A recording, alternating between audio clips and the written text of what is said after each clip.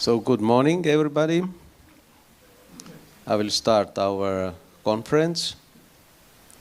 My name is Meeme Lux. I'm a dentist, father, sixth child. So I opened this our conference with a little speech, if you allow me. We have a small change also in our plans. Unfortunately, one of our speaker cannot participate today, so Helen asked me to talk a little bit longer. So during my car trip here to conference, I let AI, artificial intelligence, to write my text for the next part of my speech. But it's my ideas, but he took my old articles and we created a short speech for you. So, the first part, honored humans, free spirits, awakening hearts, keepers of light, children of the Creator. Today, we are not here merely for another discussion. We are here as a co-creators of a new consciousness. We are here as guardians of truth. We are here as messengers of deeper humanity. We have come to shape a world where life is measured not only in duration, but in meaning. Where health is not a marketplace, but a sacred harmony. Where peace is not a political luxury, but a human right.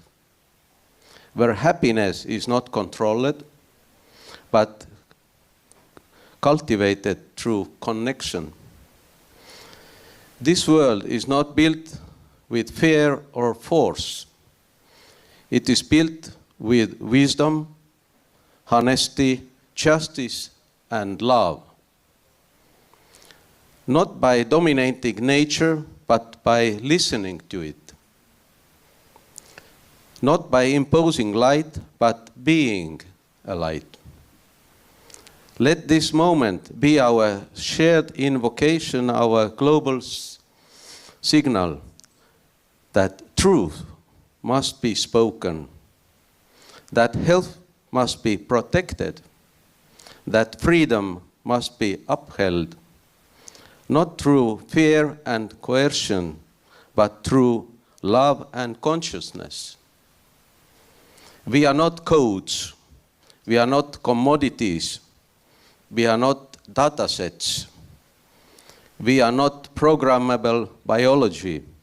We are human beings created in divine harmony, with minds of discern, hearts to love, and spirit to choose. This life does not need mRNA editing or synthetic reprogramming. This planet has thrived for billions of years without parasitic greed or invasive interventions. We are not GMO humanoids.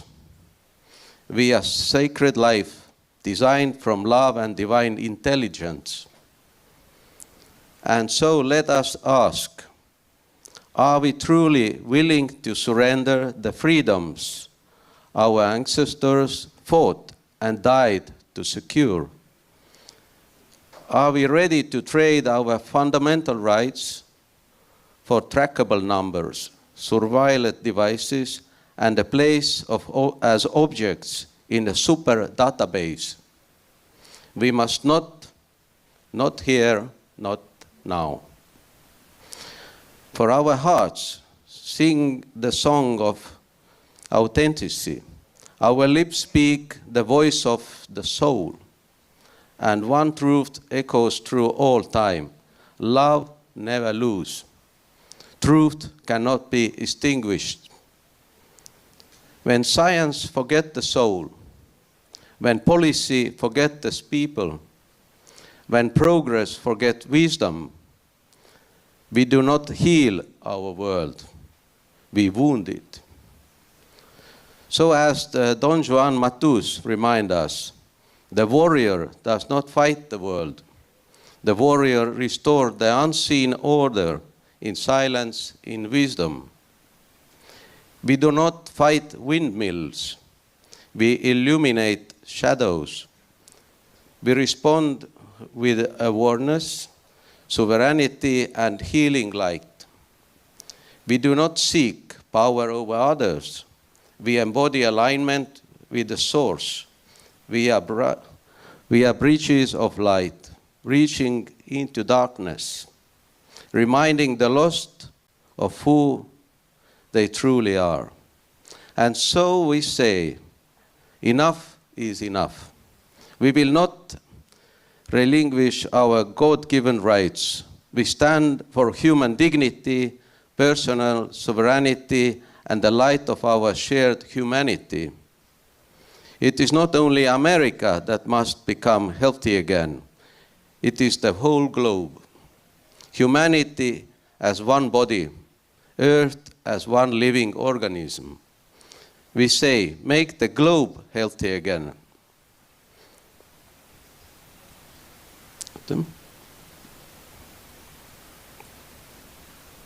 Health is not a privilege for the wealthy people.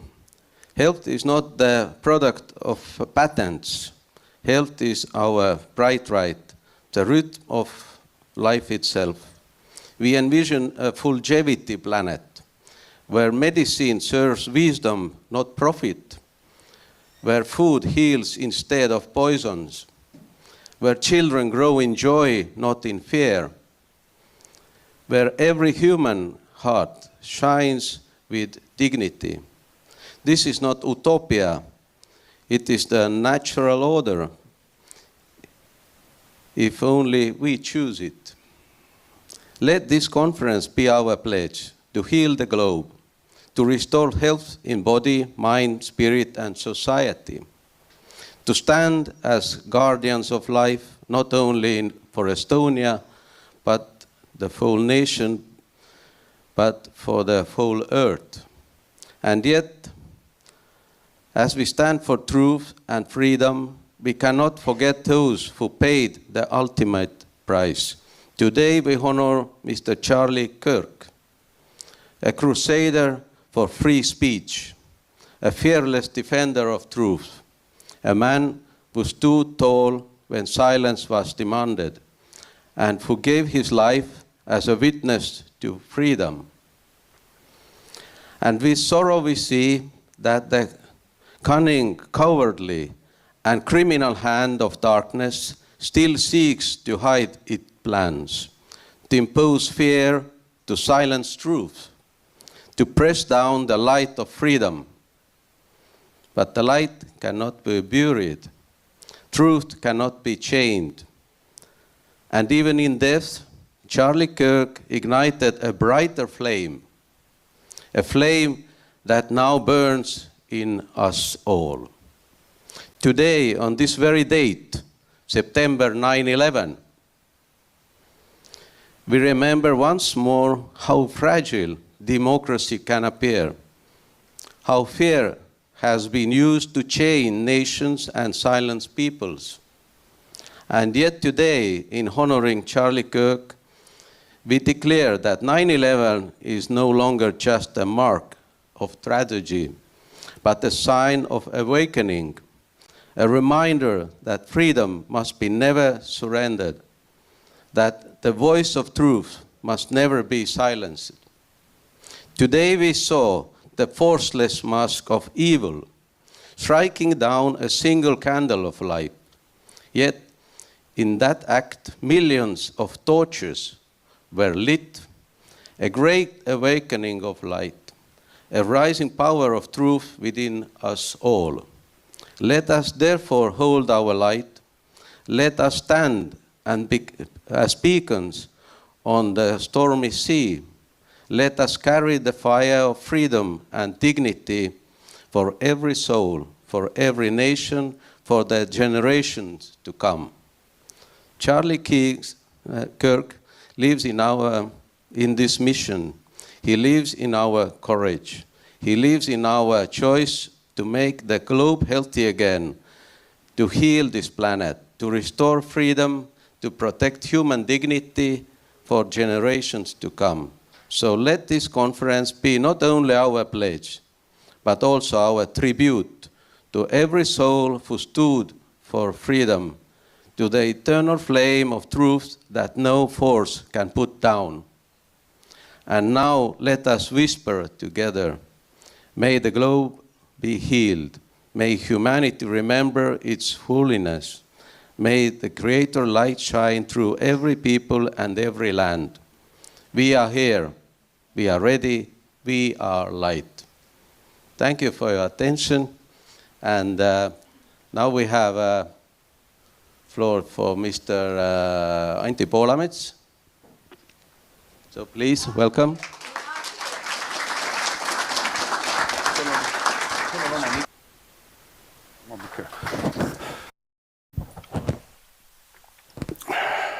Dear conference participants, I would like to make my presentation in Estonian, so maybe somebody helps with translation. So you can take, yes, your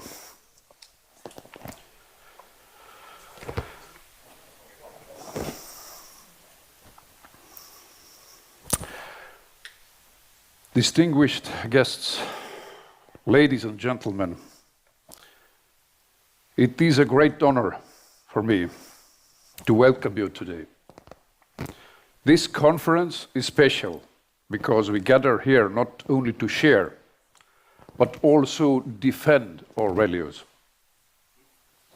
that are foundation for every free society: freedom of speech, freedom of science, and the right to seek the truth. Austatud külalised, daamid ja härrad, mul on suur au teid täna tervitada siin kenas Radissoni hotellis. See konverents on eriline, sest me koguneme siia mitte ainult teadmisi jagama, vaid ka kaitsma väärtusi, mis on iga vaba ühiskonna aluseks. Sõnavabadust, teadusvabadust ja õigust otsida tõde, seda lihtsat õigust. Ja nagu eelkõneleja ütles, et kui me vaatame tänapäeva poliitikat, äsja USAs juhtunut, siis paraku ei pruugi olla sõnavabadus tagatud ja veendumuste vabadus olla tagatud, isegi õigus elule mitte tagatud. Kui te peaksite tahtma oma sõnavabadust kasutada, vähemalt on see nii USAs ja mõnes teiseski kohas. See konverents on tähenduslik ka selle poolest, et meie peame oluliseks rahvusvahelist koostööd, teadmiste jagamist, mida me nendel paaril päeval näemegi. Samas jagame me ühist arvamust, et otsuste tegemist tervist puudutavates küsimustes ei tohiks suunata üha kitsama ringi otsustajate kätte, üha kõrgemale ja üha kaugemale. Globaalsetes institutsioonides kaob seegi piiratud läbipaistvus ja vastutus, mida vahel võib kohata riikide tasemel. Ma alustan vabandusega. Ma vabandan nende parlamendi liikmete nimel, kes algatasid konverentsi toimumise Riigikogus, Eesti parlamendis. Aga me ei osanud ette näha, et selline samm toob kaasa pretsedenditu rünnaku sõnavabaduse vastu. Kui rünnakuid juhtinud sotsiaalminister Karmen Joller ei suutnud konverentsi täielikult ära keelata seati ähvardustega ja tingimuste seadmisega kahtluse alla meie võimalus pidada konverentsi 2-päevase programmina, mis oli meie eesmärk, et jagada võimalikult palju informatsiooni, kui meile tulevad nii võimekad ettekandjad üsna kaugelt. Ja selle tagajärjel kolisimegi siia Radissoni hotelli, et konverents saaks toimuda 2-päevasena. Ent eksib see, kes arvab, et väljaspool parlamenti on sõnavabadus automaatselt tagatud. Ka see sama hotell Radisson sattus pretsedenditu surve alla. Kui siin ukse peal mind majaperemees tervitas, siis ma tänasin teda eraldi, et olete ettevõtlusvabaduse ees seismas, teie otsustate, mis siin toimub, mitte keegi väljaspoolt. Ja see konverents saab toimuda tänu põhimõttekindlatele inimestele, kes keeldusid allumast välisele survele siin samas majas. Et mul on südamest hea meel, sest head asjad toimuvadki printsipiaalsete inimeste abiga.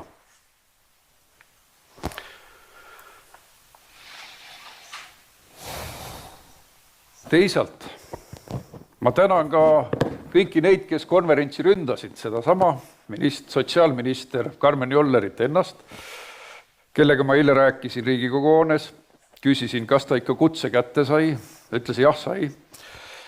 Ja küsisin, et aga siis tulete ka või? Ta ütles, et ma küsisin, aga kui te julgete keelata konverentsi, kas te äkki julgete tulla ikkagi? Ja lõpuks tuli see vastus siis Riigikogu saalis, kuna eile oli ka tema umbusaldusavaldus ja mul oli võimalus temalt 2 küsimust küsida nii Eesti-USA suhete rikkumise teemal kui ka siis seda, et miks ta konverentsile ei tule. Ta ütles, et ma tean niigi, mida nad räägivad. Ma tean juba neid narratiive. Et see oli tema vastus. Tegelikult sümboliseerib kõik see COVID-i aja järelllainetust. Seda keelamise, kirgliku keelamise ja käteväänamise tungi. Aga nende keelajate jõud on juba ammu nõrgenenud. Et pigem on olukord minu meelest optimistlik. Inimesed on kogemuspõhiselt juba teinud oma järeldused. Ka tavainimesed on väga palju lugenud, väga palju kuulanud, ehk siis nad on kujundanud oma arvamuse. Ja kogemuse põhiselt oleme me juba suure kogemuse võrra rikkam ja meid ei saa lihtsalt ära keelata, ära tühistada. Mida näitab ka selle hotelli omanike ja tegevjuhtide julgus öelda, et ei, meie lubame siin sõnavabadust, teadusvabadust, ettevõtlusvabadust. Ja eriline tänu USA terviseministrile, kes oli valmis meid tervitama videosilla kaudu, vaatamata ülimalt tihedale graafikule, see oli meile suur au. Aga ta loobus nende samade isiklike rünnakute tõttu, sest minister esindab tervet riiki ja pärast Eesti ministri solvanguid tema suhtes, ma ei tea, kuidas meie konverentsitõlgid hakkama saavad, kus ta nimetas uhuuks kogu seda konverentsi, uhuu-teadusteks, libateaduste esindamiseks ja kunagi on ta nimetanud ka härra Kennedyt USA esi-uhuuks. Nii et tõlkile raske ülesanne seletada, mida see tähendab. Tegelikult tuleb keelamise asemel kuulata. Meie hindame arvamuste paljusust ja diskussiooni väga kõrgelt. Ja me oleksime igal ajal nõus ka proua sotsiaalministriga siin väitlema tundide kaupa. Kahjuks meile seda võimalust ei ole. Ja 2 päeva me arendamegi teemasid siin väga asjatundlike inimeste seltskonnas. Nüüd Ma tahan jagada mõningaid tähelepanekuid globaalse tervisejuhtimise teemal. Kas see on läbi kukkunud või oli ta edukas? Kas peaks minema edasi WHO pandeemialeppega, veel rohkem tsentraliseerima kõike või vastupidi, andma riikidele võimu tagasi? Suveräänsed riigid on nagu laevade veekindlad sektsioonid. Kui laev saab kuidagi kahjustada, siis ta jupub. Vesi tuleb ühte sektsiooni, aga laev peaks pinnale jääma. Ja nii võiks ka olla tervisepoliitikas. Riigid eksivad, terviseametnikud eksivad, aga kui eksib globaalne süsteem, mis on ülitsentraliseeritud, siis justkui eksivad kõik, ta haarab endaga kaasa kõik riigid. Nii et kui meil on suveräänne otsustusõigus, siis on lootus, et vähemalt mõni riik teeb ratsionaalsemaid, mõistlikumaid otsuseid. Suveräänsed riigid suudavad vältida rohkem vigu. Autoritaarsed riigid ei lahenda probleeme avatud aruteluga.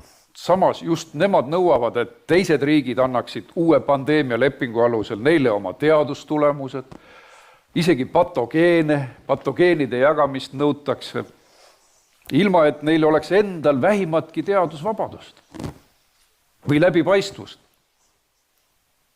Aga sellistes riikides kasutatakse teadust geopoliitilise ja poliitilise relvana. Tuletame meelde Nõukogude Liitu või Hiinat ka külmasõja ajal, kus töötasid tohutud laborid,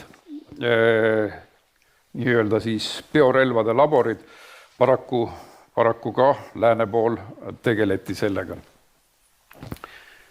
Aga kui me vaatame tänast WHO olukorda, seal on kõige mõjuvõimsam riik Hiina Rahvavabariik. Kas tõesti peaksime siis usaldama rahvusvahelise tervise juhtimise sisuliselt Hiina Rahvavabariigi kätte, kus on üheparteisüsteem, kus Uiguurias on ülerahvastatud poliitvangide laagrid sunnitööl tegemas, kus Tiibetis rikutakse iga päev inimõigusi, kus infot ei jagata, kui me vaatame pandeemiat, ikka on kõik küsimused üleval, mis toimus Wuhanis, mis seal üldse toimub. Ja kas me tõesti peaksime oma töö tulemusi jagama siis kommunistliku Hiina peasekretäri seltsimees Xiga? Kas meil on usaldus tema vastu? Minul ei ole. Hiina manipuleeris algusest peale nii välismaailma kui oma inimeste ees Covidi teemaga. Aga paraku ei jäänud ju puutumata lääneriigid. Pikema analüüsita mindi kohe jõumeetmete peale, liikumiskeeldude peale, sundvaktsineerimise, maskikohustuste peale. Piisas vaid ühest ümber lükatud väitest ja kohe asendati see uue valega. Näiteks kõigepealt vaktsiin takistab nakatumist. Siis, kui see põrus läbi, öeldi, et vaktsiin tagab kerge põdemise. Kui see põdes läbi, siis ei olnud nagu midagi rohkem öelda. Aga vaktsineerige ikka. Ehk siis meile müüdi kaupa, mis ei toiminud miljardite eest ja tahetakse edasi müüa. Hirmu õhkkonna loomisega piirati teaduslikku arutelu ja vaba debatti. Kritiseerijaid rünnati viisil, mis meenutab Hiina kultuurirevolutsiooni, häbimärgistamine, teadlaste häbimärgistamine, kellel oli oma arvamus või peavoolust erinev arvamus. Ja selle konverentsi keelamise katse on ju selle sama Hiina kultuurirevolutsiooni tüüpi käitumise näide. Covidi ajal loodud digitaalne passisüsteem muutus paari kuuga düstoopiast reaalsuseks. See oli ju ulmefilmi stsenaarium, et lähed baari, palun üks õlu ja siis vaadatakse sinu sotsiaalse krediidisüsteemi. Te olete tööle hiljaks jäänud, selge, te ei saa baari. Umbes nii see läks ja tohutu kiirusega muutus ulmefilmi stsenaarium reaalsuseks. Aga need absurdsed näited olid ju igapäevased. Minu abikaasa, kes istub siin, sai kohvikusse, kuigi ta ei olnud vaktsineerinud, istus laste kõrval kohvikus, lapsed tohtisid süüa, tema ei tohtinud. Et niimoodi kaitsti kõrvuti istudes siis inimeste tervist. Selline sürrealistlik loogika. Samal ajal teenisid ravimifirmad miljardilisi kasumeid. Pfizer on varasematel aastatel vahele jäänud võltsravimite turustamisega ja maksnud USA-s miljardilisi trahve. Suurim trahv oli $2,3 miljardit. Võltsravimite müügi eest, tõendatult. Igaüks võib lugeda USA justiitsministeeriumi leheküljel, kuidas nad petsid USA sõjaväge, oma riiki ja oma rahvast. Kõige rohkem said kannatada USA kaitseväelased nende võltsravimite müügiga. Kas see peaks meid nüüd veenma, et need firmad on muutunud kristallseks ausaks? Ei usu. Mina neile ei delegeeriks uut võimu juurde. Ma ei delegeeriks. Sest miljardilised kasumid on nii magusad, et need kaaluvad ka 2 miljardilise trahvi üle. See on nende küüniline kalkulatsioon. Teenid 15 miljardit, võib-olla maksad 1 miljardi trahvideks. Aga kas kasum on olemas? On.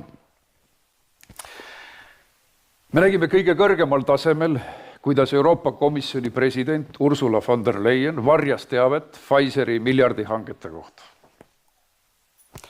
Pfizer Gate'is avastatud varjatud suhted ning von der Leyeni keeldumine ravimigigantidega peetud personaalsete läbirääkimiste avalikustamiseks, olgu kinnituseks, et palju kiidetud tervisealane rahvusvaheline koostöö ei pidanud vastu esimestki tuleproovi ning 900 miljoni doosi vaktsiini hankimine uppus kontrollimatusse ja korruptiivsusesse.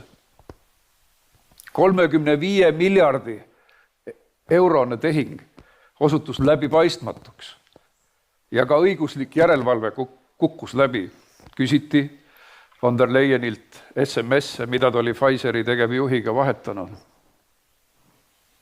Kus need on? Kui nii kõrgel tasemel korruptsioon on võimalik, kas me peaksime veel rohkem võimu andma Brüsselile või WHO-le meie tervise üle otsustamiseks? Mina küll kahtlen selles sügavalt. Võib-olla ühel päeval taipavad seda ka Eesti terviseametkonnad. Ka Eestis nägime testihangete skandaale, ülehinnatud lepinguid, teeniti miljoneid. Kui ühe riigi sees ei suudeta korruptsiooni ohjardada, miks peaks tsentraliseeritud süsteem rahvusvahelisel tasemel paremini toimima? Et siis ei kao korruptsiooni teel mitte miljonid, vaid miljardid. Vaatame korraks kogemuspõhiselt, kuidas siis erinevad riigid hakkama said. Kas see suur gigantne süsteem, mis põrus Euroopa Komisjoni tasemel, või mõni väiksem riik. Tuletame meelde, mida tõi kaasa niinimetatud seagripi pandeemia Rootsis. Ega ta ei olnudki pandeemia, vaid õigupoolest paanika, seagripi paanika, mille just WHO paisutas üles väga suureks ärevuseks ja kes läks esimesena kõige korralikuma riigina ostma vaktsiine, oli muidugi Rootsi. Nemad olid korralikud. Vaktsineerisid 60% elanikkonnast 2009. aastal. Pandemrixi vaktsiiniga oli peamiselt tegu. Ja mis oli tagajärg? Ühel hetkel peatasid tervisevõimud vaktsineerimise, sest avastati, et kõrvalnähud on rasked, rängad. Noortel ja lastel tekitab see narkolepsiat. See on hirmutav hirmutav häire. Ma ise olen sellist last kohanud Eestis ka, kes sai narkolepsia sellest süstimisest. Ehk siis vanemad ütlesid, et ta võib ära kaduda, sest ta võib igal ajal magama jääda. Nad olid oma lapse pärast väga mures, et me tegime spordimängu, siis ma ütlesin, et aga laps ei kao ju, võib-olla ta on seal maja taga, ärge muretsege. Aga meie laps võib kaduda, sest ta võib igal pool magama jääda. Ükskõik kus kohas. See ongi narkolepsia. Ja Rootsis ligi 500 inimest kannatas narkolepsia all, esitati 1500 inimese poolt kahjunõuded, kokku 363 miljoni Rootsi krooni ulatuses.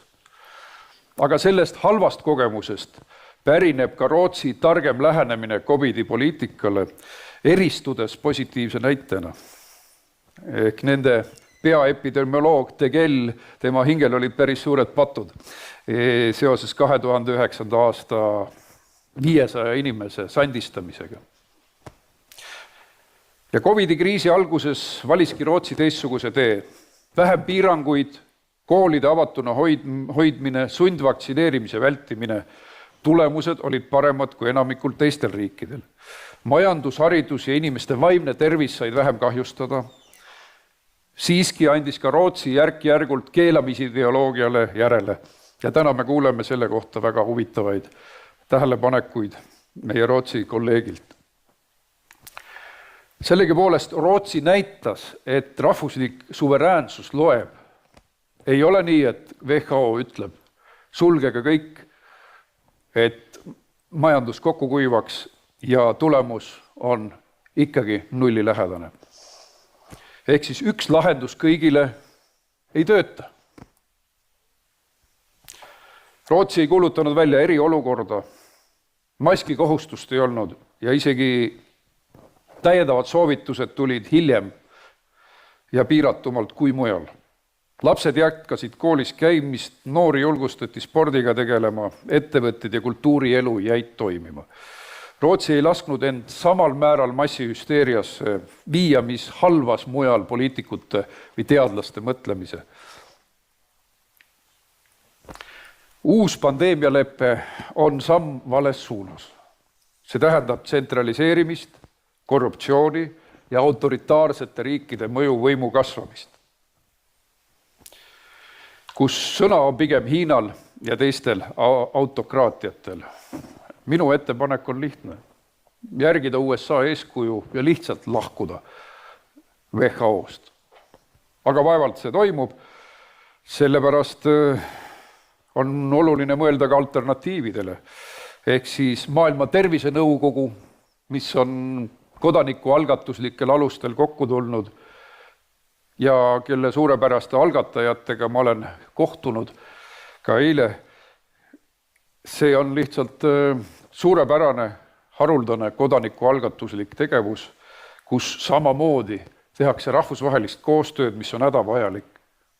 Aga ilma tsentraalse kontrollita, ilma surveta, ilma ähvardusteta, mis on tavaline WHO tüüpi suurtele süsteemidele. Aga nii saamegi me luua veekindlate sektsioonidega laeva. Seda sama Rootsi näitel ja nii mõnegi teise riigi näitel, mida siia tuuakse. Ehk siis ei ole nii, et üks mõõt kõigile. See ei tööta. Täna me siis seisamegi ja homme 2 päeval siin sõna- ja teadusvabaduse eest. Seisame teadmiste ja kogemused vabatahtliku jagamise eest. Aga kui me loobume vabadustest, sealhulgas vabast teadusest, siis me liigume kiiresti Hiina tüüpi ühiskonna poole. Ja paraku on väga palju märke, et kas või Hiina sotsiaalse krediidi ideed on juba Euroopas kohal ja otsivad kohta, kus oma jalg maha panna. Ma olen Euroopa Liidu asjade komisjoni liige Riigikogus ja näen, kuidas digitaalne Euroopa rahakott tahab meile vägisi ligemale tulla, digitaalne kõikide Euroopa kodanike ID ja nii edasi ja nii edasi. Tuleb kogu aeg meile lähemale, ehk siis, nagu ma ütlesin, et tänane utoopia on hommene reaalsus ja see võib teoks saada kiiremini, kui me arvame. Aga mina arvan, et me ei tohiks seda lubada. Ehk vabad rahvad vabal maal otsustavad kõige paremini ja ma soovin kõigile viljakat arutelu ja ma tänan kõiki külalisi, kes tulid meile appi teadmisi jagama. Ja te olete kinnitus sellele, et meie sotsiaalminister eksib, kui ta tahab sõnavabadust nurka suruda. Aitäh! Thank you, Mr. Antti Poolamets. And our next speaker is Mr. Martin Helme. So please welcome Mr. Helme, head of Estonian Conservative Party. So floor is yours. Aitäh! Ja ma esimesed mõned sõnad räägin eesti keeles, sest et eesti keel on lihtsalt nii ilus. Meie külalised ka kuuleks, missugune nende võõrustajate keel on. Mul ka hea meel, et kõik siin olla saavad ja tulnud on ja mul on hea meel, et me siia kolisime sellesse ruumi. Minu meelest see, mis Eesti sisepoliitikas on ja meedias loomulikult, ärme unusta, ei ole võimalik piisavalt palju põlastada peavoolumeediat. See on olnud lihtsalt häbiväärne. Aga ma oma ülejäänud juttu räägin inglise keeles, sest et see läheb ka ülekandesse ja siis on lihtsam kõigil. So I want to greet everyone who is here. I'm very grateful for you being here. I'm very grateful for being offered the floor. And I too want to start with the current events. Yesterday, a vicious far-left, hate-filled political murder took place in America. And a conservative truth speaker, father of 2 little children, Charlie Kirk, was murdered. He was murdered for standing up against the official lie, for not going along, for exposing the agenda of the globalists. He was unafraid and very spirited in his mission to stop the evil madness that is destroying our families, our nations, and our Western civilization. The news, it resonates with me. I bumped into him in Budapest at this year's CPAC Hungary. And what we are doing here today is very similar to what he was doing. The very prescient old saying by Edmund Burke that all that is necessary for the triumph of evil is that good men do nothing is exactly what drives us all here. And we know that speaking the truth is the most powerful weapon against the triumph of evil. And the hideous murder of Charlie Kirk reminds us that there is a real risk, a heavy personal price to pay for not staying silent. The evil that inspires the so-called liberal globalists is real and it is merciless. So I want to express a very sincere and personal gratitude and appreciation for everyone who has come here, who has chosen to be on the side of right, on the side of truth, on the side of good. Now, I am a politician, not a scientist and not a doctor, so I will speak about the political aspect of the things. I will try to frame the subject from my point of view. Over the past few years, the processes that were vaguely perceptible for decades have taken very concrete shape. What seemed boisterous UN-peddled fantasies or ridiculous far-left academic drivel have been actually enforced with speed and ruthlessness that even the most paranoid of us, like myself, would not have realized, would not have believed. It turns out that the more loudly and aggressively something was declared to be a conspiracy theory, the more accurate it was. No theories here, just practice. And we are still not allowed to mention it, lest we risk being fired. If not from a rifle, them from our jobs. What happened during COVID years was a turbo process to subjugate the nation states of the West under undemocratic, unelected international globalists. And to achieve that, it was necessary to usurp the sovereignty of the states.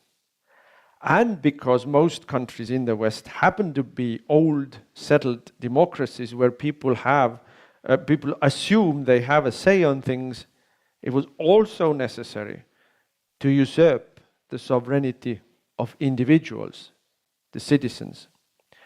Now, it is interesting, by the way, that the societies that still have a living memory of totalitarianism, that is, the countries in Europe that used to be on the wrong side, on the eastern side of the Iron Curtain, have a better understanding of where we are and where we are headed, compared to the people on the western side.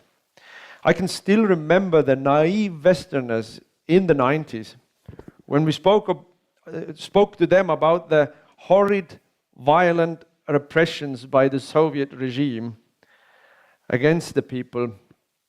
The naive people asking us with a sincere face, well, why did you not call the police? Well, because the police were part of the regime. It would have been as useless as calling a Brit copper about a child rape by a Muslim gang. So COVID years was the coming out from the closet for those who had for years yearned for a decisive power grab. And again, in order to do it, the most important thing was to silence dissent. We learned that the promise of the yesteryear of uncontrolled, unlimited change of information because of the internet turned out to be a complete inversion.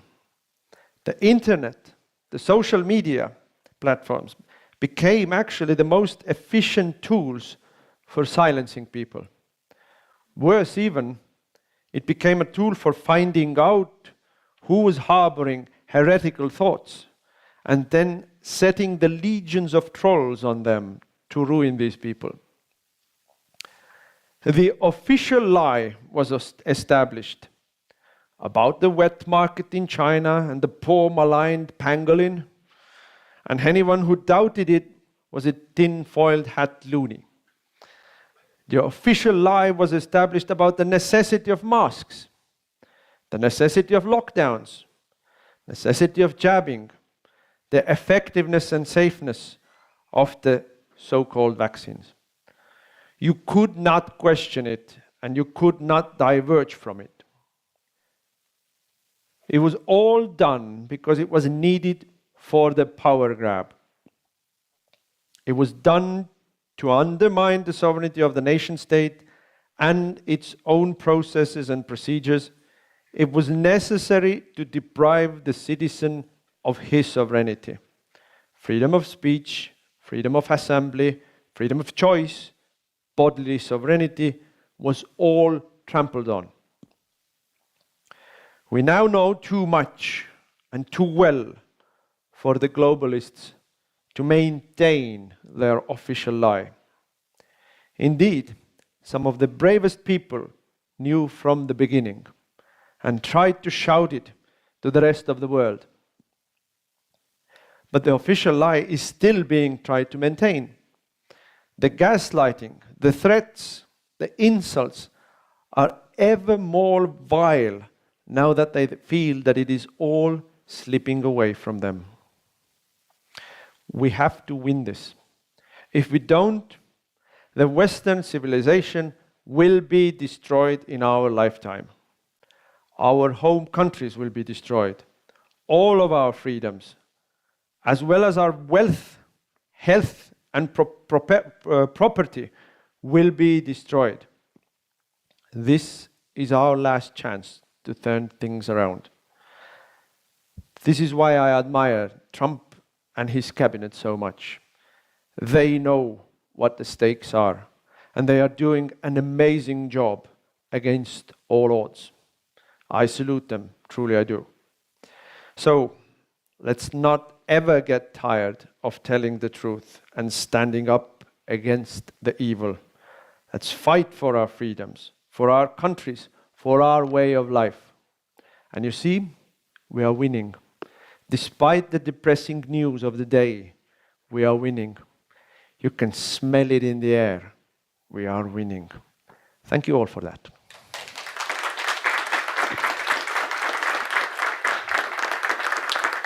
Thank you, Mr. Martin Helme. Next speaker is Ms. Tess Lowry. So, floor is yours. Thank you. I'm a medical doctor and a scientist. I was working as a consultant to the World Health Organization when COVID was launched in 2020, and I had 10 years of working with them as a consultant, helping with their guideline developments, so their clinical practice guidelines. And then during COVID, as I will explain, it became clear that an independent World Council for Health was needed because people weren't getting the information to protect themselves and their health. So without further ado, I'm going to be speaking about a better way, which is health sovereignty, as opposed to the World Health Organization way, which is health security. It's important to reflect on where and reflect on COVID, what actually happened, what are the key findings in retrospect, and basically, man-made pathogens are implicated. This is gain-of-function research. We know this now.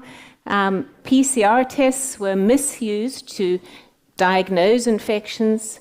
Effective and safe treatments for COVID were withheld. And experimental COVID injections were deployed, and now we know many people are suffering from vaccine injuries. Just to reflect on the PCR test, it is a scam, and don't fall for it again, because the inventor of the PCR test, he's a Nobel Prize winner, Dr. Kary Mullis, said that PCR tests should not be used for diagnosis. PCR tests do not distinguish between live virus and residual dead virus or viral fragments from previous infections. So identifying cases with a PCR test does not indicate whether someone has an infection or whether they can transmit it. It just causes a whole lot of false positives. To get on to the safe, effective treatments that were withheld, well, ivermectin had plenty of evidence to show that it was safe and effective, and it was very cheap, could have been rolled out right away. This study is a systematic review, a high-quality systematic review that I'm pleased to have co-authored with very wonderful colleagues, and it is ranked 8th out of actually now 26 million scientific papers, and yet the government's never referenced it. The World Health Organization never referenced it. It's a highly referenced, highly cited paper, but our governments and the health authorities have not referenced it. And it showed that ivermectin would have made a big difference to especially deaths during the so-called pandemic. What wasn't safe and effective were the COVID vaccines. These are data from vigiaccess.org, which is the World Health Organization's pharmacovigilance database. It's a collaboration with the University of Uppsala in Sweden, which is a WHO collaborating center. And you can see by February 2023, there were already 5 million adverse event reports on the WHO's own database. And ivermectin, which had been around since 1992, and had been recording since 1992, had around 7,000. And at the time, they were saying this is not a safe medicine to use. So it really bears reflection. And if you say, well, COVID was an extraordinary event and billions of doses were given, you would expect, and of course, reporting was encouraged, you would expect such a high number. But no, you wouldn't, because people weren't encouraged to report. Doctors were not encouraged to report. They weren't told, this is a new experimental vaccine. Please tell us if you see any side effects. Let me just go back. And if you look at the bottom line there, the tetanus vaccine, which has been around since the 60s, and adverse events have been recorded on the VIGI axis, or VIGI base. At the time, in Feb 2023, there were only 15,000 adverse drug reactions, and it's been given billions of times. We've all had the tetanus shots. So it is extraordinary to have such a high level of adverse events, and the fact that the WHO and the University of Uppsala said nothing about it. It would have been a simple and important audit to do every year upon rolling out a brand new experimental drug. So this is actually this is a tweet by the WHO from 2022. And it says there, the mRNA COVID-19 vaccines are as safe as other vaccines. And I've just shown you that's a blatant lie. And they go on to say the mRNA vaccines cannot change your DNA, and certainly we do have evidence of that now. It says the vaccines teach your body how to make a protein that triggers an immune response. Now that might be true, and that's not really a good idea, especially if that protein is a COVID protein, and it causes your body to just keep making this COVID protein and keep triggering the immune response until one's immune response is exhausted. So a very bad idea, but certainly that it's the WHO that was providing misinformation and disinformation during COVID-19, and we need to recognize that. Otherwise, it can happen again. Not only did we have one pandemic declared by the WHO in the last 5 years, many people don't know that they declared a second pandemic in July 2022. They said, this is the Director General of the WHO saying, I have decided that the global monkeypox outbreak represents a public health emergency of international concern. So he overrode his committee, which voted against declaring a pandemic, or public health emergency. So you can see the WHO is completely out of control. And it just fizzled out, really. But that was another pandemic declared. So how have we got to this place where we just willy-nilly have a international health authority declaring pandemics left, right, and center? Well, it's because it's become a highly compromised organization. 80% of its funding comes from voluntary contributions, and who pays the piper calls the tune with these contributions. These contributions come from wealthy individuals like Bill Gates through various mechanisms and organizations like the Gavi, the Vaccine Alliance, the Global Vaccine Alliance. It comes from the drug industry, and it comes from special interests, including certain nation states. So we have a policy brief called Rejecting Monopoly Power Over Public Health, and we encourage you to read it to understand why a monopoly over public health is a really bad idea. Should the WHO be given more power? This seems a bit of a moot question, but we do need to discuss it because this is what's happening right now. Through these two documents, the one is the WHO Pandemic Treaty, and the other is the amendments to the International Health Regulations. And these things together create a new supranational body that governs the world and puts the WHO in charge of health emergencies. There are colleagues here today who are going to speak more about this, and I will leave that to them to do so. But what I will do is just explain how we got here, or what the state of affairs is, and that our governments are not in control of policy right now, of health policy, and it's really important to understand this. Our governments are enforcing policies that come from policy distributors like the World Health Organization, the United Nations, the World Bank. But the World Health Organization is not making its policies either. The policies are coming from these so-called think tanks that think on behalf of the corporations. So they think the policymakers are organizations like the World Economic Forum, Chatham House, the Council of Foreign Relations, the Rockefeller Foundation, the Club of Rome. These organizations are thinking for our governments, and ultimately they are thinking for the banks. The Bank of International Settlements is at the top of the heap. We, of course, as the public, are right here at the bottom, and we're paying for all of this. We're paying for the PCR tests, the harmful vaccines, the surveillance tech, and so on.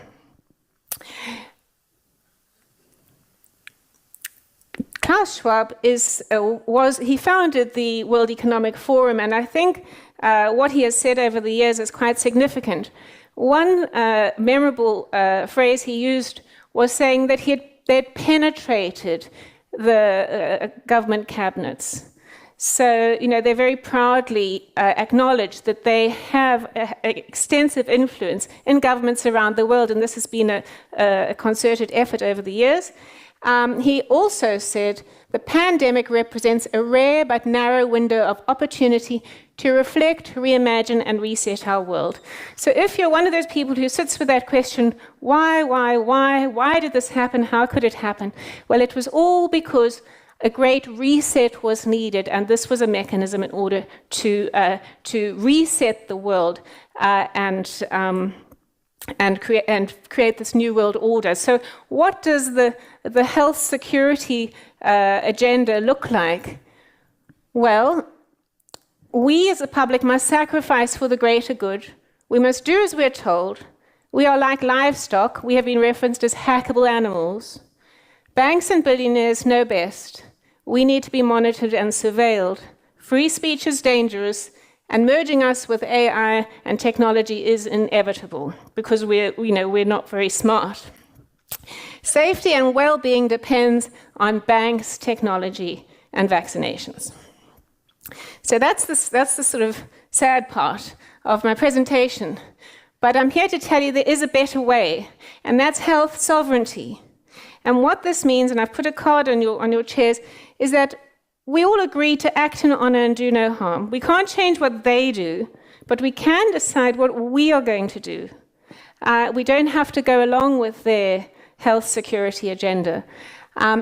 We have free will, and we are responsible for our choices. We are part of nature. Spirituality is essential to our well-being.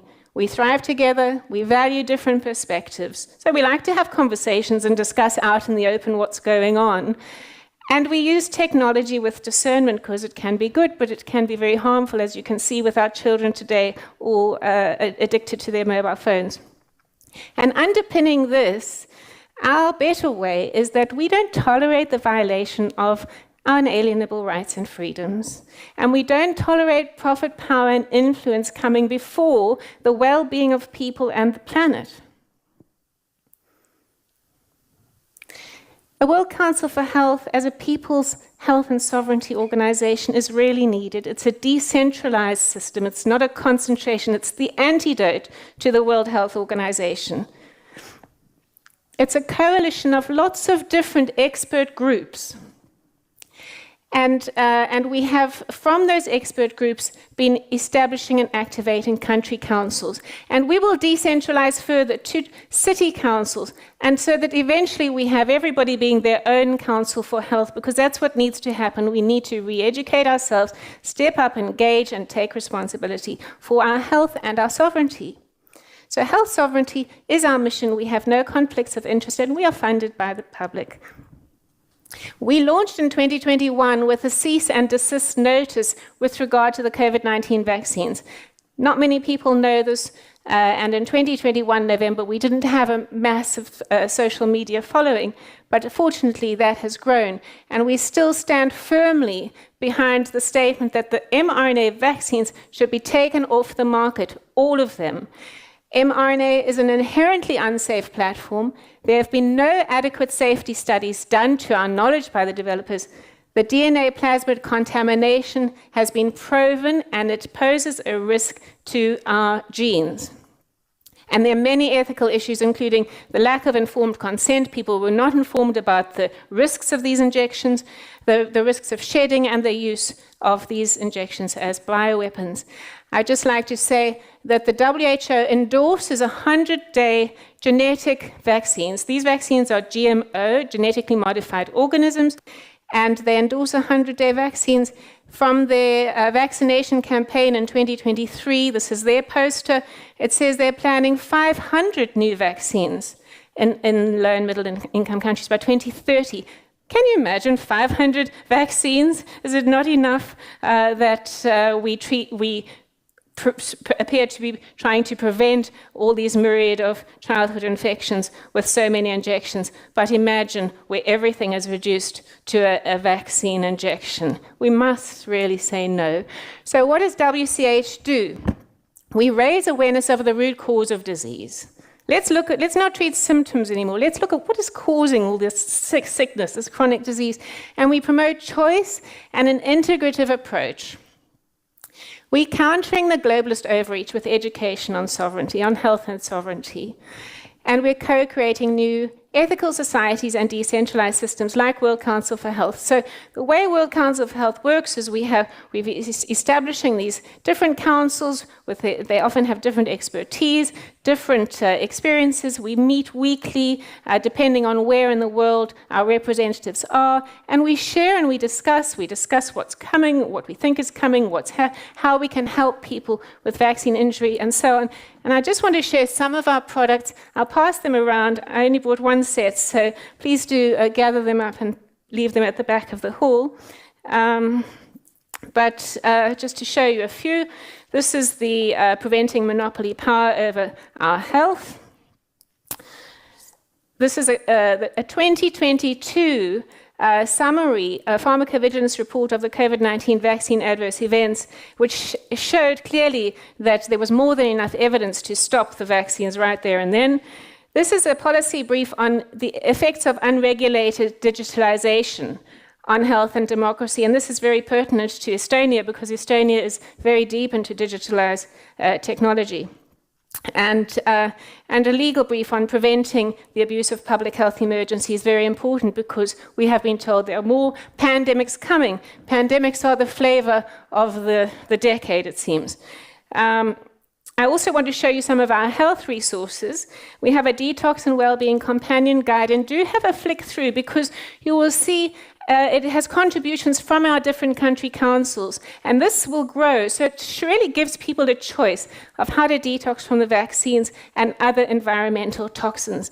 So hopefully we'll have a World Council for Health Estonia protocol in there soon too. A guide on complementary approaches to cancer and other metabolic diseases, really to support people who are going through mainstream treatments, but also who want to try something else. Coughs, colds, and flu. And Autism New Horizons. We know this is very, very needed, and this is Autism Month, where the autism rates are higher, unprecedented and higher than they've ever been. And if you want to know more about World Council for Health and how it was founded and why, you can also get that book. So, we have a campaign. We've been campaigning since 2022, early 2022, that countries should exit the WHO. And we know that the USA, Italy, Argentina have actually taken that step and have said they're going to do it. But is it enough to exit the WHO? The WHO has independent funders. You know, it doesn't need the money from these countries. And it has 266 active collaborating centers in Europe alone. So it has about 800 collaborating centers around the world, and another kind of, including a center called GORN, which is the Global Outbreak Alert Response Network. And that's got 310 centers that are just dedicated to outbreaks. So is it enough to exit the WHO? Where is WHO in Europe? Okay, so this graph shows you the blue, the light blue is the discontinued WHO collaborating centers. So these can be universities, government departments, military institutions, and so on. And many of those were active in relation to COVID. And I hope that you will be interested in finding out more about those as you reflect on what happened with COVID, particularly in Europe. And then there are active WHO country councils. So they are sort of 4-year terms, and so the active ones are running now, and it's worth investigating those active ones to see what they could be planning, what are these collaborations they're doing over the next few years. And then there's the pink is active WHO country cooperation strategy. Now, you can see the UK has such a huge number of collaborating centres, it had to have its own separate stream. It's at the end there. It has 50 active WHO collaborating centres. So, you know, it really seems like the UK, other countries like Switzerland and France, have a huge influence on the WHO outputs. But just to speak about Estonia, Estonia doesn't have WHO collaborating centres or global outbreak and response network centres, but it does have an active WHO country cooperation strategy. And this agreement with the WHO to help provide their digitalized health systems. So this is certainly something we would like those interested politicians to take up, and please read the World Council for Health's policy brief to find out how seriously this impacts national and individual sovereignty. And another relationship that Estonia has with the WHO is in this country collaboration strategy is a strategic priority for which is emergency preparedness. So they certainly are informing the emergency preparedness of Estonia, and this runs in this document which you can get up until 2030. So, you know, if the WHO is telling Estonia what to do about emergency preparedness, it's important to know who is telling the WHO what to do. Just an example of a collaborating centre is this one in the United Kingdom, which runs, you can see it expires in 2028. And this is actually a military location. It's a special pathogens laboratory. And you'll be hearing more about the pathogen access and benefit system that's part of the new pandemic treaty and negotiations. So I just want to point out that this base has stores and investigates things like anthrax, hemorrhagic fever viruses, pox viruses, rickettsia, which is like Lyme disease, tick-borne fevers, the plague, a whole range of hazardous pathogens, you know. And you have to start wondering, well, what came first? Is it the fact that all these pathogens are being stored and played with and fiddled with and modified, etc., and then we got the pandemics? Or did the pandemics come first? And I think we probably think we know the answer to that. But I also just want to highlight here that the second term of reference is to support WHO in the early diagnosis, rapid identification, and characterization of high-risk pathogens, keeping the results confidential. So this one really needs to reflect, does confidential arrangements with collaborating centres from different countries that impact Estonia, for example, in WHO policy, does that have an impact on the sovereignty of an individual country? And I would argue that it does. You can search to see these collaborating centres using this link. You may or may not know that the UK is currently undergoing a pandemic simulation. It began on September 7th, and it runs until the end of November. Those who remember Event 201 in 2019 might feel a little bit concerned about this, because the Event 201 preceded the COVID pandemic by 3 or 4 months. So the objective of the UK pandemic simulation, which is called Exercise Pegasus, is to simulate a realistic pandemic scenario, in addition to objectives about, you know, exercising decision-making processes, about controlling the pandemic. It's about exploring the impact of inequalities. Now, one of the inequalities that happened with the COVID pandemic is that a whole lot of people were coerced or persuaded or made to fear or trust and take experimental COVID vaccines, and others didn't. So one has to suspect that that could be the inequalities they're looking at is how they can mandate or encourage more people to take the experimental vaccines which are being developed. The other point I've highlighted here is to test the strategic response to disinformation and misinformation. So, this is about censorship and controlling the narrative. And as I showed earlier, those responsible for the misinformation and disinformation during COVID were the health authorities. They told us the vaccines were safe and effective, and they lied. A safe, effective vaccine or any drug cannot be made in a few months or 100 days. It takes years to prove safety, at least 10 years. So it's impossible to make a safe and effective vaccine, and this is very concerning. So, to emphasize what World Council for Health does is we promote integrative health and choice. So we are really working with the public to say, look, you've got to take back control of your health. So we can work at the international networking level, but you have a responsibility too. And you've got to step away from fear when there's, the fear-mongering begins again, and you have to take control of your health and exercise choice. You have choices.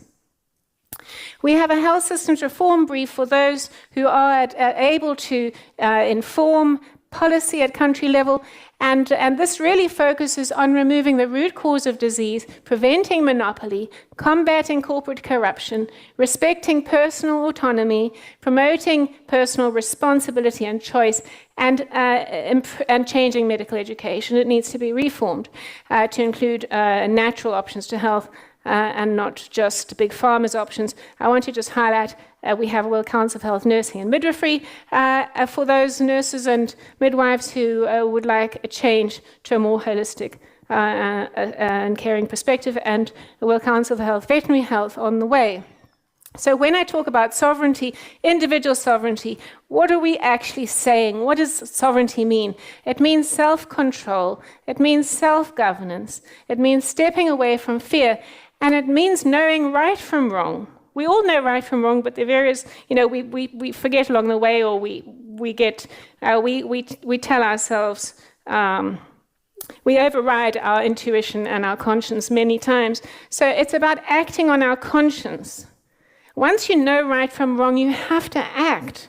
Otherwise, you become terribly unhappy. Once you act, you feel much better. It's about making informed decisions, your own decisions. It's about living in harmony with nature, not, building ugly office blocks or being in ugly office buildings, or, it's about really us creating beautiful things and living in harmony with nature and being our own land and our own territory and defending it. So at World Council for Health, we use a hand heart to indicate our individual sovereignty, standing up for ourselves, standing up for our rights, and standing up for our freedoms and our sovereignty. It's really vital that we take a stand. And I'm sure you will agree that it's very disarming and uplifting, actually, to have a hand heart. You can also use it to say thanks, goodbye, sorry, whatever. But, it's a much more, it's a very uplifting and liberating symbol that can be, I would hope, disarming in also situations of potential conflict. So we do encourage that. I think we are getting to the end, but just I have a colleague, wonderful colleague, Shabnam Palesa Mohammed, who's going to tell you more about how we are being pushed and led towards a one world government with standing authority being given to the UN. So I have hopefully a video to play just to sum up everything. There we go. Stands at a crossroads. We have a choice between freedom and fear, ignorance or truth. The Great Reset? We need a great reset. Or the Great Freeset? The World Council for Health has emerged with a comprehensive vision. We aggregate holistic, unbiased health advice from international sources, free from the shackles of vested interests. We have united over 230 unique organizations spanning 55 countries. Powering the international health sovereignty movement, we have activated 33 autonomous country councils representing voices around the world. and enabling people to make the best informed choices. We see the big picture. We have a long-term vision. We implement a broad strategy that respects individuality, ethics, and life on Earth. We're powering international opinion, and we are being heard. Welcome to a new era of enlightened health discourse. Empowered by science and shared wisdom. Co-create a healthy, free, and sovereign world with us, the World Council for Health. A better way for a better world.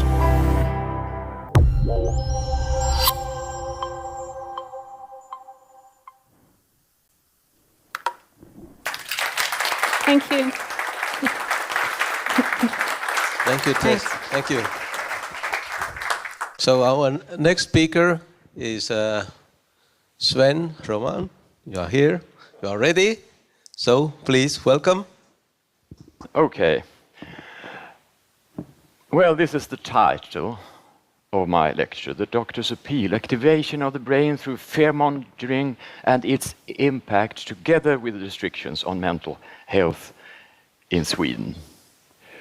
Yes, this is my disposition. First, I will talk about my background very briefly. Then on the activation of the amygdala by fear propaganda, the doctor's appeal, the impact of the COVID-19 pandemic on mental health, conclusions, and 1789. I became a consultant in 2010, and I realized through severe side effects in children that I had been indoctrinated throughout my specialist training. I read the books critical of the development of psychiatry and demonized as Scientology literature. You can compare this with what they tell us anti-vaxxers and conspiracy theorists.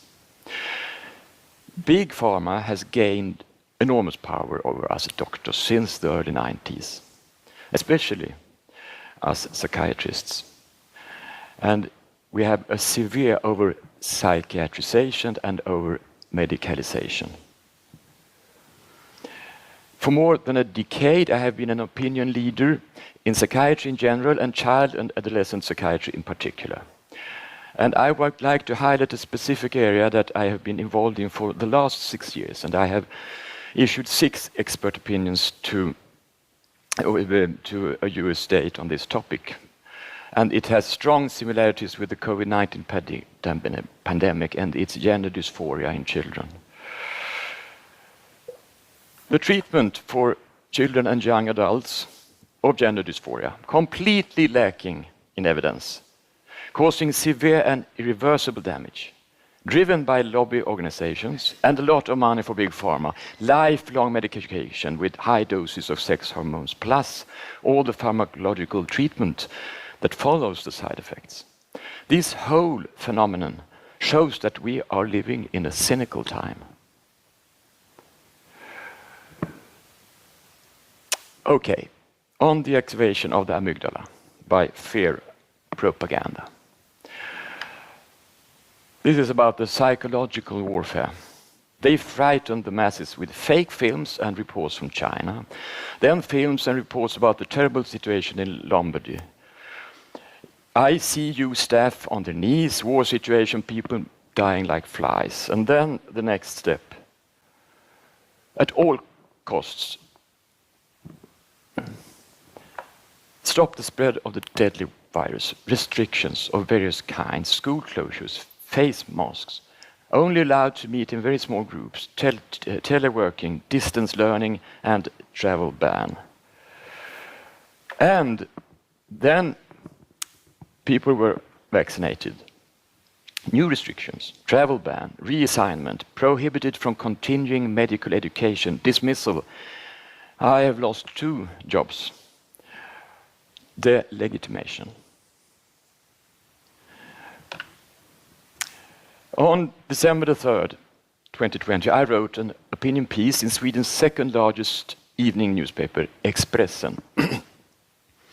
And it was the most widely read opinion piece in that newspaper that year.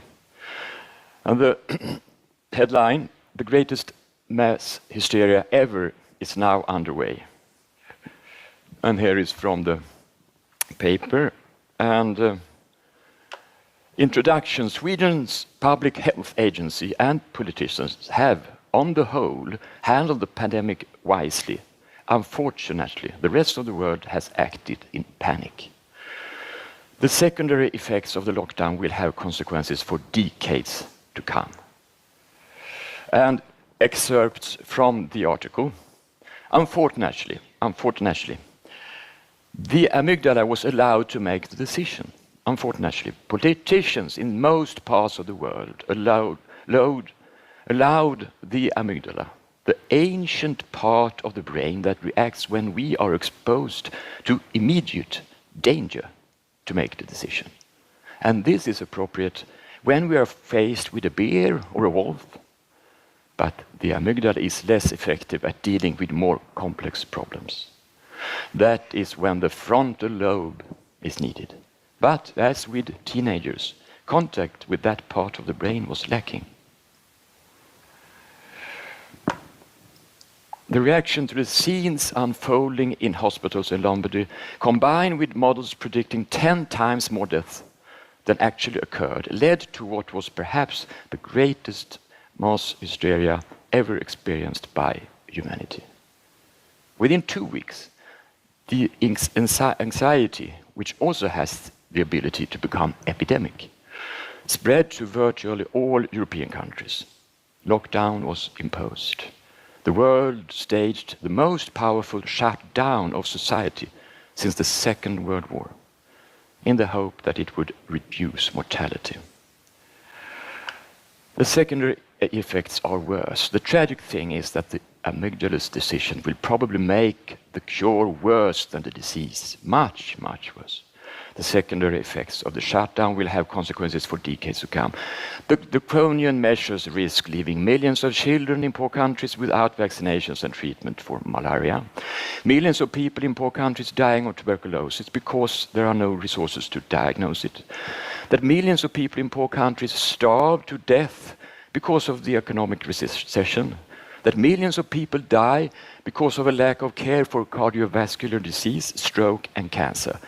That the future of hundreds of millions of children is significantly impaired by lack of schooling. Okay, now I've come to the doctor's appeal. Yes. On the 12th of March 2021, the Doctor's Appeal was launched. It was in response to 3 professors' initiative, the Great Barrington Declaration that was launched in October 2020. We had 3 messages. Increase targeted protection for risk groups. Reduce restrictions. Oppose the introduction of vaccination passports. And this was published also in this newspaper Expressen, where my article in December 2020 was published. After 1 week, 5,300 signatures. Oh, I have not changed here. Oh, look. I can't.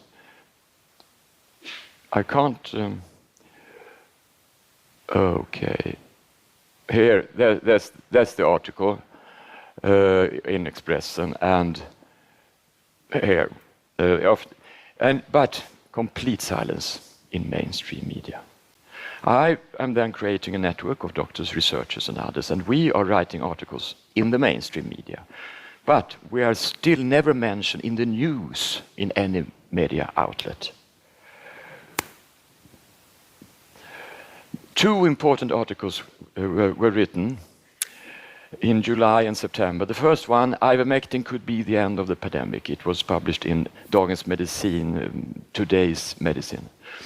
And in September, the 22nd, vaccines from age 12, again science and proven experience. It was published in Läkartidningen, the Swedish medical journal, one of Europe's biggest medical journals.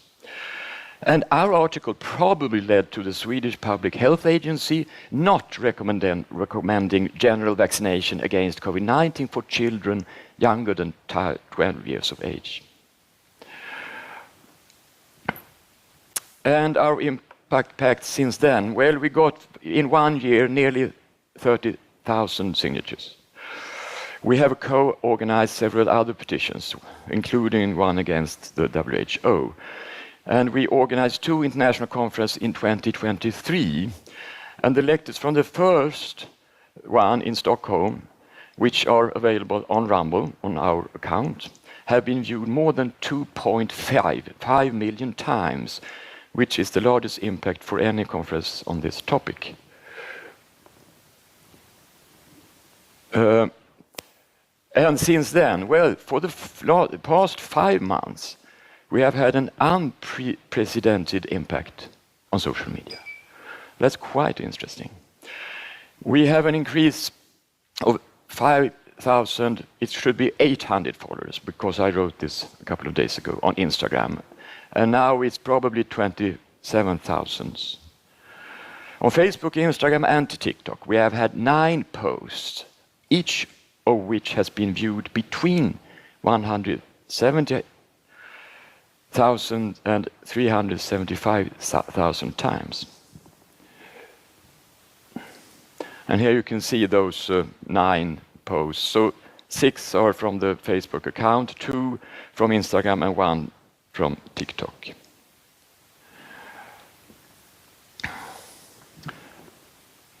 And now I come to my special area, the impact on mental health. And I will try to describe the effects of the restrictions and the more or less widespread social isolation on mental health in Sweden. And since Sweden was an exception and did not impose a lockdown, the negative effects are likely to be much worse in countries with lockdowns. It's difficult to prove the impact of each individual measure, and in general, it is extremely complex what caused what during this pandemic. So what I present is, just like the diagnosis in psychiatry, more or less well-supported hypothesis. I have researched diagnosis and studies related mainly to 2020, 2021, because in spring 2022, the restrictions were released in most of the Western countries. And I have reviewed all psychiatric diagnoses based on the trend in the previous 10 years, and this is from our official data. And it's a significant increase for 3 diagnoses. They are mainly affecting women, and especially children and young adults. And that's gender dysphoria, as I have talked about earlier, self-harm behavior, and eating disorder. And it's also common for those 3 disorders that it's a lot of social contagion. And to begin with gender dysphoria. It has been a 10-year epidemic of gender dysphoria in much of the Western world. In Sweden, a debate on medical treatment started in 2018, leading to a decrease in diagnosis in 2019 and 2020. And in spring 2021, the largest clinic in Sweden for the treatment of children with gender dysphoria introduced a more restrictive approach, and that approach is now common in all of Sweden. Despite the reversal, the number of children with gender dysphoria increased again in 2021. And in 2022, it dropped slightly for girls, but increased for boys. And here you have the figure. You see in 2018, it's very high for is it possible to, well, you see, it's very high for girls, the light, the yellow line, and then it goes down really quite a lot, 2019 and 2020, but then you see it's increasing again. And the level for 2024, for example, is the same as for 2020.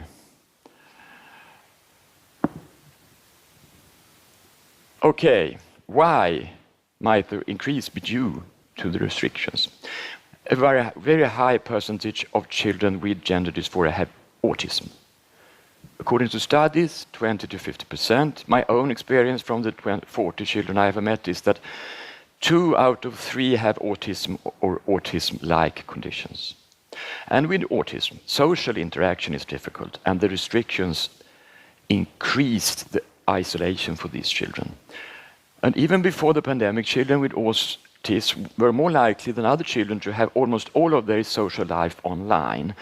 And with distance learning, less opportunity for physical activities and meeting in groups, etc. The already limited social life via physical contacts became minimal. Then I switched to self-harm behavior. It emerged in the 1990s. It has many similarities with gender dysphoria, an epidemic, largely a social contagion, girls and women overrepresented.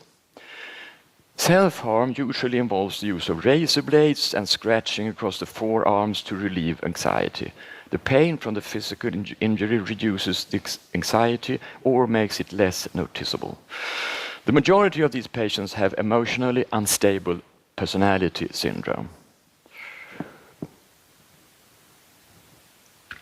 Initially, when we met those patients in the 90s, they were heavily monitored because of the elevated suicide risk, but this triggered self-harm. So we have gradually learned a professional and collaborative approach. Take the person's problem very seriously. They are not manipulating anyone.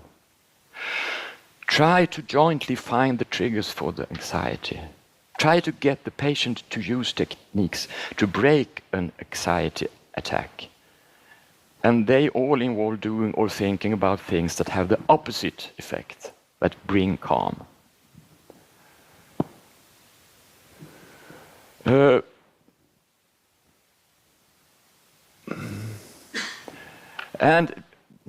Those people, they are a kind of temperature gauge of anxiety levels. In inpatient care, when inpatient care works well, we can deal constructively with this category of patients. But when it works dysfunctionally, it becomes a disaster. There are splits in the staff group into different fractions. There can be both a very high incidence of coercive measures such as restraint and a high use of psychotropic drugs. So those patients, they are a temperature gauge in inpatient care and also in the community.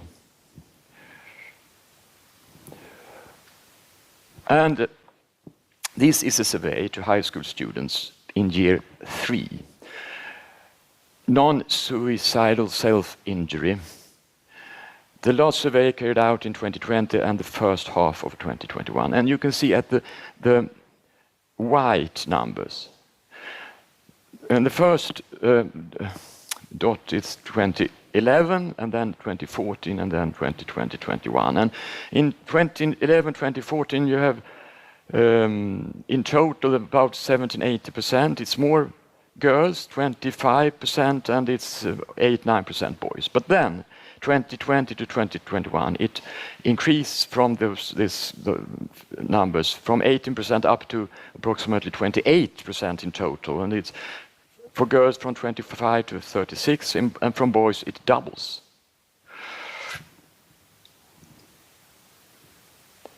And especially interesting if you break it down to every half year.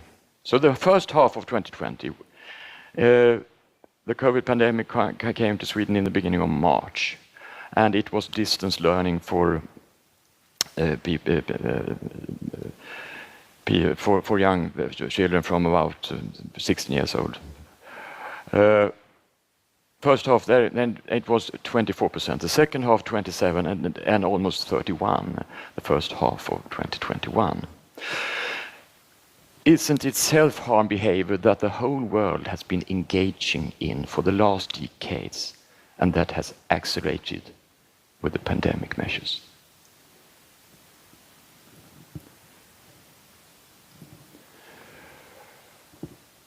eating disorder. The aim of the study was to map the prevalence of self-reported eating disorder symptoms among adolescents aged 13 to 17 who sought outpatient care, child and adolescent psychiatry care, between 2018 and 2022. The mapping was done using a DSM-based initial visit that included questions about this.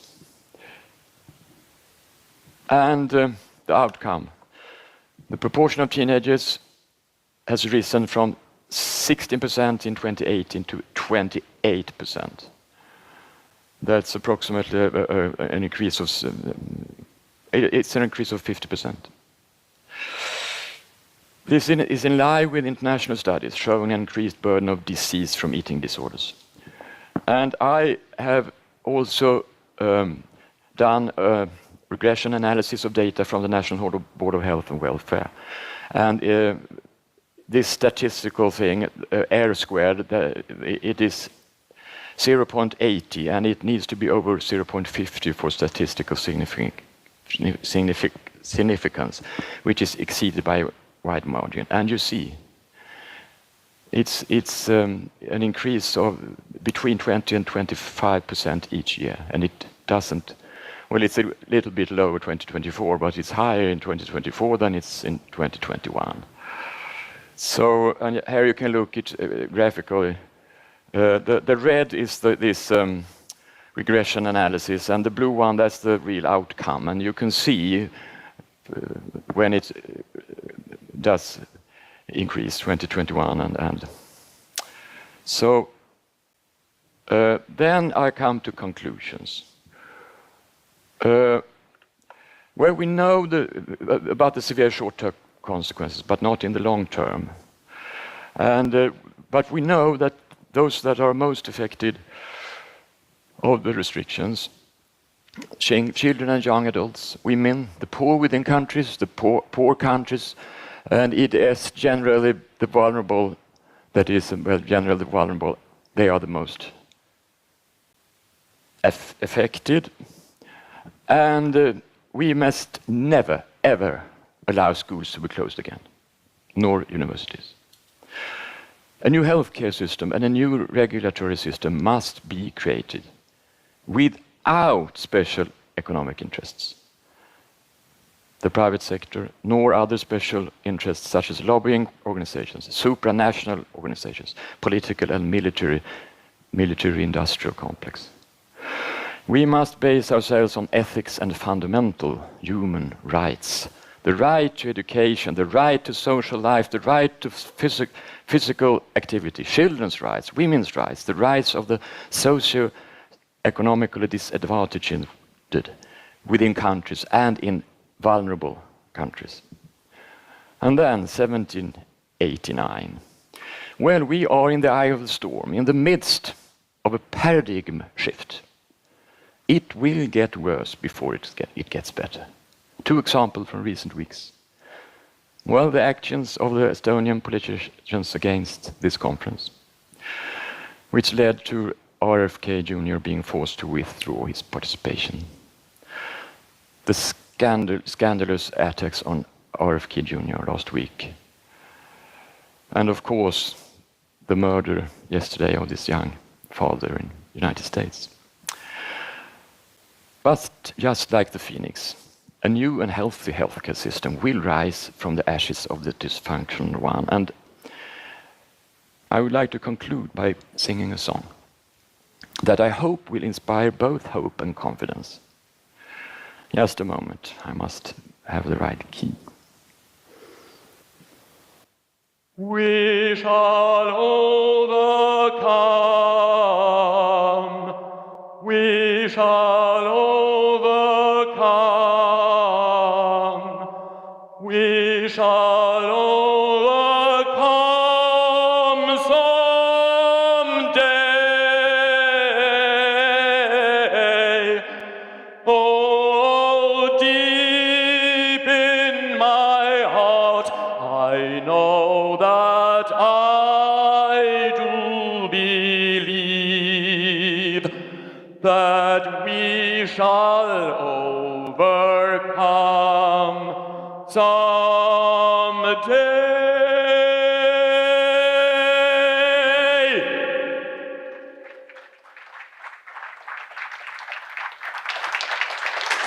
Thank you, Sven, for your presentation.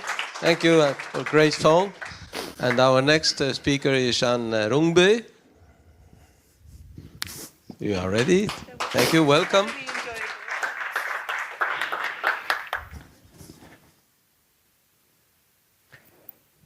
Can you hear me? Yes. Thank you, Sven. That song was very touching. I just dried my eyes. Very strong. First of all, I wish to thank World Council for Health Estonia for organizing this very important, great and needed conference. I'm very grateful to have this opportunity to share my knowledge. I'm a medical doctor from Denmark. My specialty is ear, nose and throat diseases. I have been a surgeon and a senior consultant in mostly private hospitals. I'm also educated in how to do clinical trials and read research. In the North Group, we are a coalition of scientists, doctors, lawyers, and other professionals, today representing 27 countries around the world. I am one of the founders, together with Sven and Jonathan Giltorp and others, to found the North Group. I'm also one of the founders of World Council for Health Scandinavia. We gather around a common concern about the actual and potential harms posed by the modified mRNA products. And today's subject, the possible effects of mRNA COVID-19 vaccines on fertility, is one of our major concerns.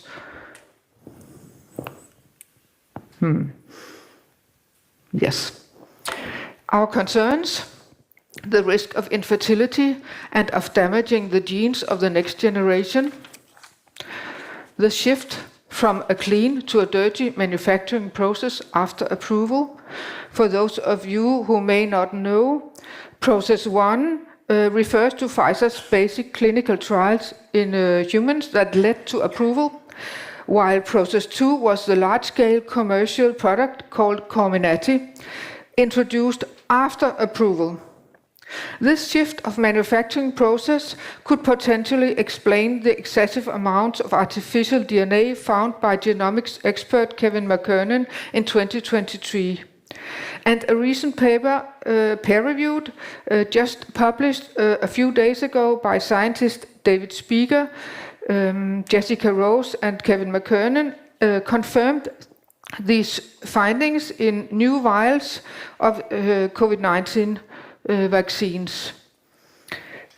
Somehow it seems that the manufacturers were not able to clean this stuff out, even though we were assured that proper cleaning was done in our answers from authorities.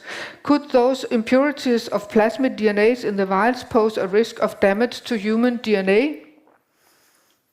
Especially when the SV40 promoter enhancer usually used in gene therapy was involved? Well, it seems so. The biodistribution and risk of lipid nanoparticles combined with the artificial DNA and the SV40 snippet was a very worrying cocktail.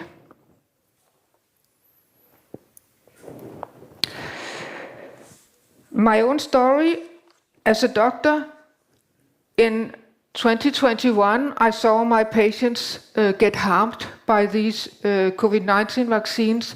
I was actually shocked. It was, my patients were young, and we got no diagnostic tools.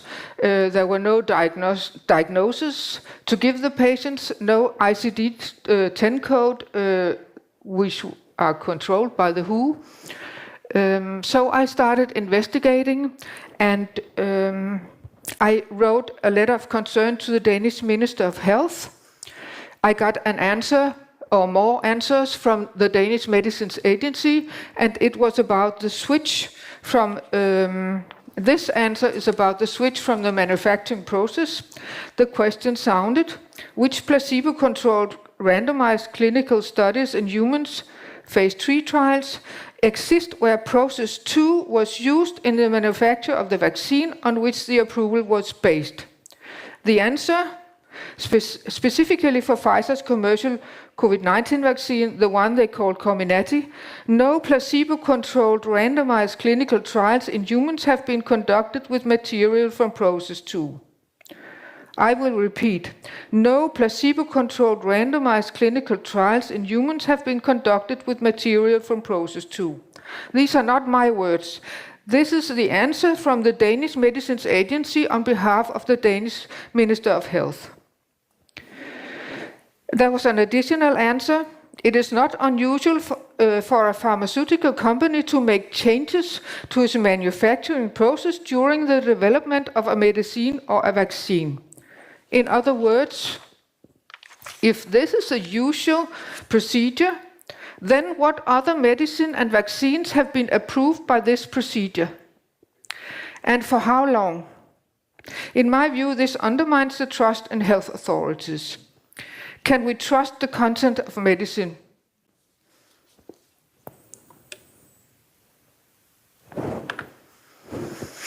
I also asked questions concerning the SV40 snippet. How could they approve the presence of active fragments from SV40 in the vials, given the scandalous history of SV40 in polio vaccines in the 60s and the proven connection to cancer? I got answers. It is correct that the DNA plasmid used in Pfizer's vaccine contains a very small fragment of an SV40 virus. There's a significant difference between a small fragment of a virus and the whole virus. Okay. It is unlikely that the SV40 fragment used in Pfizer's plasmid can behave in any way like the full SV40 virus. And therefore these fragments of SV40 pose no risk of developing cancer, nor can they insert or alter the human genome. The problem here is, and the fact is, that these SV40 fragments are normally used in gene therapy. It is used in cancer therapy, when genomic changes are wanted. Don't authorities know this?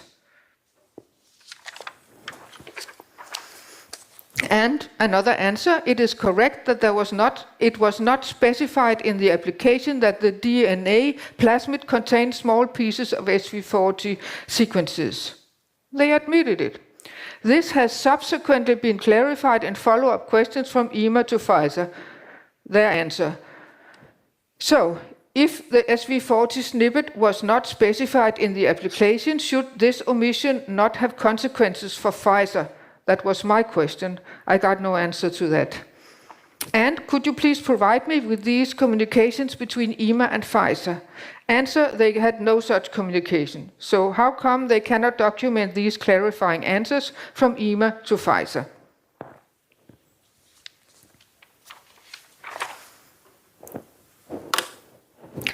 And now about reproduction.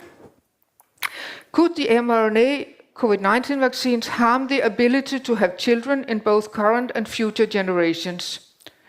Well, it is important to be aware that the clinical trials based on process 1 used to approve the COVID-19 vaccines excluded pregnant women. So the question was, which specific reproduction studies were done to reject the risk of a change in the genetic makeup of sperm and egg cells? The answer, well, the preclinical data behind the approval included reproduction and toxicology studies in animals. Actually, they referred to one study, a preclinical study paid for and conducted by Pfizer-BioNTech on 44 female rats. And it showed no effects on fertility. The study is called Baumann. I will call it the Baumann study because the author is Baumann, and we will return to this study again. But in this study, they skipped preclinical studies in pregnant women. Pfizer did not include germline genetic integration studies, and therefore they did not exclude the possibility of mutagenic effects in either the mother or the offspring. There was no long-term studies of the offspring, such as behavior, development, fertility. The rat litters were sacrificed just after the breeding period. There were no histology studies of the ovaries. Histology means looking into the microscope. Male rats were not studied, and data on male rat fertility were unknown prior to approval. This is not an acceptable basis for approval. The precautionary principle was not upheld.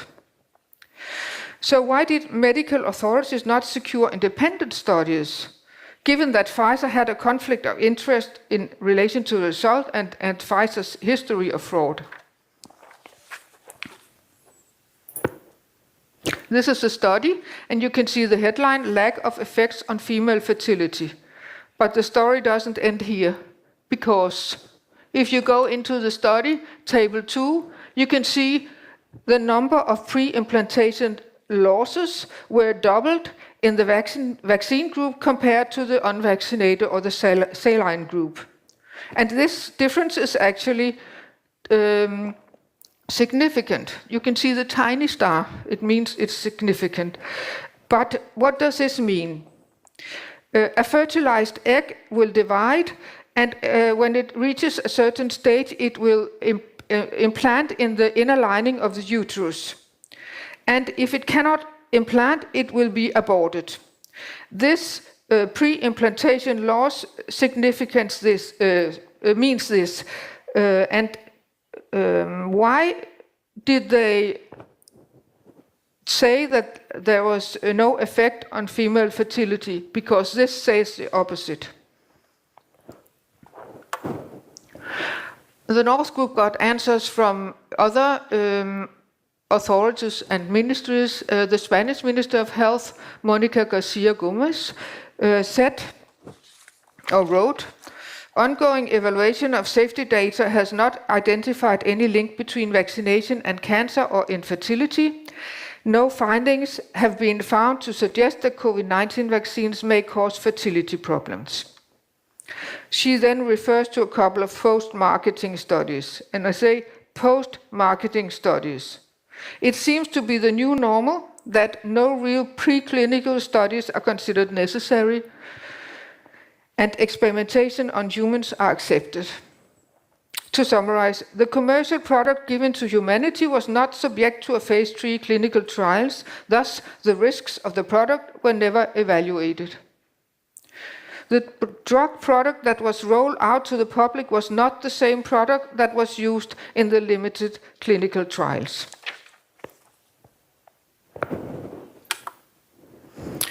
The North Group wrote an open letter to professionals working in reproductive health. The letter was written in a friendly and respectful tone.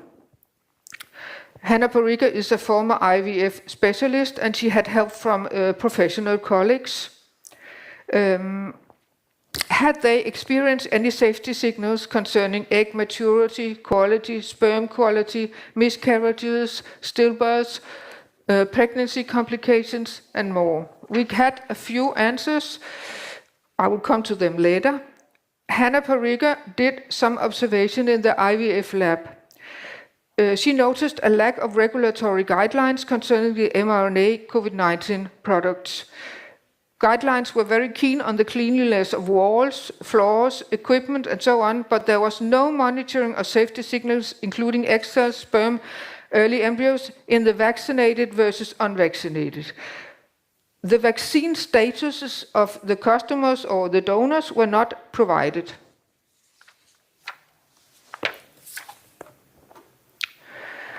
Europe is facing a historic decline in fertility of approximately 15%. If you look at the shift from 21 to 22, you can see a steep decline, approximately 9 months after the young population got the COVID-19 vaccines.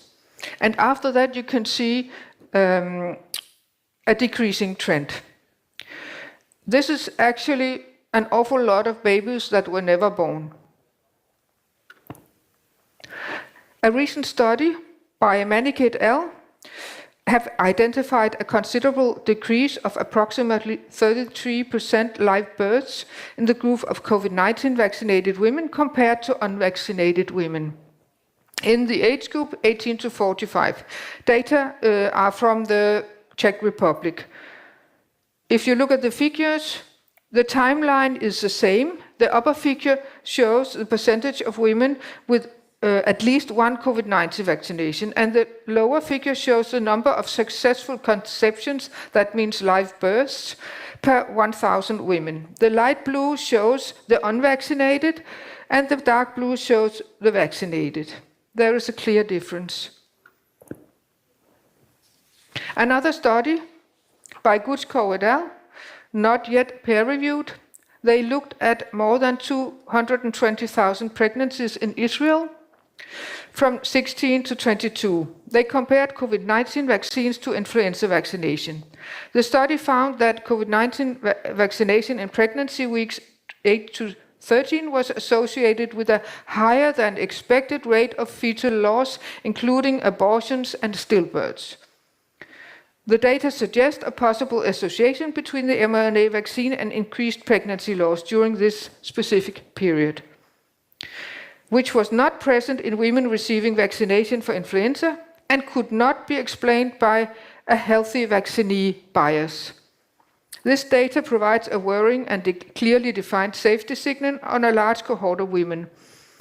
Did some other studies confirm these safety signals? Yes. A retrospective analysis by James Thorpe et al. Confirms a possible association.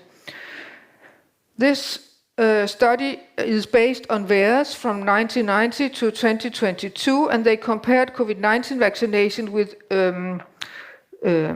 influenza and other vaccines while looking at the adverse events during pregnancy. And they identified 37 safety signals for pregnancy-related adverse events following COVID-19 vaccination, such as miscarriages, fetal injury, premature birth, pregnancy, and neonatal complications.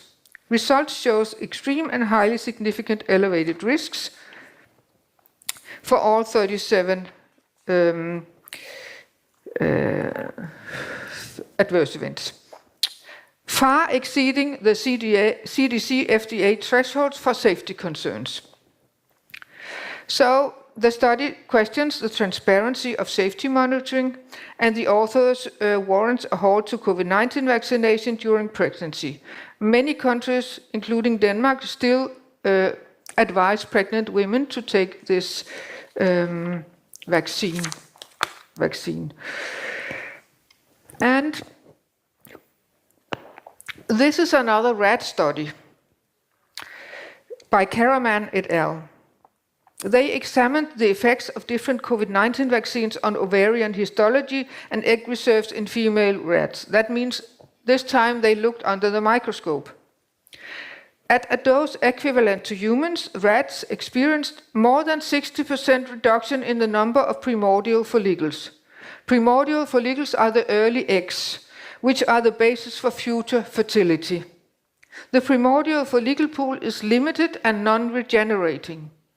Women are born with all the eggs they will ever have. Destruction of this pool is irreversible and leads to a permanent fertility loss. They also found a disturbance in fertility hormone levels, such as anti-Mullerian hormone. It decreased significantly in the mRNA vaccine group. They also found increased cell death and elevated inflammatory biomarkers associated with ovarian atresia, fibrosis, and long-term tissue damage. The mRNA vaccines triggered the worst damage. These mRNA vaccines are based on manufacturing process 2, the one implemented after approval. So if these findings apply to humans, well, this was rats. If they apply to humans, they have far-reaching consequences for global fertility. This type of damage to a women's lifelong egg supply is biologically irreversible.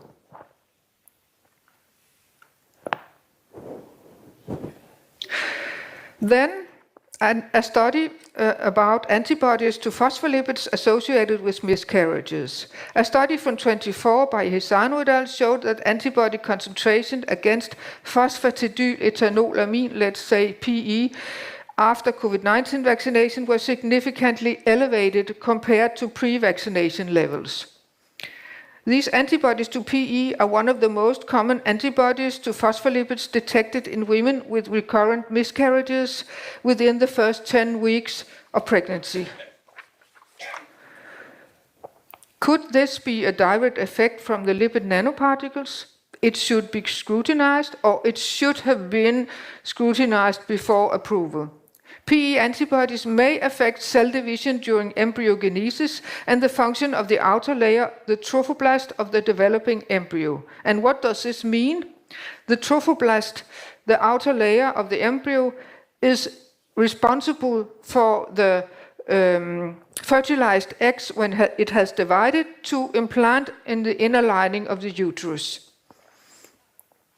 So if it's damaged, the fertilized egg or the embryo will be aborted. So early spontaneous abortions may be regarded as menstrual irregularities and go under the radar.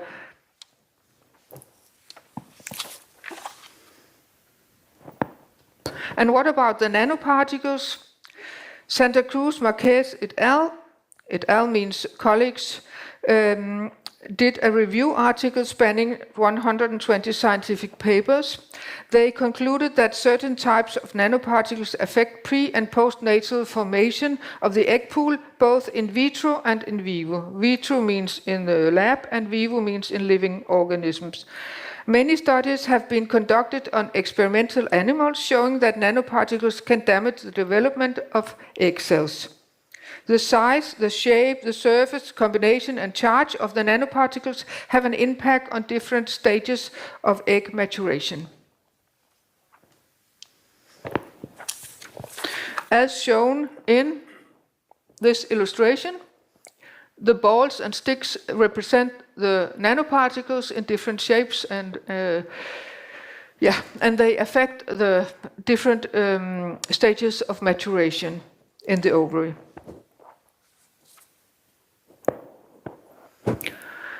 We got an answer from a midwife.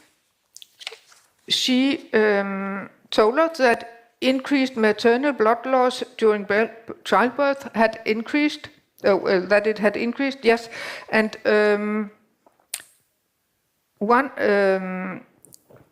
severe postpartum hemorrhage has now been redefined as a loss of 1,500 milliliters or more compared to 1,000 milliliters prior to 2021. This is quite an increase. Increased maternal blood loss during childbirth have negative consequences for the couple and for the recovery of the mother. It complicates the breastfeeding. The breastfeeding is important for the bonding between mother and child.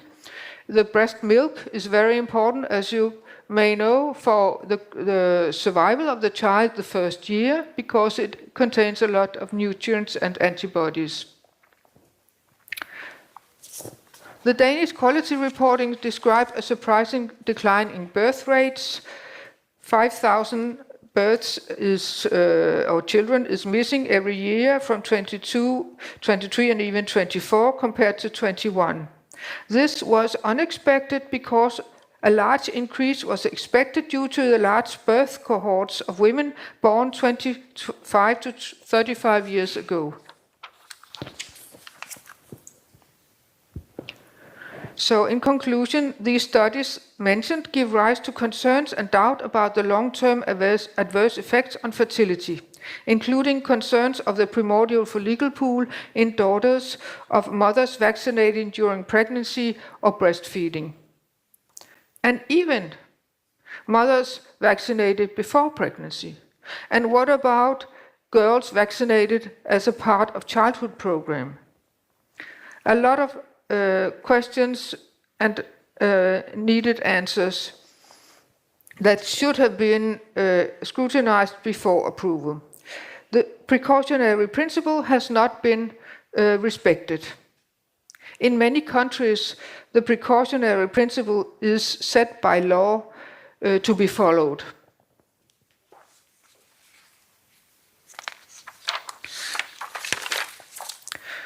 Therefore, the North Group calls for an immediate halt to the use of modified mRNA vaccines and a product recall, and independent and transparent investigation into their approval and use. Scientific evidence that documents that there is absolutely no risk of damage to human DNA. Thank you for listening. Thank you, Sean. Our next speaker is Mr. Varro Vooglaid. So please, feel free.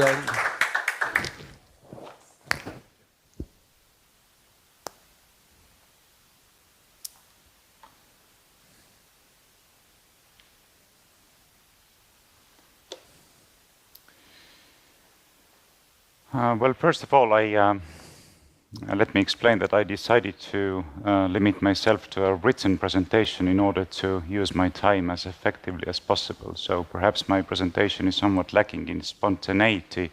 Please bear with me. And secondly, I try not to move too fast in order not to frustrate our translators. Ladies and gentlemen, allow me also to begin by expressing my gratitude to the organizers, to my fellow speakers, to this hotel as a conference venue, and to all of you who are present here today. Because it is thanks to your effort and courage that this important event is taking place. Despite the obstacles, despite the pressure, and despite the attempts to silence, ridicule, and marginalize us. We may have been pressured out of the Parliament building, but the discussion itself has not been stopped, and that's the most important thing. The very fact that so much effort is made to avoid or to suppress debate is perhaps the clearest possible evidence that such debate is urgently necessary. When people are unwilling to engage openly, it is most likely because their position cannot withstand honest scrutiny. So all of this is quite informative. But let me now turn to the subject of my presentation.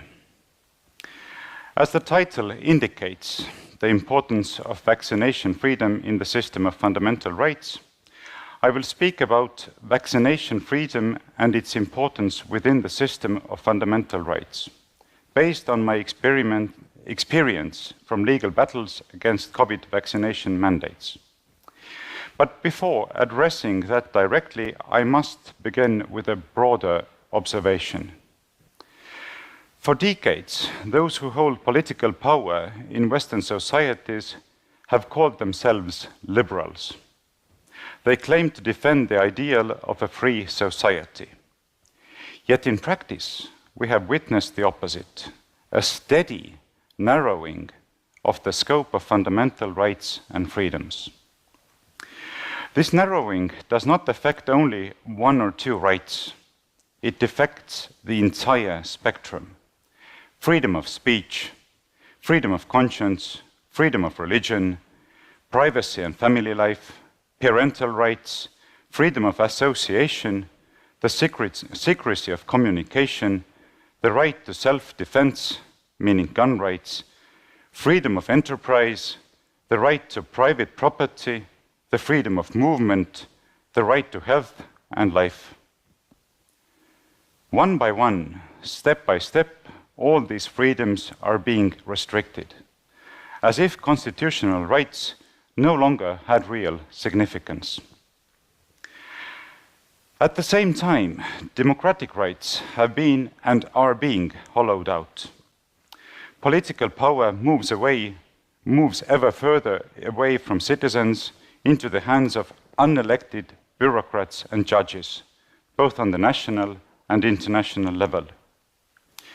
Referenda are very rare, almost non-existent. Elections matter less and less because opaque electoral systems and powerful instruments of mass manipulation ensure that those who rise to power are merely interchangeable executors of the same ideological and political program. It is therefore no exaggeration, it is a sober statement of fact, to say that the circles calling themselves liberal have been conducting a systematic assault on the very foundations of a free and democratic society. Behind the facade of liberal democracy, a new authoritarian order is being built. Its pillars are plain to see: the centralization of power on a global scale, the rise of AI-based surveillance systems such as Palantir, the introduction of central bank digital currencies, the suppression of private property, the marginalization of family and other natural social hierarchies, the suppression of free speech, and so on. This transformation does not occur through a sudden coup. It advances gradually, step by step, measure by measure. No single step is shocking enough to provoke mass resistance, and so many fail to see the overall direction. Others do see it, but find themselves unable to mobilize society effectively. The result is a widespread apathy, and apathy is the fertile soil in which authoritarianism grows. Let us hope that the tragic events that we witnessed yesterday, I'm talking about the murder of Charlie Kirk, help open the eyes of the masses. Against this wider background, the restriction on vaccination freedom must be understood as part of the same process. That is, health dictatorship is part of a wider dictatorial program. As Klaus Schwab has infamously stated, and as pointed out already by Dr. Laurie, I quote, "The pandemic represents a rare but narrow window of opportunity to reflect, reimagine, and reset our world." Let us now recall that before the COVID crisis, there was broad consensus, both in Estonia and across the Western world more broadly, that vaccination freedom, understood more broadly as the right to decide freely about medical treatment, was a constitutionally protected right. The consensus was not seriously questioned in public discourse. Political debate on the matter was virtually absent, at least in Estonia. From 2020 onwards, however, this consensus was abruptly overturned. Suddenly, we were effectively told, and told very aggressively, that personal autonomy in matters of health belongs to the past. Just as privacy is now often described as a relic of the 20th century, so too has the right to decide what substances may or may not be introduced into one's own body been portrayed as outdated, incompatible with the so-called challenges of the 21st century. In short, the message was that the freedom of choice over one's own body was no longer something society could afford. And yet, in legal terms, nothing has changed. Nothing has really been changed in the legal order. The principle of bodily integrity remains embedded in our Constitution.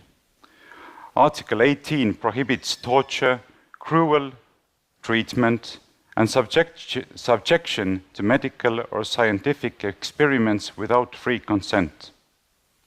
Other provisions of the Constitution reinforce the same principle: the right to health, the right to private and family life, the right to self-determination, freedom of thought and belief, the right to human dignity, personal liberty, and the right to life.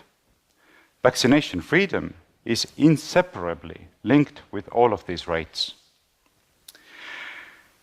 The same principles are affirmed in binding international instruments, the International Covenant on Civil and Political Rights, the European Convention on Human Rights, and most explicitly, the Oviedo Convention on Human Rights and Biomedicine.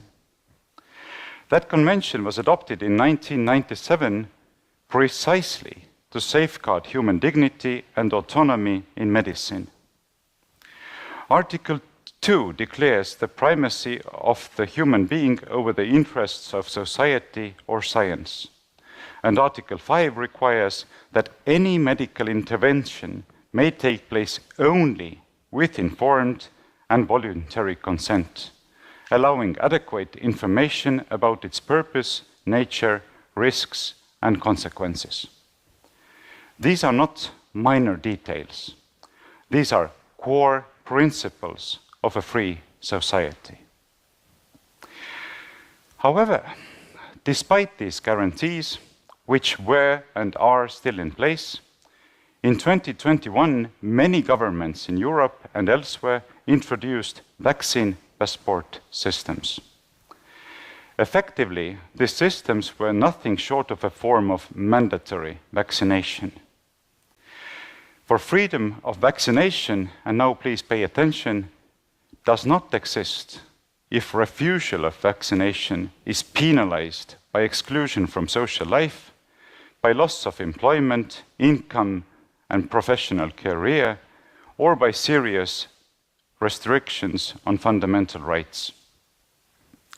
Coercion need not come with handcuffs and police batons. It is enough if the cost of refusal is made morally, economically, or health-wise unbearable or unrealistic. That too means compulsion. When the vaccine passport system was challenged in the courts, and as a lawyer I was personally connected to many such cases, a sobering reality became clear. Citizens discovered that legal protection was, in practice, absent. Instead of defending constitutional rights, the judiciary often acted as an enforcer of an unjust political program, helping to destroy the careers of many military officers, policemen, and others who had faithfully served the state for a long time, but refused unnecessary injections of experimental substances, in fact falsely called vaccines. Claims and applications were dismissed even when the lack of justification for government decrees was obvious to any reasonable observers. I could bring many specific examples, but I don't have the time to do that. Fortunately, not every judge surrendered to this program. There were some notable exceptions, judges who refused to lend legitimacy to authoritarian measures. One particularly important decision came from Tallinn Administrative Court on the 31st of May 2022. The court recognized that the vaccine passport system amounted to direct compulsion and was incompatible with human dignity and the principles of the rule of law. This honest judgment by Judge Andreas Paukštis declared unambiguously that exclusion from society cannot be trivialized as a mere loss of convenience. And such measures, the court explained, cut to the very heart of human dignity. Although such judgments were later overturned by higher level courts on dubious grounds, to say the least, they remain shining examples of judicial integrity. They remind us of what it means for a judge to take seriously the duty to protect the Constitution and the dignity of the human person. They present an example to all other judges. However, when it became clear that the courts would not provide a real protection, I decided, after being elected to the parliament in 2023, to try the legislative path. I drafted a bill to amend the penal code and to provide explicit protection for vaccination freedom. I will not go into the details of the proposed legislation because I don't have the time to do that, but in essence, the proposal was clear: to criminalize the administration of medications without informed consent, as well as coercion or pressure to undergo treatment, including vaccination. The proposed penalties ranged from fines to imprisonment, with heavier sentences in aggravated circumstances, such as cases involving minors, significant harm, groups of victims, abuse of authority, the use of experimental substances, etc. The bill also included a narrow exception: in urgent life-saving situations where a patient cannot express consent, qualified medical professionals may act if it is necessary to preserve, as stated, the patient's life. Unfortunately, as expected, rejection of the bill, the bill was rejected. The government coalition sent it directly to the dustbin. Well, this is the fate of all legislative bills started by opposition deputies.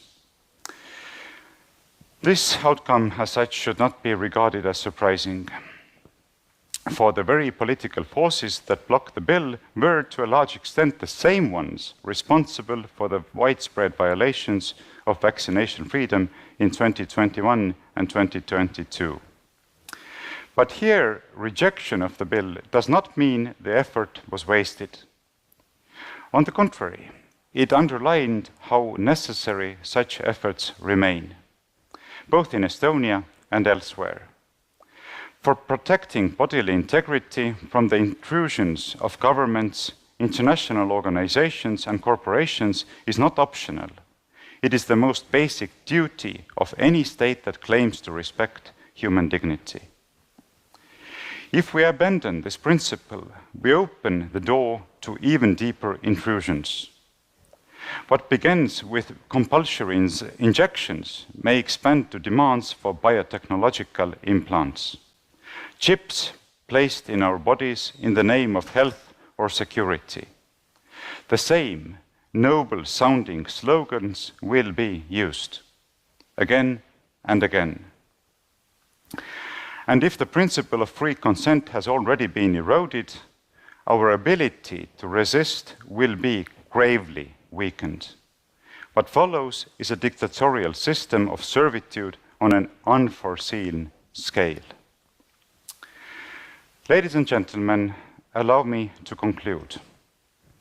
Without respect for bodily integrity and without vaccination freedom as a central part of it, we cannot realistically speak of a free and just society.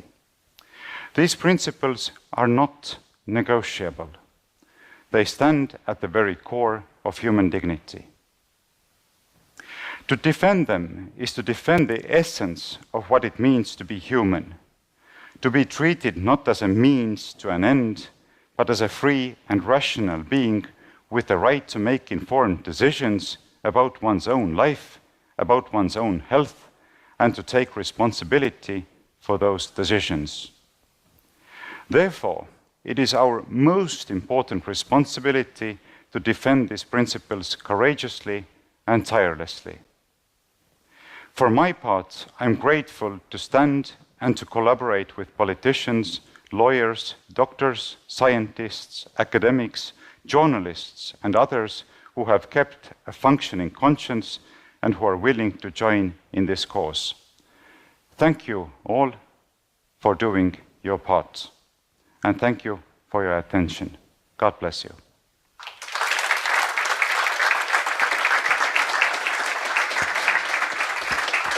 Thank you, Mr. Vooglaid.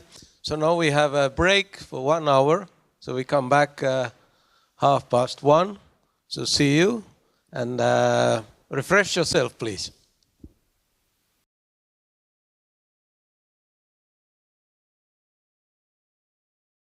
Thank you for coming to our second part of the conference. And I'm very honored and pleased to welcome Mr. Rimas Jankunat from Lithuania. So please, floor is yours. Use pointer and everything.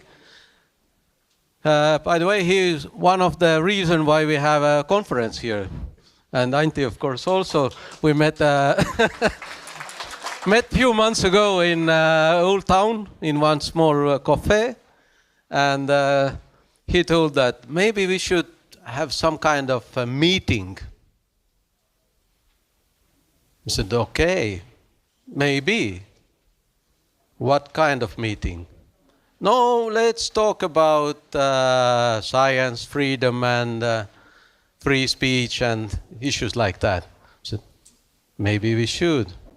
But we didn't know that it's so popular among different parties. So thank you, Rima, for that idea. You are father of that idea, one of the fathers. And I'm looking forward to hear you. Thank you. And I also thank Estonian part of World Council of Health for realizing this idea into life. You really have done tremendous job, so thank you so much. And now I go to my presentation to the limitations in vaccine clinical studies and pharmacovigilance. Initially, I put a disclaimer. So some gene products have been labeled as vaccines. Vaccines, by definition, then contain certain amount of known antigen. Meanwhile, mRNA products, they contain certain gene sequence instead, and this sequence causes the synthesis of unpredictable amount of antigen for unknown duration of time. So this is the difference. And I will still use the term vaccines, but I am not sure if it is the case. So, a few words about me. My background is medical. I was working for 30 years at the Lithuanian University of Health Sciences. I am pharmacologist. For 10 years, I was deputy director at Lithuanian State Medicines Control Agency, responsible for supervision of clinical trials, for marketing authorization, and pharmacovigilance. So, I will speak today about bad quality of vaccine trials, blind marketing authorization authorities, pharmacovigilance, so drug safety surveillance, which doesn't work.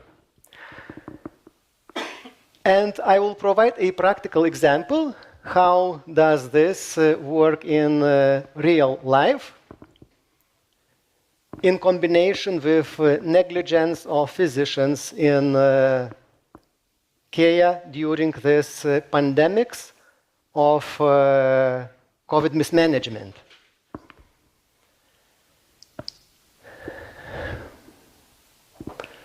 So, what can I say about vaccine trials? It was inappropriate stratification. I will clarify later. Short blinded phase.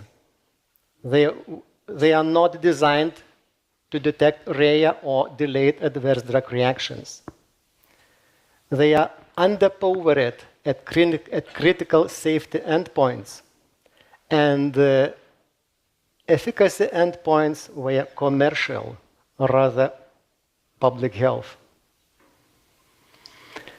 I would say that this is a key table on efficacy. You may check. It appears in the summary of product characteristics approved by European Commission, and we go back to stratification. So, what kind of scientist can make such a stratum? For COVID-19 trial, they put into one group people from 16 to 64 years with totally different risk of disease and complications. People which are completely healthy with those with a lot of concomitant diseases. Next, we have a look at most important stratum, 75 years and older. People who are most likely to benefit from these products, Which percentage of subjects are here? 4. What? You take healthy people and then extrapolate data for those with cardiovascular diseases, cancer, etc., etc.? Next. Do you see any way individuals with, once again, cardiovascular disorders, cancer, immunological disorders, presumably that those were risk groups? No, we have no clinical data.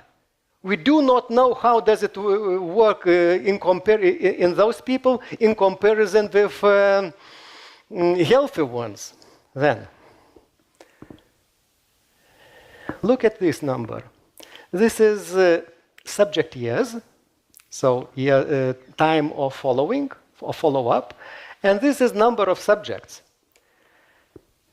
If you divide this, 6,000 to 20,000, then you get that duration of surveillance was on average 3 to 4 months. So short time surveillance of the initial so-called wild type virus. Now I realize that it is not wild type, but it was called wild type, so original strain.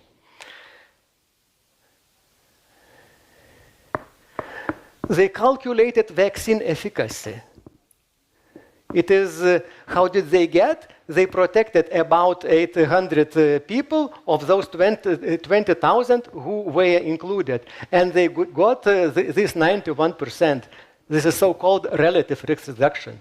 But absolute risk reduction, so real number of people who benefited from intervention, it is 2, 1, 3% depending on vaccine and depending on age group. But they do not show the absolute risk reduction, violating the guideline of the European Medicines Agency.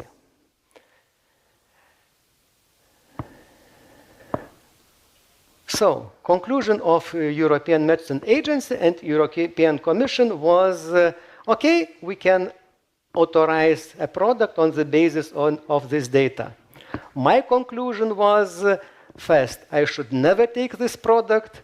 Second, marketing authorization authorities have no appropriate qualification, or they are simply captured by pharmaceutical companies. So, risk stratification was against science. Decision was based on short-term prevention of mild illness. So you prevent mild illness in 3%, let's say, of people, or 2%, and cause at least transient, short adverse reactions, including fever, rash, etc., almost in everybody. I am not interested in mild disease. I am interested in prevention of hospitalization and death. They do not have this data. This did not serve as endpoints of the trial. Then, you remember, mass vaccination was done on the basis of conditional marketing authorization, which bypassed full efficacy and safety evaluation. And without any studies on the effect on transmission. The government became most important source of COVID disinformation and misinformation, declaring 100% efficacy against hospitalization and death. This is proof. This is a screenshot from governmental page. Exclusion criteria, by the way, included pregnancy and lactation, and we see increasing amount of data showing that the products decrease fertility. And it might have happened, the similar disaster as more than 6 decades ago with thalidomide and Contergan, with thousands, tens of thousands of stillbirths and lip abnormalities. We still see those people. They are a little bit more than 60 years old, and you see them with short limbs or even without limbs. So this is Contergan or thalidomide. And now they decided to bypass pregnancy's evaluation in pregnancy and breastfeeding. They should have done this because of good clinical practice. They cannot include pregnant and breastfeeding women, but they done even worse. Instead of experiment of a few thousands of women, they have done experiment on billions and billions. It is much worse. Next disaster was a study of Comirnaty, so Pfizer so-called vaccine in adolescents. Without any data on randomized controlled trials on preventing severe disease and death.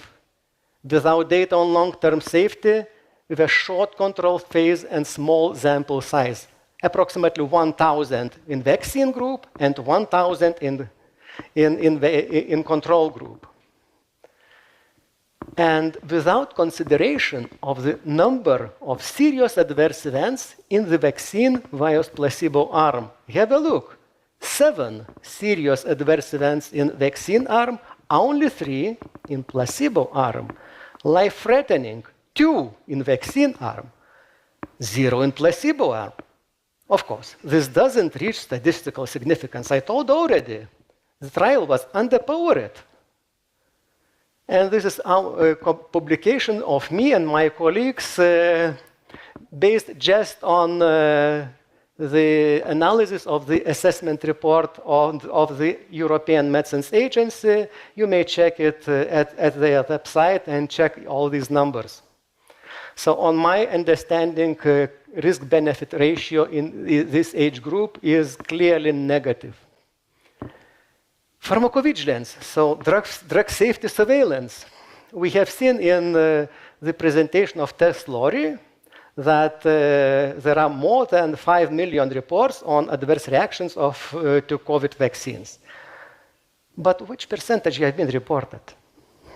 I took data from Lithuanian State Medicines Control Agency. They got 35 reports of death after COVID vaccine. Meanwhile, National Data Agency reported 4,962 deaths within 3 months after vaccine.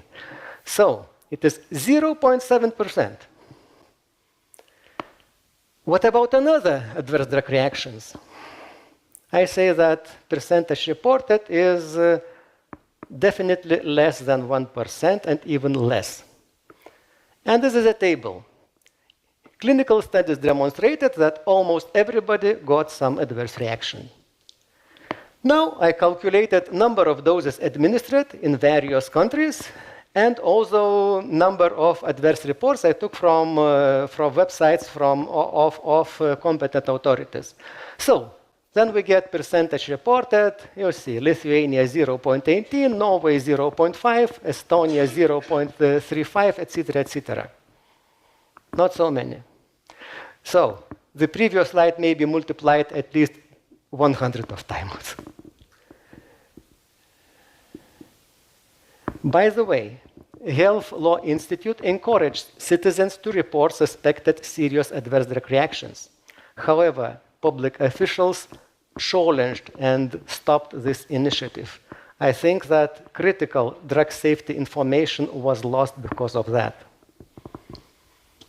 And now, how did this translate to real life? Case study, fatal cerebrovenous sinus thrombosis in 17-year-old male, post-vaccine and post-COVID infection. He was misdiagnosed as migraine, received treatment late.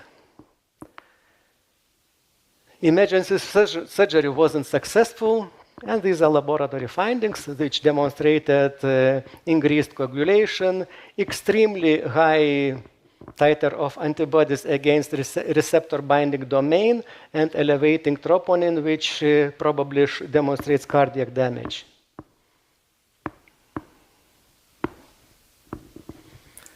Let's try to follow the criteria of WHO, which most of us do not like, but actually they produced a lot of, I would say, valuable papers.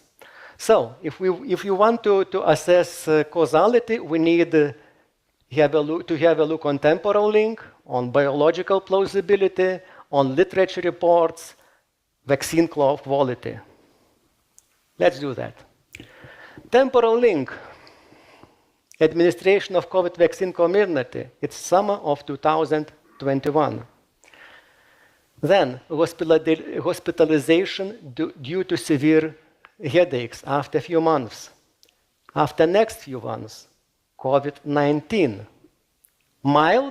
Only mild illness, and after next 3 weeks, cerebral venous sinus thrombosis and death. Biological plausibility. S protein, spike protein, it triggers autoimmune reactions against the affected cells, leading to cellular damage. Indeed, there is genetic sequence within lipid nanoparticles, so it may go theoretically into every cell, and then any cell affected expresses S protein on its surface. So this serves as the basis for immune protection, but the same mechanism is responsible for cellular damage. Why? Because the immune system attacks these cells. Once again, this produces immunity, but also this damages the tissue. And consequences depend on the amount of cells damaged and of tissue damaged. Then, S protein may trigger inflammatory cascades, and it induces the formation of fibrin and fibrinogen resistant to fibrinolysis. So it cannot be dissolved by clotting system, by fibrinolysis. Literature reports, they are multiple. And I am really surprised by the doctors who say, no, this is not possible because this was not reported in the literature. Literature reports appear later. Well, but how did these investigators reported that? If they consider this is not possible, they would never report.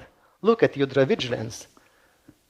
Hundreds of reports of cerebral venous thrombosis and cerebral venous sinus thrombosis following mRNA vaccination.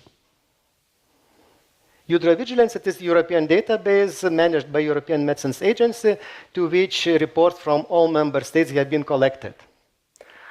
So once again, I think eudravigilance lost a lot of reports because of activities of some Lithuanian public officials, which made great damage to public health, on my opinion. And then, vaccine quality. Maybe it was counterfeit product. You know, more than 10 years ago, European Commission adopted delegated regulation on falsified medicinal products. It was intended to prevent the entry into the legal supply chain of falsified medicinal products. Look what our health minister, famous Dulkys, has done. He made exemption for COVID-19 products. Safety features were not required from December 2020 till at least mid of 2022. So nobody who received so-called COVID vaccine may be sure that he or she received true vaccine. I do not consider process 1, process 2. I simply speak about counterfeit medicinal products. Remember dates of administration to this adolescent? And finally, I make conclusion. The traceability and authenticity of the administered product were not assured. A counterfeit product might have contributed to cerebral venous sinus thrombosis. And I want Lithuanian authorities to provide all evidence to say that I am wrong. I could be wrong, but I want them to prove that. So, relatives of the deceased applied to the National Service of Accreditation for Healthcare Activities regarding this event. they failed to acknowledge the necessity for probabilistic, not binary analysis for adverse drug reaction. So, binary means it caused or it didn't, but it is not possible in most cases. In most cases, you say it is likely, it is probably, it is possible, it is unlikely. But to say yes or no, it is possible very, very seldom. Then, healthcare professionals failed to report the fatal case of thrombosis to State Medicines Control Agency. And neither Lithuanian authority, it is a shame, neither of them until now applied the WHO criteria for the causality analysis of any death following COVID-19 vaccination. Final remarks. I am sure that long-term efficacy and safety endpoints are required in vaccine trials. This is valid for all vaccines because in most cases you will find that they investigate only immunological response. I am not interested in that. I am interested in how do they protect us against severe disease, against death, and what is the impact of another health parameters. Mandatory review of all fatal and life-threatening events occurring after vaccination should be considered, and independent access to COVID-19 statistics should be ensured. Clinical recommendation. Exclusion of serious pathology should have priority in emergency settings because they misdiagnosed stroke with migraine. Clinicians should be educated on the potential of serious, unexpected adverse drug reactions. Unexpected means not appearing in drug label, including the summary of product characteristics. And finally, I would like to thank for your attention and to thank all courageous people in Lithuania, Estonia, and all over the world who decided to speak out for the sake of medicine, health, and human rights. Thanks once again. Thank you, Rimas. Thank you for the wonderful lecture. And our next speaker is Meike Terhorst. So welcome, please. Thank you so much for giving me the opportunity to speak today. My name is Meike Terhorst. I'm a lawyer from the Netherlands, Alkmaar. My presentation is about how MPs can stop the WHO power grab. And I think what we're looking at is a corporate takeover. So not just an international organization. There are two legal instruments for the global control. The International Health Regulations of 2005. This document concerns health threats. And then we have the pandemic agreement, which was agreed this year, about future pandemics.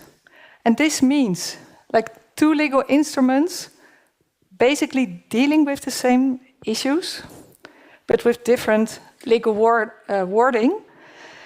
So this means total confusion, and I think this is completely intentional. The International Health Regulations, they were concluded in 2005. And in 2022, it was also through James Roguski that we were made aware that these amendments of 22 could be rejected. So in our parliament, our MP van Houweningen, he started this motion that the Netherlands should reject these amendments because it is considered a treaty, the amendments, and a treaty needs to be officially accepted pursuant to Dutch law. So that's why we needed to reject the amendments, because they need to go through a approval process. Like first the Parliament and then the Senate need to approve it. So this was supported by a majority of our Parliament, and then our Minister of Foreign Affairs sent a letter to WHO rejecting the amendments. But also something else happened. Later on, I will speak about this. In 24, there were also amendments, and they were also rejected by a number of countries, USA, Argentina, Italy, and Israel. But my point is, like, it doesn't matter if a few member states reject the amendments, the rest of the process still continues. It's like a self-driving car. You cannot stop the car from driving. Even if some member states jump off the car continues to drive. So we need something else. And in 22, a Dutch member of parliament, Wim van Haga, who's now trying to get back into the parliament, and I'm also on the list of the party, he challenged the WHO amendment procedure in 22 because there was no vote. So what was happening at the WHO, it was just some backroom talk and no actual voting took place. They call it a consensus procedure, but basically it was that the person presiding over the meeting said like, oh, is there anybody who want to say no? And nobody dared to go against the group. So then it was agreed. Of course, this is not acceptable, and it's also not valid on the basis of the constitution of the WHO itself. So Mr. Van Haga sent a letter to Dr. Tedros challenging that it was valid, the amendment itself. So basically it's very easy to stop these amendments because it's always done in the same way. There's never a real vote. And this letter was sent by registered mail. Philip Kruse, who's also been speaking here in Tallinn before, he sent a letter. We heard nothing back, not even confirmation of receipt, nothing. It just fell into a black hole.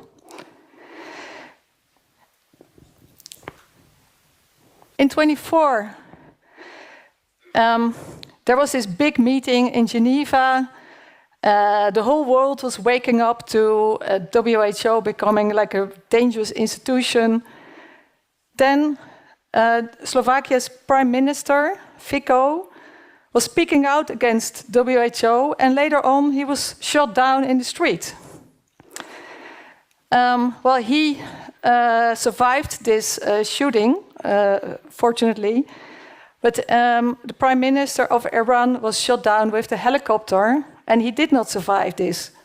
So anybody speaking out may encounter serious problems or even not survive it.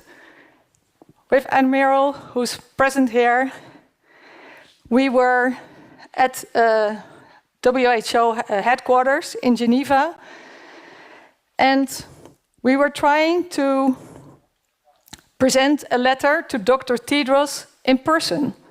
This letter will be, you can see it later on in the presentation, but Wim van Haga, we got a big taxi bus, and so we could go into the premises of the headquarters, because we said like, yeah, we're the Dutch delegation, and then we could just drive through.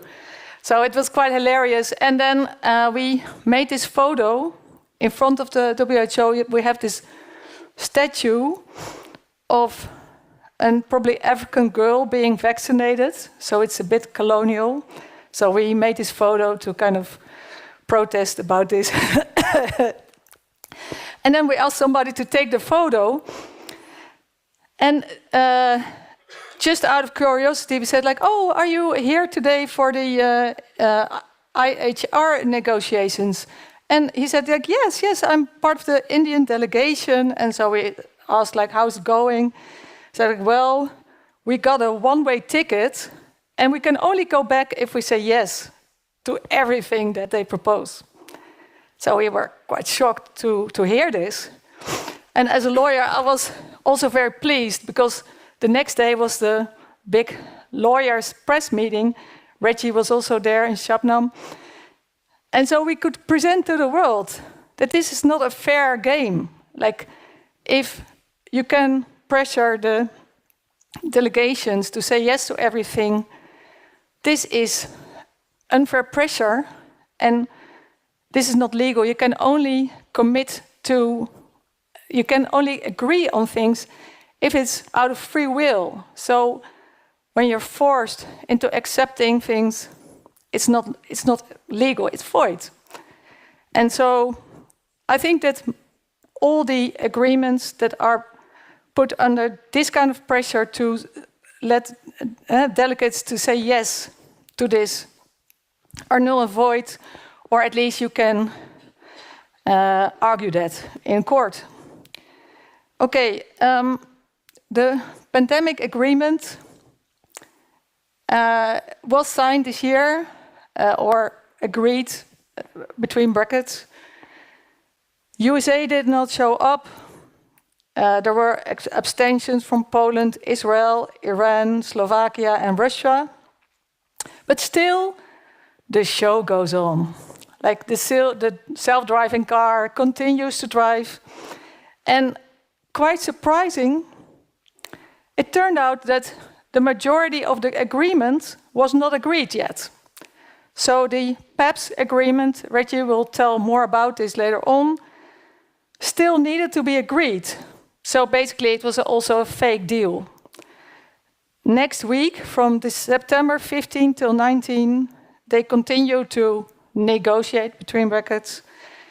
And so it's basically a kind of a scam, in my opinion. So this PEPS agreement is a legal framework for access to pathogen samples. It sounds quite normal. But what they're talking about is that they are building bioweapons, and we have to pay for it. And then they build this bioweapon so they can produce vaccines, and we also have to pay for it. And this all takes place behind closed doors, and everything is secret. My question is, isn't this contrary to the 1972 Biological Weapon Convention? And I think the simple answer is yes. And of course, like, it can never be legal to kill people. So this is also not valid from a legal point of view. My question is, why was WHO never subject to serious legal review on how it handled the COVID-19 pandemic? I did some research, and it turned out the WHO helped to build the Wuhan lab, where the gain-of-function research was taking place. WHO did it. It was really surprising. And you can find that article on my Substack page, so I hope you can look that up. There, WIF-1 was created, which is supposedly the bioweapon that was used. Jeremy Farrar, he organized a conference call of February 1st, 2020 with Fauci and Marion Koopmans and so on. There they tried to repress the lab leak theory, and Jeremy Farrar, he had a power of attorney to, on his own, represent WHO and also the Wellcome Trust. So of course this is very strange. Like you say that WHO is an international organization, but then just a single person can represent that organization without anybody having to agree or say about it. It's very, very weird. It's also in my article that Jeremy had this single, that he on his own could represent WHO. Also, the WHO set up the PCR test in 2020 of January. WHO helped to set up the worldwide lockdowns. WHO helped to block access to early treatment, HCQ and ivermectin. And I think this is very important. Like Tess also pointed out, like if you have a medicine that is very safe and effective to cure COVID-19, why would you roll out these vaccines? And on ivermectin, it was through a legal court case that I was involved with as a lawyer, representing a doctor under fire from our authorities. Ivermectin was the biggest program of the WHO, where this ivermectin was given out for free in many countries, and one of the biggest factories is in Holland, in Haarlem, quite close to where I live, and they make like millions of pills per day, and they had like 5.1 billion recipes or off-label recipes to hand out this ivermectin, and they knew it was probably one of the most safe medicines in the world. And this program ran until 2020, so it makes it very clear that WHO knew that it was effective. Also, there is a book, The War on Ivermectin. It's very interesting. In this book, it was pointed out that the efficacy was like 75%, so it was very effective against COVID-19. Still, they blocked it, which makes it sure like WHO is not about health, it's about power. Okay, and WHO promoted the worldwide vaccination on COVID-19 vaccines, causing death, heart attacks, cancer, and so on. We have the Pfizer report 531, which is very important proof that it was meant to kill people or injure them. And this is, of course, from a legal standpoint, not valid. It all was about the COVID-19 passport that WHO fabricated. And COVID-19 means Coronavirus ID 2019. This passport was not something just for the pandemic, because in 25 we had a European citizens vaccination card, a digital one, in 5 member states. It's based on the roadmap to the digital vaccination passport, which was started in 2018, also providing for censorship and mind control and financing everything. The ID 2020 program is started by the ID 2020 Alliance. This is the Bill and Melinda Gates is behind it, and some other founders, like the Rockefeller Foundation.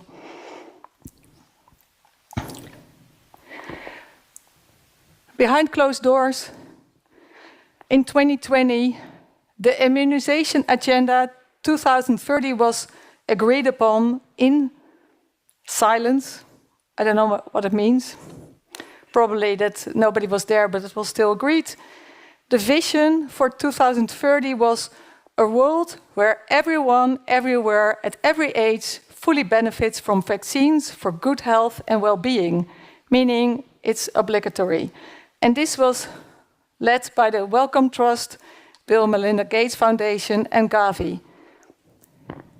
They're seeing how many people are in that household, and they're vaccinating everyone who's eligible in that home while they knock on that door.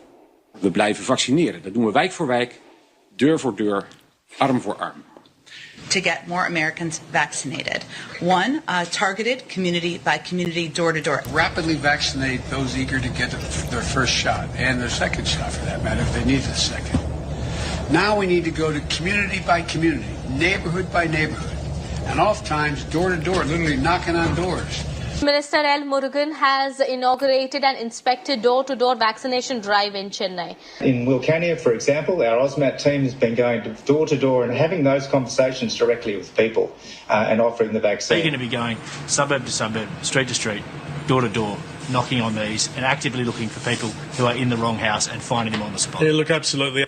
And what was so incredible is these teams are not just knocking on doors anymore, they're actually carrying eskies and vaccinating at the door. They're seeing how many people are in that household and they're vaccinating everyone who's eligible in that home while they knock on that door. Well, in Australia and Canada, there were like indigenous peoples, like Indians, vaccinated against their will, and they were also, so we know who they are because it was all put on film. They're seeing how many people in that household and they're... So... there was a mind control program behind it, and in the Netherlands we had a program, it's called Think Tank Disinformation. So the whole censorship was kind of rigged in the sense that it was kept secret for the Dutch people, that all Dutch authorities, they acted under one umbrella to support the vaccination of the whole population and not good health. And they actively would go against anybody who would go against the vaccination agenda. And this was kept secret for the public and also for the parliament. And the media, they were part of it. So the journalists were also censoring, in the newspaper, they were censoring each other. And we have new information where this think tank also, part of it was also the Supreme Court in the Netherlands and the highest administrative court. So it becomes clear that this was not a fair game.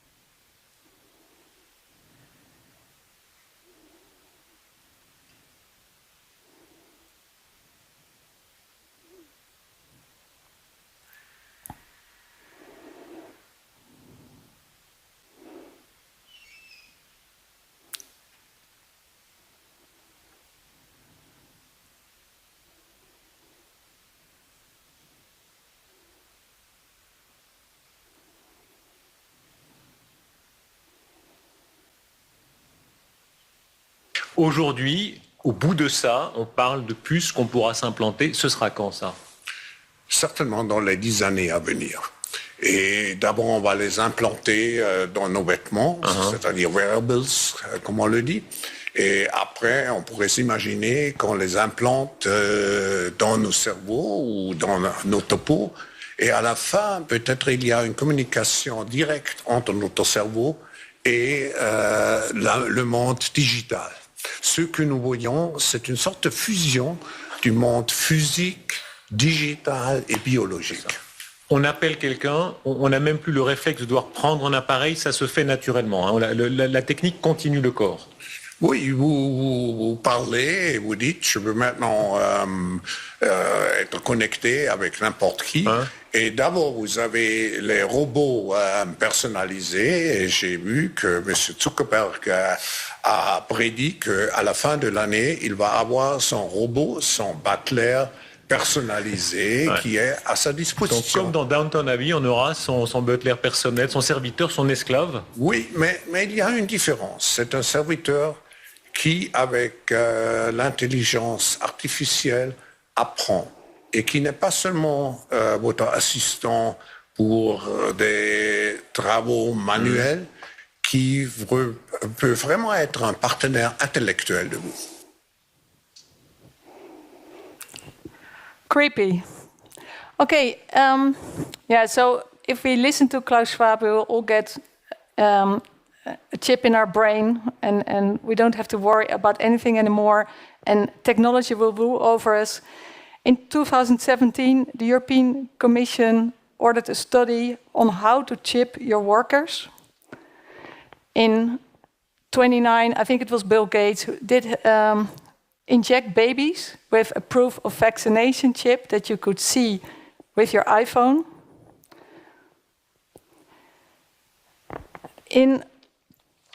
It's very clear that behind this is like the European Union, WHO, UN, and that are independent treaty bodies with legislative and other powers that are not subject to any review. And behind this is a group of investors that has taken over the EU and parts of the Dutch government. And this I found out through the CETA agreement, which is a trade agreement between Canada and the EU. This agreement says that these investors, they have more power than anybody else because they can go against any law that harms their interest.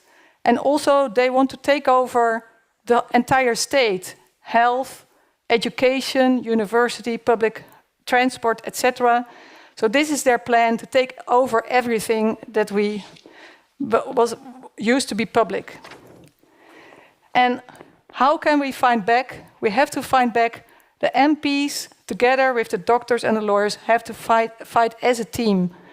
And we have to, as also Tess pointed out, claim our own right to our own body and say no to any chipping or stupid things like this. And ask for an investigation, ask for cartel oversight, never accept an exclusive digital ID or vaccination ID, and an MP should never allow this transfer of power from the national level to the international level. And this letter, this was sent by members of parliament to Tedros in 24. This was the letter that with Ruben van Hagen and Merel we tried to present to Tedros. I personally sent it to his email address. I never heard anything back. Total silence. But he got nervous about all these kind of things. And he said like, he was regretting so much how there was so many powers going against WHO. And he felt so sorry for himself. Like we have to not feel sorry for Tedros. We have to feel sorry for all the people that got harmed.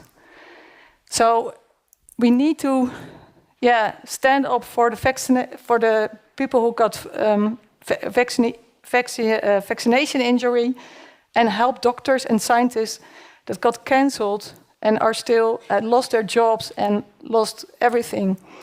So we have to do something and not just talk. This was it. Thank you. Thank you, Meike, for your presentation. The next speaker is Ossi Tihonen from Finland. So, welcome. I'm sorry we are a little bit in a hurry, but I hope you manage on time. Sure. Thank you. I hope. My topic is Finland, the most brainwashed country on earth, and a few words of myself. I have done other things than politics too. In 2018, I switched to the politics side. Before that, I was founder of a telemedicine company in 2002, and I had 25 doctors working for me. So I have done many things in my life already, other than politics. The one who got me activated in the politics was this climate change hoax. I have known for 30 years that it's a total lie.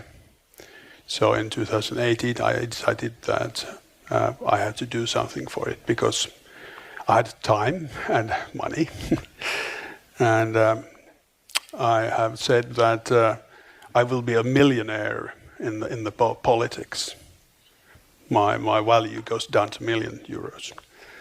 So we founded the Freedom Alliance Party 3 years from this moment, and we got 1% votes in the last parliamentary elections, and just 1%.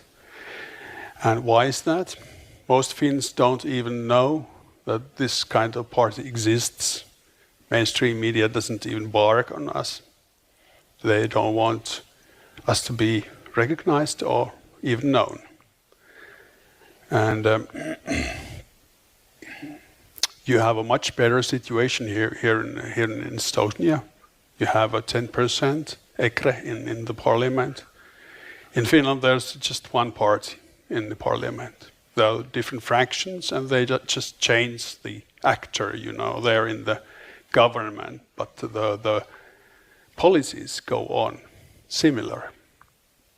Like there is said that we have a conservative parliament in Finland, but that doesn't apply.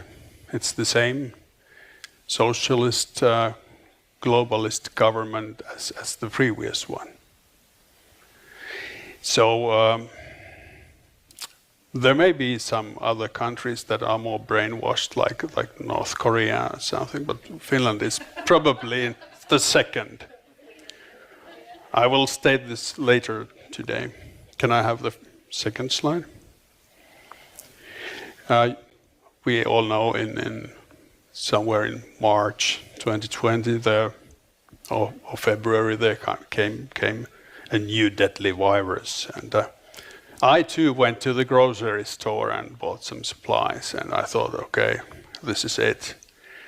But quite soon, in 4 weeks, I started to think that there's something very rotten in this, because my network brought me info that this is not true. I thought, why is that? But it comes from the climate change hoax. From the critical point of view, per person gave me this info, and I watched from the YouTube that there was stories from Sukarit Bhakdi and John Pejoannidis, and when they were censored from the YouTube, that was the clinging tone for me that there has to be something very wrong here. And I started to watch the statistics. I wrote my first blog post in March 2020, and I started to look up the total mortality figures. And there were a few very funny things according to the state of the events. Can I have the next slide? Oh, I have this. Finnish government even made the thorough assessment reports of the masks in May 2020. And it said quite clearly that masks doesn't work. It was done by a very prominent epidemiologist, former professor, and a quite large group of other scientists. And they said that, okay, they don't work. Media confused quite a lot of this, but in 6 months, they turned it totally around. Everybody had to wear masks. In summer 2020, I watched total mortality figures from the Statistics Finland, and there was no excess mortality in total mortality, nothing. I thought, okay, when I show these figures, I have to convince some of the politicians and officials that there's nothing to be worried about. And I watched what happened in Sweden. I also watched Sweden's figures, and there was the same thing, nothing very special. And Anders Tegnell was in Sweden very informed about this thing. It turned later in Sweden too, but the mortality figures were there was no pandemia. There was even in Finnish social and healthcare ministry, there was criteria. What is pandemic? It was not even close there. And they still said that there's a pandemic. Total lie.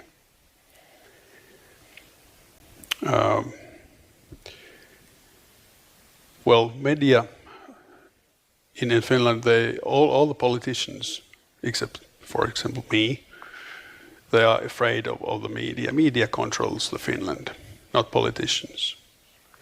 And every politician fear of the media. They are not allowed to tell the truth. And here in Estonia, the situation is much better. Can I have the next slide? Here's total mortality figures now. Quite few, I think 3 weeks ago I made this slide. There is, we are here. These are the winter flu season from week 40, from the autumn to the spring week 20 in Finland. Usually the mortality goes up in the winter because every winter there are some kind of infection or epidemic. And there was nothing here in the winter 2019 to 20 and 20 to 21, nothing. And they said, we have a pandemic. It wasn't in Finland, at least. And death rates went up in May or June 2021 from the second shot. First shot didn't kill people first in the, let's say, 5 months. But in the second shot, it rose up immediately. And it has stayed quite high after that. I have quarreled in the net, for example, some professors who they don't know how to calculate these things even. Finnish THL, the health officials, they kept this kind of calculations until 2019. This is their idea. But they haven't published any figures since 2019. Why? We all know why. Because you can see that there is no pandemic and the deaths start from the second shots. So there's no association to the claim pandemia in mortality, in total mortality, but there's association to mRNA shots. This is quite clear. Oh, it works. In Finland, there are several studies that Finns trust in the media. There are 4 main journals or media in Finland, and Finns trust them. I don't know why, because they lie daily. But the circulation of the media, the papers and readers, they dropped like stone. So people have realized something, but still according to studies, the trust to media is high. But they're usually done by the media itself, these studies. So Finland has traditionally been a high trust society. People have trusted each other, and even the officials and maybe some politicians, at least few. And I haven't figured out what's the reason for this, but I think it's from the cold climate. If you don't trust your neighbor or family members in the cold climate, you die in the snow. You have to trust your friends and countrymen. And it is now used to ruin the country and kill the people. So conclusions. If you watch the total mortality figures and the estimates based on the age, for example, from 1945, men were released from the front in 1944 autumn. 9 months since that, babies start to born, about 100,000 babies a year from 45 to 56. A large population. These people have started to come in the age when they die. But this is not the reason for the extra mortality. Statistics Finland have calculated how many people should die according to the age. And you can calculate the difference between these. So according to my estimates, about 70,000 Finns have died more than they should have been. And this is in line with the several international studies from the southern hemisphere. They calculated that 17 million people have died from the mRNA shots. So this is in line with this. Media officials and politicians all lied. People died. It was never a question of virus pandemic or healthcare in general, but pandemia of corruption. There's a thorough story in my blog with 122 references. And it was written by a very prominent scientist who is still in the medicine business, has been over 30 years. He's highest education in the area, but he cannot tell his name because he would be fired immediately from the medicine company. So in Finland, this is very well documented what happened. Officials lied in every step. I busted them then at least 3 times. They just lied. For example, emergency care units, they said that they are full with corona patients, but there was another official in Finland who had the figures of the whole country. And you can watch that they are half empty, emergency units. And hospitals are also empty. And nurses and doctors had so much free time that they danced in there and made videos. So Finland is also, again, according to the several studies, the happiest country in the world. Well, you can be happy if you don't know what the reality is. Happiness is a feeling. You can be happy and then you die. Thank you. That was. Thank you, Ossi, for a wonderful lecture. Our next speaker is Peter McCullough. You are online, we see you, and hopefully we can hear you also. Testing, 1, 2, 3, testing, can you hear me? Yes, thank you. Continue with your lecture, please. Thank you. Well, thank you, Mr. and Mrs. Chairman, and thanks to each and every one of you for attending this very important event, this symposium. My name is Dr. Peter McCullough. I'm in practice as an internal medicine physician, cardiologist, and a research epidemiologist. I'm president of the McCullough Foundation, and I am the chief scientific officer of the Wellness Company. These are my prepared remarks. Over the last 5 years, nearly the entire world has been exposed to a novel protein called the spike protein, which is on the surface of SARS-CoV-2. This virus was engineered in the Wuhan Institute of Virology by a US-Chinese collaboration. It began infecting people at late 2019, and sadly, people died of the infection. The number of deaths and the number of infections was greatly exaggerated based on testing and case definitions. But to make matters worse, the vaccines programs which rolled out in 2021 again featured the spike protein, the dangerous and lethal part of the virus. So people were then exposed additionally to more spike protein. And some of the vaccines, the genetic vaccines, like the messenger RNA vaccines, to this day are producing spike protein in the bodies of those who took them.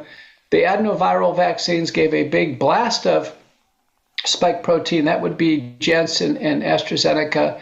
And then others just gave a fixed amount, like the Sinopharm, the Coronavac, and the Novavax vaccines. But suffice it to say, 97% of us have been exposed to the spike protein. A sizable proportion of us, my estimate is more than 5%, have circulating spike protein in our bloodstream right now. I'm actively involved in research. I have over 100 peer-reviewed publications on the topic. I'm one of the most cited doctors throughout the pandemic. And what we need now is we need a complete removal of the vaccines from the market. Virtually no one is taking them. It'll be symbolic to end the vaccine campaign.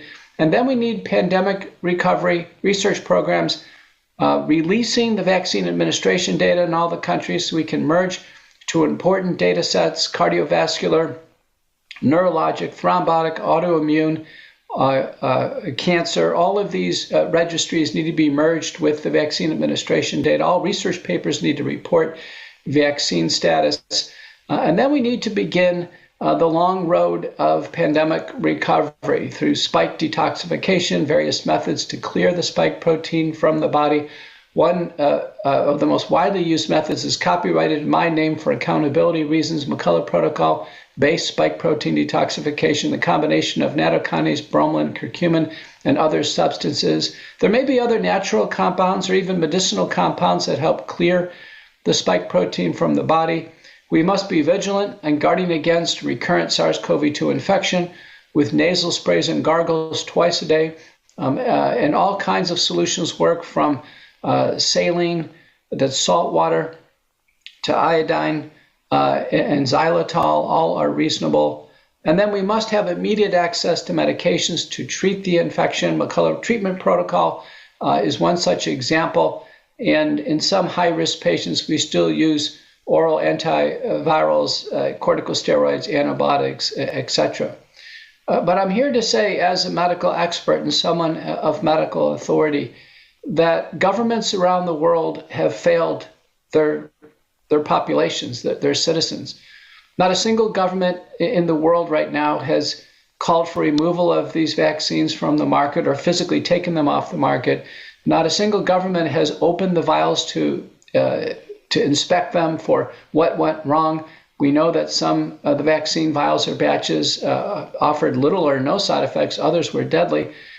To examine them for concentration of vaccine material, contaminants, and other impurities. And not a single country has begun a bona fide pandemic recovery research program focusing on the vaccine injured and disabled. Lastly, for those who have died from the vaccine, and those numbers are vast, there needs to be compensation programs to the families and admission of the truth. I'm Dr. Peter McCullough. Those are my prepared remarks. Thank you so much for listening. So we continue with our program. Ms. Shafram, Alissa, floor is yours. Thank you. Eta. You know, in South Africa we say Eta as well. It's amazing how language connects us. There's so many words we have in common. Eta in South African is more like hi. It's like hi, hello, how are you? So yeah.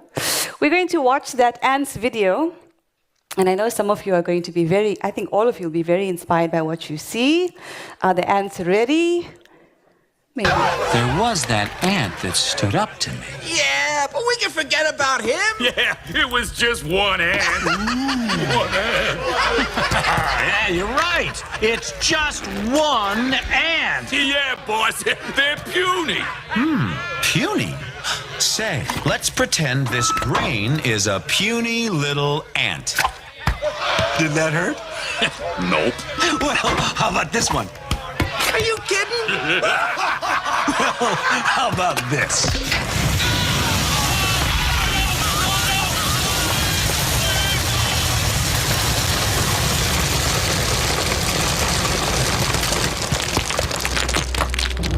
You let one ant stand up to us, then they all might stand up.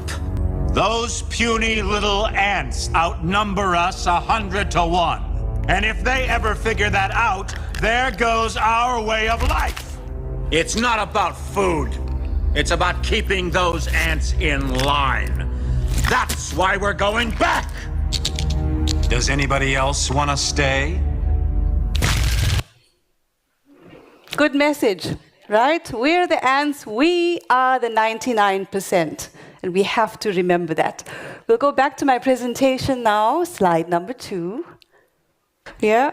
So here's the focus of this presentation. Should we give the United Nations standing authority over what it defines as emergencies? Before I say anything, does that sound like a good idea? No, it's a terrible idea. What rights do we have in international law to prevent the abuse of emergencies? We have them, we just didn't know. So with that being said, next slide, please. Brief introduction, and as you read through the text, I'll just highlight some photographs. On the top right, African Interparliamentary Conference on Family Values and Sovereignty. So we are spreading the word around health, freedom, human rights, and peace. And at the bottom, African Bar Association Conference Day for Lawyers. And that's some of the interfaith work that I find to be very, very fulfilling. Next slide, please. Which way forward for our children? In my conversations with you over the last 48 hours, it became very clear that we care about our children. And we do what we do because we want a world that is safe and peaceful and prosperous for them. These are children from South Africa making peace posters. Next one, please. In contrast, this is a child from Cameroon who was severely injured by a yellow fever injection. That's her family. And this child has heart trouble, she's blind, she has multiple seizures a day. Thankfully, my brother from Canada, Dr. Mark Trozzi, had arranged through a clinic in Canada to send her some medicines. It's helping with the seizures at least. But I would encourage you to watch that film, Infertility, A Diabolical Agenda, where the WHO facilitated an experiment on Kenyan girls and women only. They were told they were getting tetanus shots, but they were laced with HCG, which rendered those girls and women infertile. That's what they did. Please watch that film, infertilitymovie.org. So there are many ways to control and colonize us, and one of the primary ways is corporations like the pharmaceutical industry. Next slide, please. So we have to decide, is it the power of the people or is it the one world government and the new world order? That's not a conspiracy. You can literally search for politicians who repeat that phrase, the new world order. Every time you hear that, you know it means trouble and we need to do something about it. But what leads to the new world order is the one world government. And through the United Nations and the World Economic Forum, they think we're headed in that direction. Next slide, please. This is how we think the world looks, right? Nation states, flags, anthems, etc. But how does it really look? You saw this slide earlier on with Tess. Next slide, please. The global public-private partnership. Policymakers, policy distributors, policy enforcers, there's your national governments, selected scientific authorities, selected policy propagandists, including hybrid warfare specialists like mainstream media and fact-checkers, and policy subjects, us. Our objective is to turn everything around. Not only should we be at the top, what we want is a circle, and we want them to either change the way that they engage with us or to go away. Next slide, please. You never let a serious crisis go to waste. And what I mean by that is that opportunity to do things you think you could not do before. Isn't that what they do? They use crises, real or imagined, and that is how they gain more power over us. And 9/11 is one example of that, right? So that quote is attributed to these three people. It might be one of them. But more importantly, Hegelian dialect. Who knows what that is? Yes, very good. Yeah, backslide. So there's an agenda, which is the centralization of power. There's a thesis, for example, a manufactured terrorist threat. There's an antithesis, the repressive police state. And the synthesis, the removal of freedoms and the transfer of power from the many to the few. Are we going to fall for that again? Right? Next slide, please. So this is a slide around, very basically, what happened in our different countries over the COVID-19 operation, from Brazil to India to China to Australia, South Africa, United Kingdom, Philippines, US, Myanmar, Belarus, violations of human rights at often an unprecedented scale. shortage of medicine supplies, marginalized communities, strict lockdowns, harsh border closures, migrant workers facing discrimination, elderly individuals in care homes were neglected and deprived of adequate protection. May God forgive them. The Philippines, heavy-handed approach to lockdown. The US, of course, continued detention of people in overcrowded conditions. Military in Myanmar faced condemnation for brutal crackdown on protests. We're seeing that happening around the world. And Belarus, of course, allegations of using the pandemic as a pretext to crack down on protests. We have to defend the right to free speech. Without it, none of our other rights actually exist. Very important. And I believe Auntie talked quite strongly on that subject as well, free speech. Next slide, please. You know him. You saw him earlier in Micah's presentation. This is a cartoon by Bob Moran. I quite like it because it pokes fun at the other side, and that's how we get rid of some of the fear and anxiety we might feel about these very powerful characters. And you'll see the mask, digital ID, Happy Meal crickets. We're not eating insects. And of course, the bioweapons. I would encourage you to watch this film we made in South Africa called Countdown 2030. We'll make it available to you through the conference organizers. And it's very strongly focused on the World Economic Forum. The way I see it is that the arms are the agencies, the WHO, the IMF, the World Bank, etc. The neck could be seen as the UN. The head could be seen as the World Economic Forum. And then there are strings even above that, behind the curtains. People and organizations we don't know the names of. Next slide, please. UN history, as we know, formed after post-World War II, intended to facilitate international cooperation. In its history, has our world ever known peace? Has it? Do you recollect? No long-term peace. Why is that? Because if there was peace, would there be a need for the United Nations? Right? Security Council is a contradiction in terms. Of course, 2 layers, superior, inferior, doesn't work. Allegations of corruption and sexual abuse. UN and WHO workers have committed crimes of sexual abuse against, for example, the women of the Congo region. And so that's what they do. They go into conflict zones and they violate people's rights. There is an increasing move towards multilateralism, but not in the way that we want. They're presenting it as a solution, as a way to bait us into giving them more power, and they are now seeking relevance through emergencies. So the WHO realized that this resistance movement we built against the pandemic treaty, IHR, so on and so forth, is very powerful. They started to eventually, they couldn't ignore us, they had to acknowledge that we exist. And so I think what they did is talk to the UN and say, well, we're exposed. We need you to now go front and center on the subject of health. Ordinarily, the UN is not responsible for health. It has no oversight in that area. So this is interesting. Next slide, please. If you research United Nations website for the word global governance, almost 5,000 results. They're very serious about the one world government, and we should be too. Next slide, please. So this is the Common Agenda report of the Secretary General Guterres, and I'll specifically be focusing on Policy Brief 2, an emergency platform, but there are other areas that this Common Agenda document focuses on. And I quote, I propose that the General Assembly provide the Secretary General and the UN system with standing authority, horrifying, to convene and operationalize automatically an emergency platform in the event of a future complex global shock of sufficient scale, severity, and reach. The Secretary General would decide when to convene an emergency platform in response to a complex global shock. Does that sound like a good idea? We know what we went through with the COVID-19 operation. Next slide, please.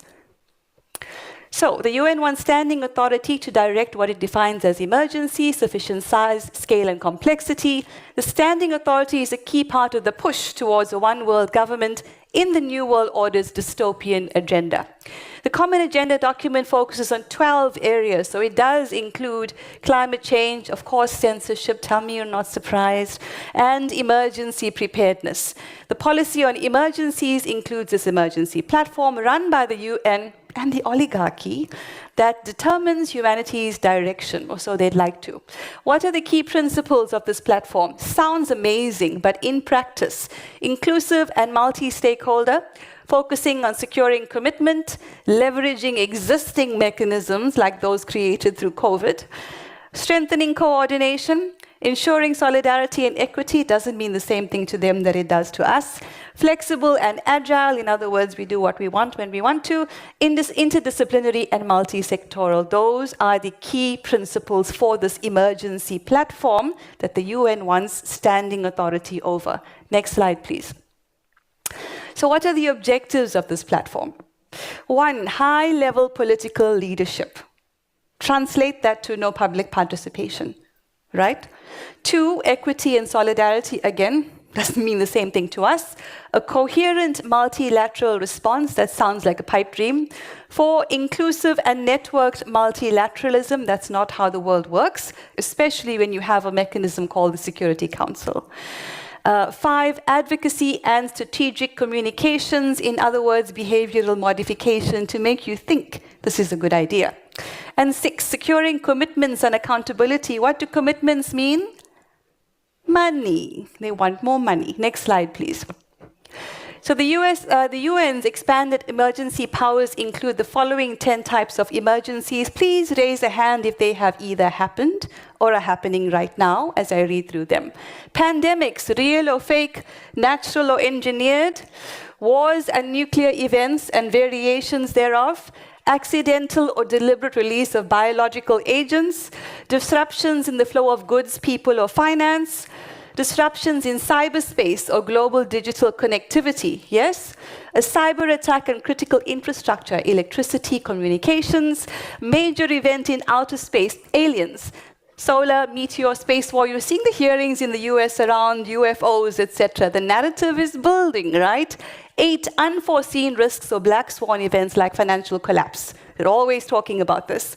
Technological or scientific developments gone rogue, AI, right? That's a serious one. And our favorite, climate or environmental events, degradation or disaster. They are well on their way because they have set the stage for us to believe that we need an emergency platform for these reasons. And on the right, a visual representation of some of these expanded emergency power. What does the UN have to do with pandemics? Because the WHO is exposed. Next slide, please. Now, this was interesting. I saw this on the very long flight here, I think from Netherlands, Johannesburg to Netherlands. French hospitals told to prepare for war in Europe by next year in leaked government letter. Anybody saw that headline? Yeah, so they are preparing Europe for war, and by extension, the whole world. And so what I think, so the country's health minister has instructed hospitals to prepare for a major military engagement by March 2026. In the presentation I did for the National Citizens Inquiry in Canada, part of what I'd presented, it was around trauma, children's trauma through conflict, but an interesting research study showing that fewer and fewer Canadians are willing to go to war. And fight for who? Corporations? So there's progress in that regard, and certainly that powerful image on the right is one that we bear in mind. What we do for our children. And very often children help us realize what is right. Next slide, please. What are the risks of this emergency platform? I don't have enough time to go through them in detail, but I'll just read them out. Mission creep and scope expansion. So it starts here and it ends up there. You just need to, it's 2 weeks, we just need to lock down for 2 weeks. Remember that?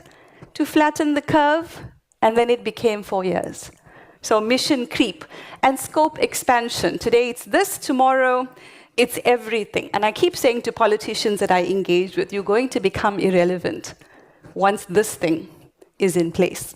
The erosion of national sovereignty, obviously, especially if someone wants to teach your country a lesson. Or you may have some natural resources that they want. All they would need to do is trigger an emergency, right? Very easy to do. And then say to the UN, exercise your standing authority over that country and tell it what to do. Unbalanced power and influence. Some countries have more power, influence, and resources than others. So if you're a smaller country with lesser influence, this is going to be a major challenge. Also, the creation of a two-tiered system. We have so many tiers, we can't even recognize them, but ultimately it means the UN and then the national governments and everything else built in between. It also bypasses and weakens existing systems. You may have a system that's working in your country for emergencies. That would be completely ignored when power is handed over to this emergency platform. It's also a precedent for further centralization of power. They may cover those 10 areas, but believe me, there are many, many more. And of course, there's the potential for abuse and politicization. So these are some of the risks of the UN's emergency platform, which I think the delegates going to the UN, clearly most of them actually don't realize. They just sit there, it's a job, tick the box, get paid, go home. And nobody discusses with us what are the implications of the decisions that they make. Next slide, please. Who benefits? Always follow the money. COI is conflicts of interest. Who would benefit from this emergency platform?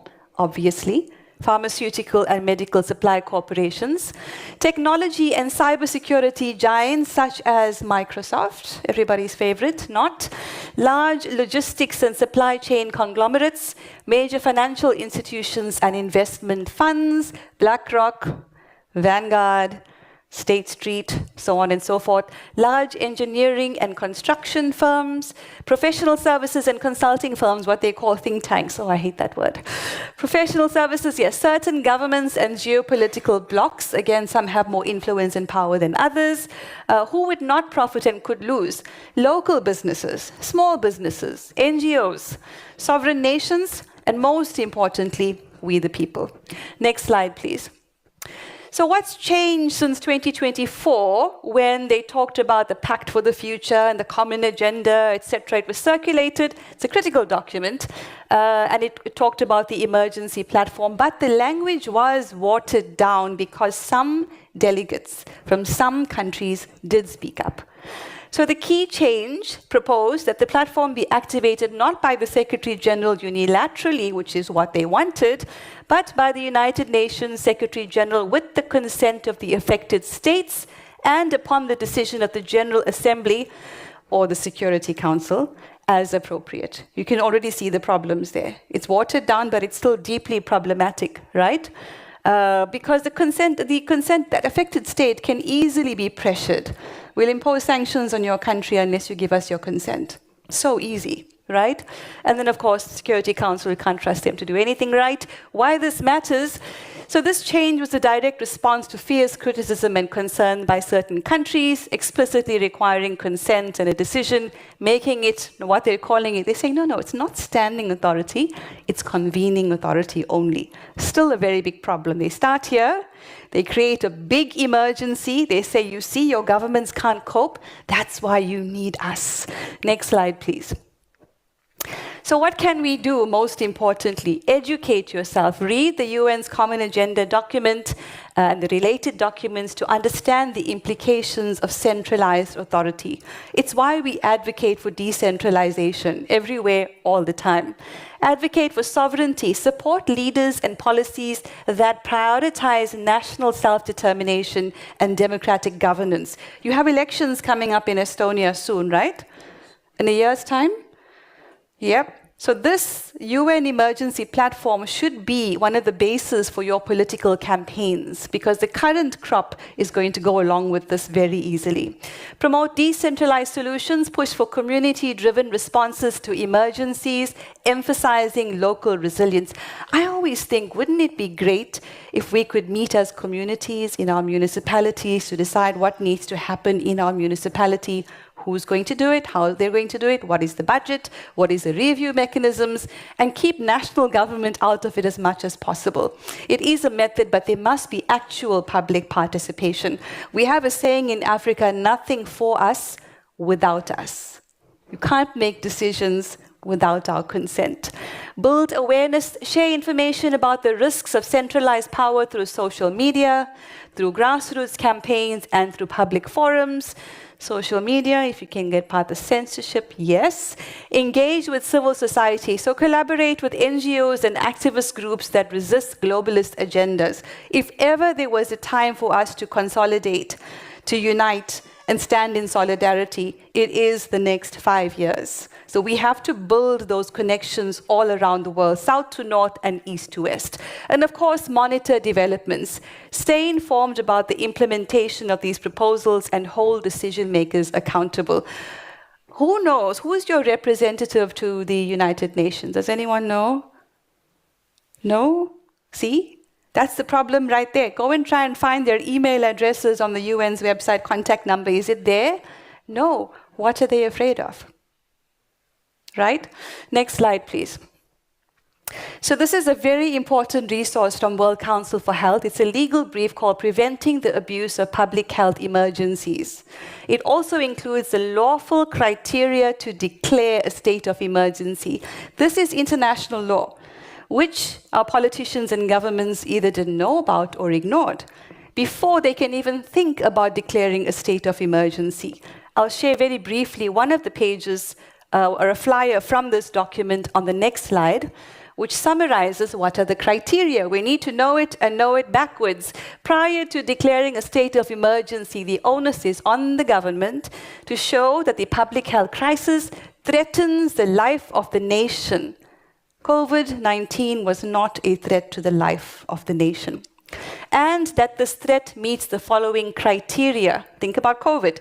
The threat must be 1, actual or imminent. 2, involve the whole nation. Did it? No. 3, place the continuation of the organized life of society at risk of extinction. They certainly made us think that, right, with the fear tactics, but it wasn't true. And 4, be so extraordinary that ordinary measures for protecting health and order are clearly inadequate.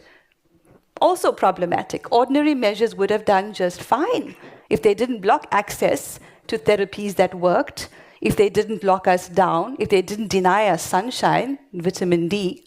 So a public health emergency that does not meet these criteria would not constitute a legitimate threat to the life of the nation. So any human rights infringing emergency would be illegitimate in terms of international human rights. Next slide, please. I'm almost done. We compiled this legal brief with Professor Willem van Aert. He's an international law professor. And you can see genuine emergency here with the criteria, and COVID-19 pretend emergency on the right. It didn't meet the criteria. Very important. Next slide, please. So I want to briefly touch on the WHO, following from Micah. And I wrote this article, Why is the WHO allowed to threaten member states into giving up sovereignty? So we learned from delegates who reached out to us to say that they were being threatened at this World Health Assembly and being told, well, you want sanctions? You want us to malign your country in the media and make you look like you need regime change? What do you want? You know? So it's essentially gangsterism. And of course, the UN must have been aware of this, right? That this was happening at the WHO. Witnesses say that delegates were intimidated. There's been no condemnation by the UN or an effort to investigate. Surprise, surprise. Deepens distrust in the UN. That last phrase was literally told to me by a delegate at the World Health Assembly. I'm currently under technical surveillance and writing to you using VPN. His next message said, I cannot continue this conversation. Next slide, please.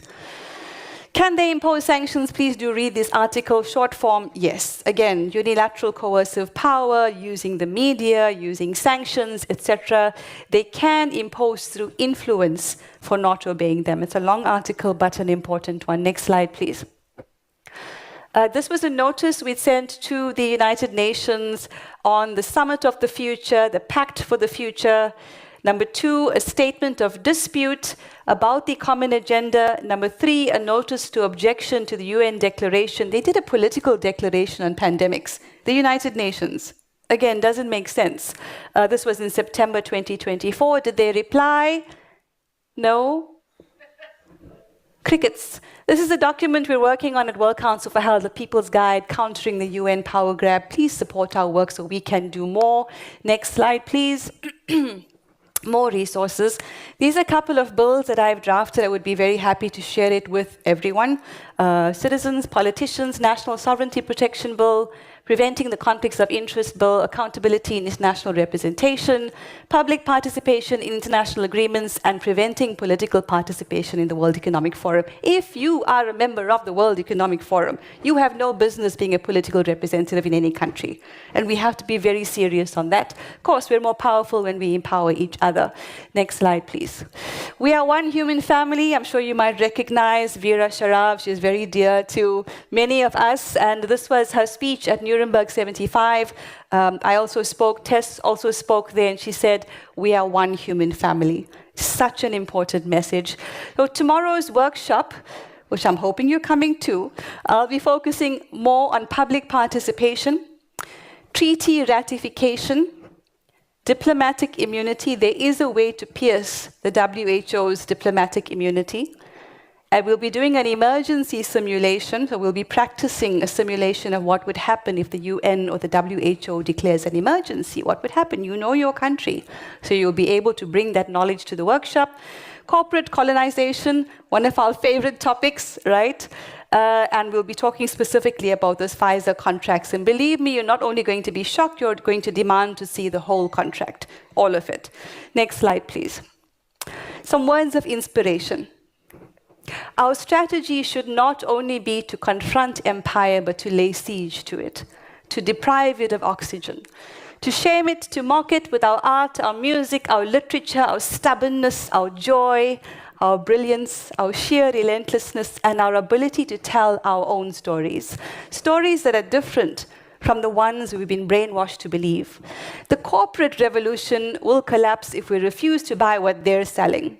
Their ideas, their version of history, their wars, their weapons, their notion of inevitability. Remember this, we be many and they be few. They need us more than we need them. Another world is not only possible, she is on her way. And on a quiet day, I can hear her breathing. Isn't that inspiring? Another world is possible. And the last slide. Thank you so much. So we're going to vote now on this UN emergency platform. Let's show you an example of a vote we took at the Better Way conference on the WHO. And then get ready to vote. That'll be the last part of my presentation. Let's watch.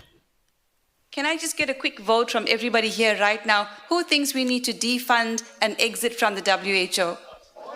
That's a full house. The people have voted. Thank you very much. Right? That's how it's done. So, right here in Estonia in 2025, we're going to vote on the UN emergency platform. Please raise your hand if you believe that the United Nations should not have any standing authority through any emergency platform. Does anyone have a hand down? Turn around and look at them, please. Well, the people have spoken. It's a full house. Thank you very much. Thank you, Shabnam Palesa. Our next speaker is online, Mr. Mark Trotsi. We see you, we hear you, so floor is yours. Thank you. Oh, thank you very much. God bless you all. I hope you're having a wonderful time. I wish I could be there with you, and I'm so honored to be a part of this, and very honored to speak after none other than Shabnam Palesa Mohammed herself. And, you know, and Shabnam mentioned something in her speech which really segues well into what I'd like to talk about today.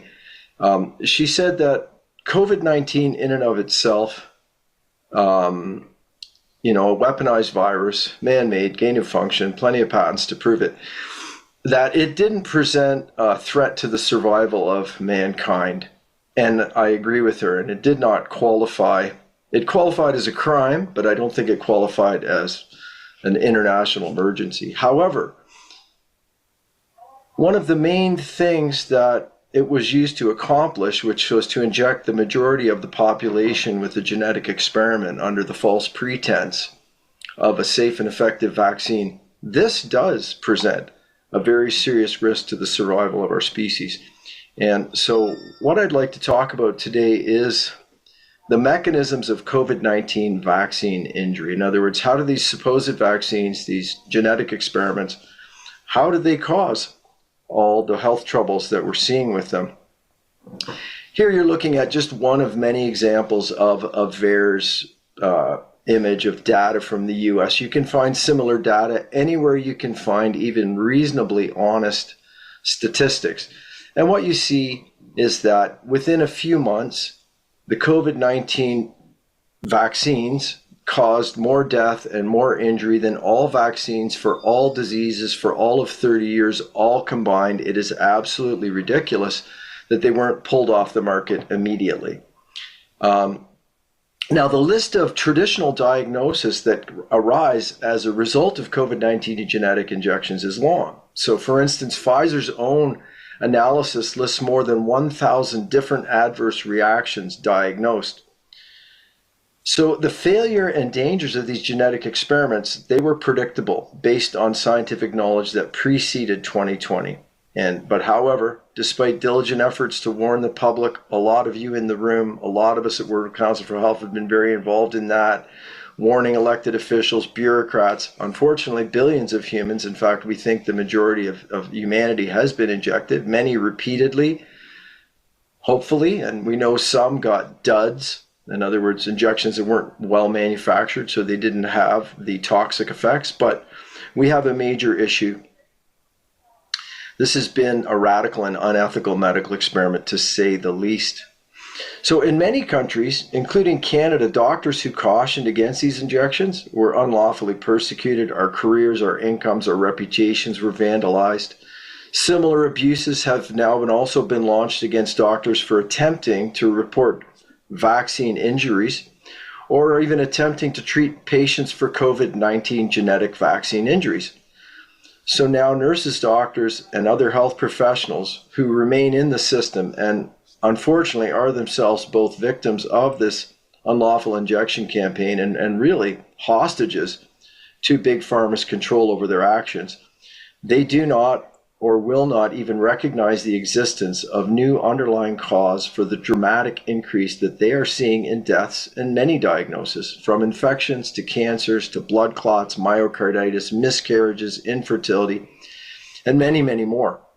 So this is a blind spot in healthcare, and this is creating yet another wave of harm from the COVID-19 operation and injections, and that is that injured people are being diagnosed in old terms and provided treatments that are not consistent with the new cause of their disease, which is the COVID injections. So in order to provide hope and optimize the outcomes for billions of injection victims, we have to correct this major flaw in healthcare today. And I hope this brief presentation helps others to understand some of the main mechanisms through which these injections are causing disease and death.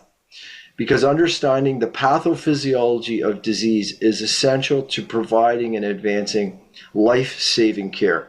So from here, this is my brief introduction to many of the mechanisms of harm from the COVID-19 modified messenger RNA so-called vaccine injections. So this is an image. If I were to put two images to represent the COVID shots, one is the Trojan horse.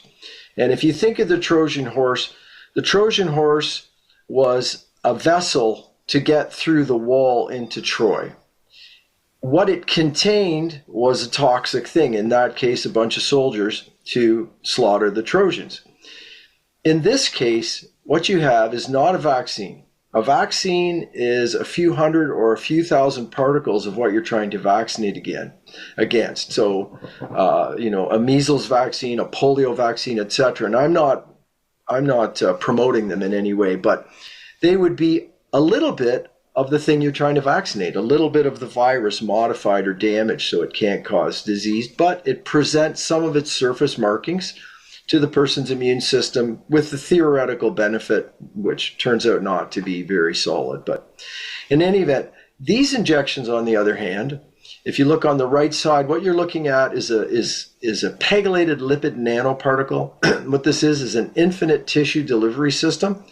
In other words, whatever you put into pegylated lipid nanoparticles can and will penetrate every tissue in the body. That includes the brains, the ovaries, testicles, even the unborn child, and the unborn child's brains, ovaries, or testicles. And what did they put in it? Well, what they put in it, again, not a vaccine, what they put in it, depending on which brand you got, was anywhere between 40 and 280 trillion copies of a foreign genetic code in a highly modified format. and specifically a foreign genetic code to cause the human cells to produce the toxic spike protein of the man-made SARS-CoV-2 virus. So I just want to step back for a minute and just look at real basic genetics. So your chromosomes live in the nucleus of your cells. They don't leave the nucleus of your cells.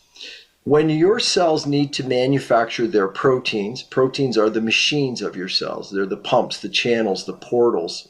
So many very beautiful things happening in cells. And when your cells need to make a protein, a section of your DNA, which contains the genetic sequence for that protein, it opens up, it unravels and exposes itself. And then within the nucleus, a messenger RNA is constructed. It's a template. So it's a mirror image of this section of DNA. That messenger RNA now takes the message of that genetic sequence. It leaves the nucleus. It engages with a little protein or a double protein called a ribosome, which now reads that message, puts together amino acids in the corresponding sequence, and that manufactures the protein that your cell needs. So that's what's supposed to be happening in cells. Now, what is in these injections is a modified version of messenger RNA for the SARS-CoV-2 patented spike protein. Now, the mRNA has been modified by substituting what's called N1 methyl pseudouridine in place of one of the letters of the messenger RNA alphabet, uridine. Now, this gives the RNA an extremely long life of at least 1 year, perhaps 3 years, perhaps forever. We don't know. So if we contrast this with natural messenger RNA that your body would make to make your own proteins, it lasts for a few hours. So the problem is now subject cells continue to produce this foreign coronavirus spike protein for a very long time. Another issue is this modification involving this N1 methyl pseudouridine. This introduces errors in the reading of the RNA by the ribosome. This results in the subject cells not only producing the toxic spike protein, but also producing a wide array of really unpredictable random bits and pieces of proteins and proteins. And as you'll see, these introduce another element of toxicity to these shots. So that's what we were told. People were told it was a safe and effective vaccine, but if you read the fine print like some of us did, which caused us to sound the alarms nonstop since 2020, you were told, oh, it's pegylated lipid nanoparticles with messenger RNA, tens of trillions of copies for the spike protein. And those things, unfortunately, are actually in most of the injections. But the injections also contain various undeclared contents and contaminants, both in terms of chemical contaminants and an array of plasmid DNA. So yes, unfortunately, the messenger RNA shots also include DNA, a variety of genetic sequences, including the sequence for the spike protein. And the list of the genetic sequences is still the subject of ongoing study. But we do know already that this includes the presence of SV40 enhancer and SV40 promoter sequences. And these are genetic engineering tools which are used to facilitate the incorporation of other foreign DNA that's injected into the victim's actual chromosomes. So this is actual genetic modification of people. The mechanisms are there. So this means we're facing the very serious risk of permanent genetic modification of human subjects to produce toxic proteins, among other issues. And the research into this is ongoing. But we already have laboratory cell culture evidence of genetic integration of the DNA into human chromosomes. So now let's talk a little bit about the toxicity. So there's a little bit about what's in the injections. First of all, lipid nanoparticles have known serious toxic effects, especially if they're injected repeatedly, which of course the C19 injections are. Polyethylene glycol that's used to stabilize these lipid nanoparticles so they can slip through membranes and deliver their payload into cells. Polyethylene glycol triggers an adverse immune response in many people, as much as 70% of people. But those are kind of the least of our worries with the shot. Here we're looking at the spike protein. The coronavirus spike proteins are a known toxin. This is not news. This is known since at least 2015 research in hamsters. Now, the current engineered SARS-CoV-2 virus spike protein, both as it appears on the virus and as it is produced in the injection victim cells following injections, they have enhanced toxicity beyond what you would get with the natural coronavirus spike protein. These modifications are extensive. They do include the incorporation of a furin cleavage site. They include patented modifications to damage recipients' chromosomes by interfering with DNA repair. And they've also eliminated the expression of an enzyme called hemagglutinin esterase, which would normally be present on a spike protein surface. The elimination of hemagglutinin esterase is one of the big contributors to the exceptional ability of this spike protein to produce blood clots, both at a microscopic and a macroscopic level. This ongoing microvascular clotting is one contributing mechanism to accelerate organ deterioration, so that the victim's organs are aging faster than normal. And this can account for a variety of clinical presentations, from accelerated microvascular dementia to kidney failure. As well, if you imagine these pegylated lipid nanoparticles in the bloodstream, so they can be picked up by the inner layer of cells that line blood vessels. There, they will deliver the genetic payload that will cause these cells lining blood vessels to produce the SARS-CoV-2 spike protein and express them on their surface. Well, that now marks these cells as if they are foreign. They are not part of a human. And this triggers the immune system to attack them.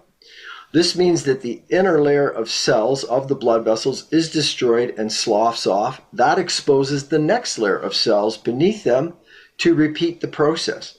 So in this way, the tunica intima, or the innermost layer of blood vessel walls, and can go even deeper into deeper tissue layers of arteries and veins, are damaged, eroded, and weakened.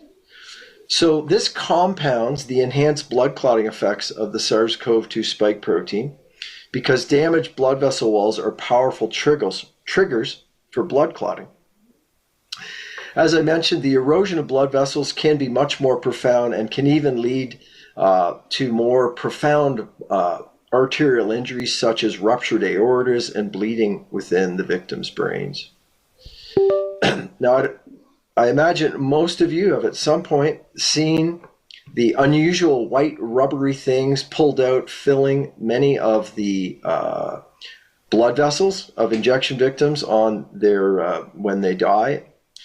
And there's still an ongoing study. There's some very unusual things in the genetic sequences found in the DNA plasmid. One of the most unusual is that the genetic sequence for the spike protein has an open reading frame at the opposite end, so that it could trigger ribosomes to read it backwards.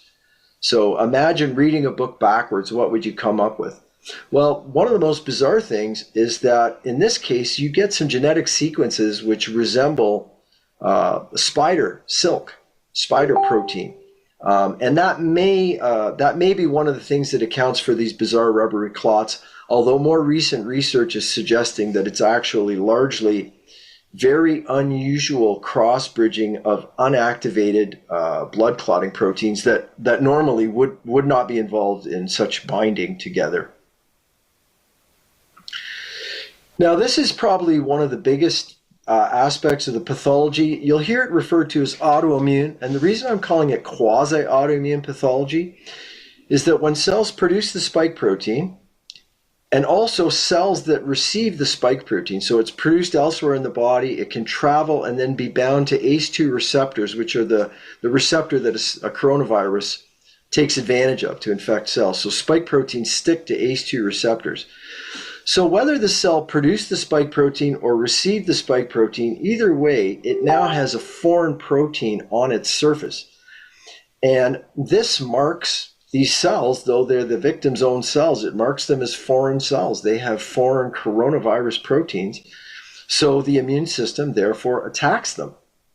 What you're looking at here, when proper staining is done, which is just immunofluorescence staining for the spike protein, this lights up. These come from an autopsy. This is dead person's tissue. And what you see is the cells are covered with the kind of reddish orange pigment is showing where the spike protein is, and then the immune system is attacking the tissue and attacking the cells.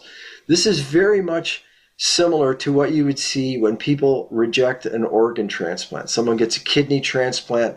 A lot of work has to be done to prevent a person from rejecting a kidney, even when it's well matched, never mind cells that are producing coronavirus proteins. And so this is one of the major mechanisms of injury seen in the first years following injections. So young hearts, testicles, ovaries, kidneys, brains, placentas, and other tissue samples from autopsies show the tissues of affected organs heavily laced with spike protein and under intense autoimmune attack. That's one of the three main mechanisms of causing autoimmune-like diseases. The other is what's called antigenic mimicry. The spike protein, it bears some resemblances to numerous natural proteins in the body, including syncytin-1, which is an essential protein in female and male reproductive tissues. So the immune response triggered against the spike protein can also target these natural proteins, causing another collection of autoimmune diseases and adverse effects, which includes, of course, miscarriages and infertility. Yet another mechanism, sadly, by which these injections are causing a groundswell of autoimmune diseases, of course, all being misdiagnosed because they're being interpreted in the absence of the information that I'm presenting to you today.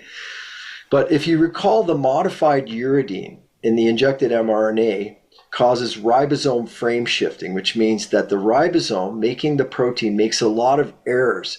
And so in addition to producing spike protein, about a third of the proteins produced are just random pieces of bizarre proteins. And every one of these has the potential to resemble a natural protein in the body adequately enough to trigger another autoimmune disease. So there's three mechanisms of causing autoimmune diseases. Another issue with these injections is antibody-dependent enhancement, which means increased COVID disease. So the production of large amounts of spike protein within the subject's bodies triggers a dramatic production of adaptive antibodies to the spike protein. And these antibodies have various toxic effects, including, sadly, the enhancement of coronavirus infections. And this is one of the reasons that we've observed increased rate of COVID infections, hospitalizations, and deaths among the supposedly vaccinated versus the supposedly unvaccinated. And this process is called antibody-dependent enhancement. Now, prior to the COVID-19 events, experimental evidence in animals had shown when you try to vaccinate a coronaviruses, especially vaccinating against the spike protein, there's a strong association of antibody-dependent enhancement, meaning that the presence of these antibodies, rather than defending the person, actually helps the virus infect and harm the person. And in these animal studies that preceded COVID, you saw dramatically increased death in animals from cats to ferrets who were vaccinated against the spike protein because of this antibody-dependent enhancement. The image you're seeing there, probably a lot of you have already seen it. There are many studies now demonstrating this, but this is a great one. This was the first Cleveland Clinic study on the subject in April 2023. And what that study demonstrated, looking at more than 50,000 healthcare workers, and interestingly, to the credit of the Cleveland Clinic, though they didn't warn against the injections, they didn't force their nurses and doctors to be injected with this stuff. But when they looked at the cumulative rate of COVID infections, what they found is every COVID vaccine makes you more likely to get sick with COVID. So antibody-dependent enhancement is a very real thing. Another issue is vaccine-induced AIDS. And again, vaccine is in quotes because this is not a vaccine. But The subject's dramatic immune response to the spike protein, remember, we're talking tens to hundreds of trillions of copies of foreign genetic material that is made to be hyper-persistent and includes the ability to permanently modify the person's chromosomes to produce the spike protein. This overwhelms the person's immune system and weakens the immune system in a variety of ways, including the suppression of CD4 and CD8 positive T cells, including deterioration in levels of all antibodies, and including generating tolerance antibodies called IgG class 4, which basically trains the body to ignore a variety of things from coronavirus infections to spike protein to cancer. So this damage to the subject's immune system accounts for the rise in cancers, very aggressive cancers, and a large variety of infections among the supposedly vaccinated. So there's multiple mechanisms to cause cancer. And these include the immune system damage. They include chromosomal DNA damage. In fact, just recently, an article was published out of France, and we published a translated version of it on drtrozy.news a few days ago, looking at 17 different mechanisms by which the COVID shots are increasing cancer all around the world. And the insertion of foreign genetic material into the human genome, of course, has many harmful effects. This includes the disruption of various tumor suppressor genes, which normally defend our DNA against damage and defend us against cancer. Additionally, the special spike protein of the SARS-CoV-2 injections has many unique characteristics, which includes the capacity to migrate into our cells' nuclei and there damage the DNA and interrupt tumor suppressor genes. And by the way, that technology was patented by a member of Moderna long before COVID was launched. So all of this adds further potential mechanisms for cancer. Yet another mechanism of injury from the jabs is antibody-mediated selection. And this is another reason that many of us warned against this genetic vaccine program, and that's the issue of antibody-mediated selection. So this is the reason that though real vaccination, if there was a safe and effective vaccine, we'd be open to that, but real vaccination may have a role to avert a pandemic before it happens, but it is likely to prolong a pandemic and drive the evolution of one variant after another if administered during a pandemic. Now, I'm sure a lot of you agree with me that the math doesn't work. This wasn't a pandemic in the first place, and we know the WHO had to eliminate the math from their delusional definition of a pandemic in order to use the word pandemic to abuse the world. But even just an active infection, so when you have an active spreading infection, vaccinating into that situation drives the evolution of one variant after another. And this is a foundation for the golden rule of vaccinology, which is that you should never try to vaccinate our way out of a pandemic, because attempting to do so drives the evolution of the virus, creates one variant after another. And interestingly, these variants that evolve, sadly, really, the injection victims are used to generate the variants. These variants are particularly dangerous to them, to the vaccinated subjects, rather than persons with natural exposure and natural immunity, because natural immunity is broad. It responds to many aspects of the virus. So the virus cannot just simply modify its spike protein to avert natural immunity. However, due to the injection campaigns, we have extended what naturally would have been a few months of active infections to years of variants, infections, and more misguided infections. And though it has been very profitable for the vaccine industry, it has been devastating for mankind. So that's an overview of some of the mechanisms. There are more mechanisms. We are discovering more mechanisms all the time. So this is a very cursory, broad overview of all the ways that the COVID-19 so-called vaccines are causing death and disease in unprecedented amounts. Some of the things I didn't talk about that I would love to in the future include prion diseases of the brain and damages to the victim's gut microbiome, which are very essential to good health. So friends, more research is needed regarding the mechanisms of injury from these injections. Details of the immune system disturbances caused by these injections are extensive, and they are under intense study, and I hope to be part of bringing you more information about that in the new year. So my conclusion is the COVID-19 genetic vaccines, they present no benefit and they cause much harm, and the time is long overdue to halt the manufacturing and administration of these injections. I think we must look to reinstate the scientists, nurses, and doctors who've been warning against these problems while advancing the research and treatment of the injuries despite being stripped of our positions, our laboratories, our hospitals, and our incomes. So advancing our understanding of the mechanisms of injuries and how to treat them and distributing this information on an urgent basis should be among our highest priorities in the world. There are new pathophysiologic mechanisms causing the dramatic increases in disease, disability, and death around the world. The medical and scientific communities have been muzzled and co-opted, so the healthcare practitioners are currently flying blind.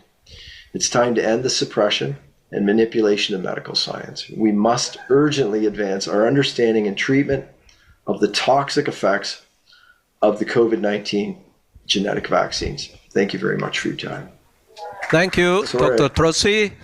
Thank you for the presentation, and our next speaker is ready.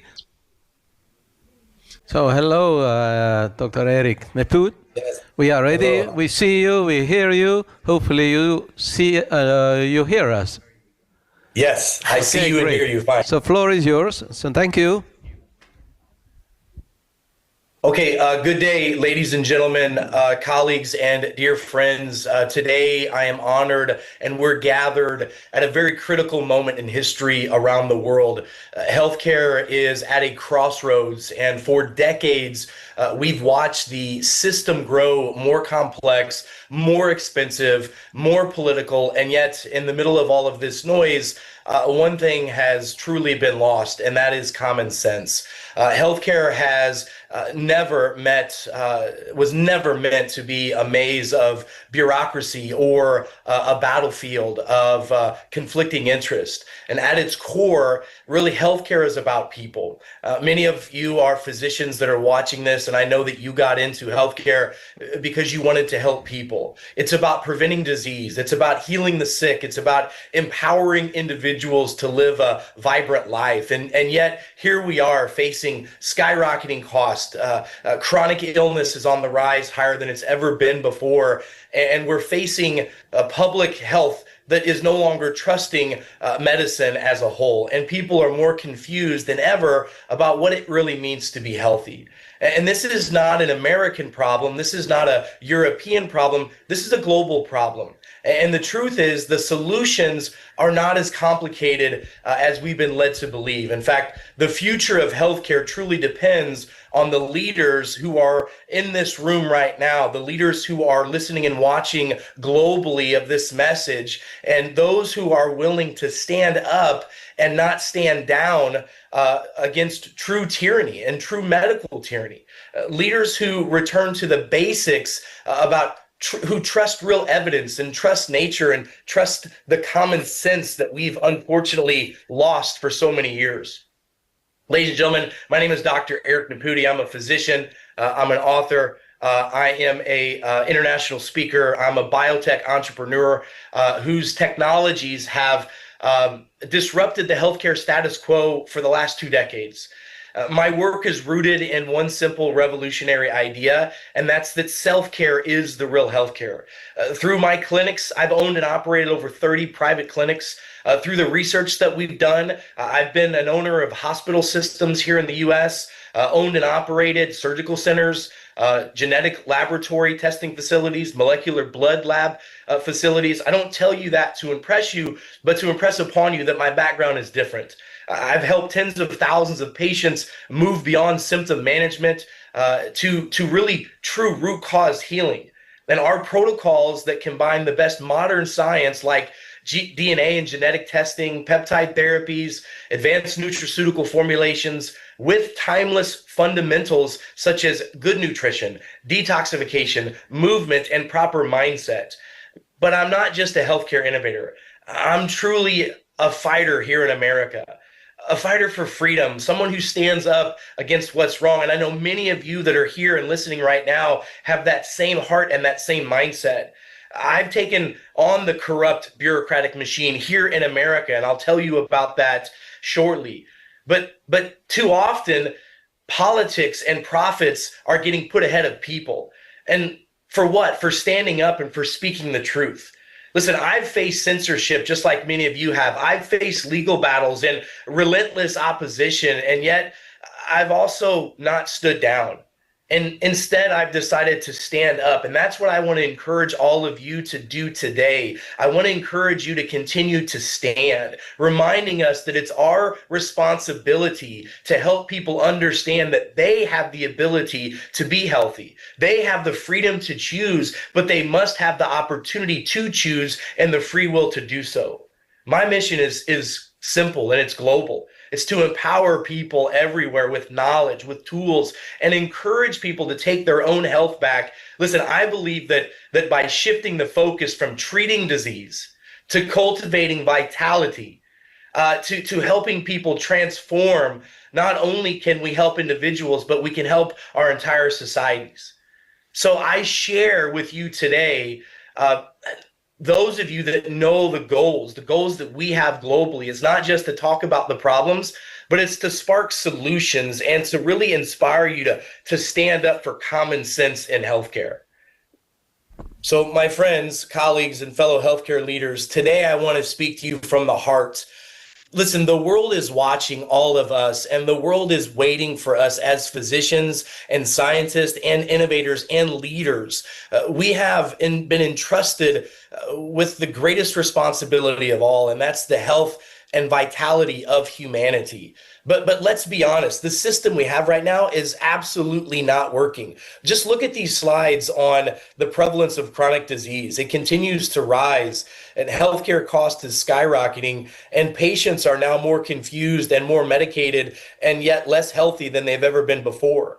In fact, not only is this affecting our adult population, which in the United States alone, some 76.4%. Let me say that again. Some 76.4% of all Americans have at least one level of chronic illness. And this is now starting to take effect globally. We're seeing those global increases in chronic illness rise in Europe and in Asia and across the globe as well. And patients are they just don't know what to do. And we are repeating the same protocols, prescribing the same medications, following the same outdated models that have failed us. And we as experts and we as politicians and decision makers, we must think differently. We must act differently to get different results. But as the saying goes, the definition of insanity is doing the same thing and expecting different results. Just look at the sickness that we have in North America alone with our children. 1 in 3 children has some type of chronic illness. I mean, look at the fact that big pharma in the US and globally has created so much devastation, and it's rapidly out of control. I mean, just look at this. In the last 10 years alone, there's been over $20 billion in fines and penalties that have been levied against the pharmaceutical manufacturers, and yet no justice has been settled for any of those individuals harmed or the physicians who have been wrongfully informed on prescribing these ill-willed medications. It's time for us to break free from the insanity. It's time for us to think outside the box. It's time for us to innovate and motivate. Well, folks, I did that, and we did that during the pandemic. My 30 practices, our surgical centers, and our hospital system saw over 11,000 patients during the COVID-19 pandemic. And instead of the government of the United States asking us what we did and how we were able to get such great results and stop the insanity that was happening here, I was personally, and my business was sued for $508 billion. That's correct. $508 billion. And many of you are thinking, why have we never heard of this before? Because this was one of the most absolutely politically science-driven lawsuits that you could possibly ever think of. And I will tell you that it's absolutely time for us to understand that we are in control. It's not about keeping disease under control. It's about giving the truth to people. It's about restoring the mind, the body, the spirit, and about function to the way the body was designed. Now, I was told by the United States federal government when I was sued under the FTC sued me under the COVID Consumer Protection Act, that no one has ever heard of that. That's not even an act anymore. I'm the one and only person who was ever persecuted and sued under this. And there was one reason and one reason only for that.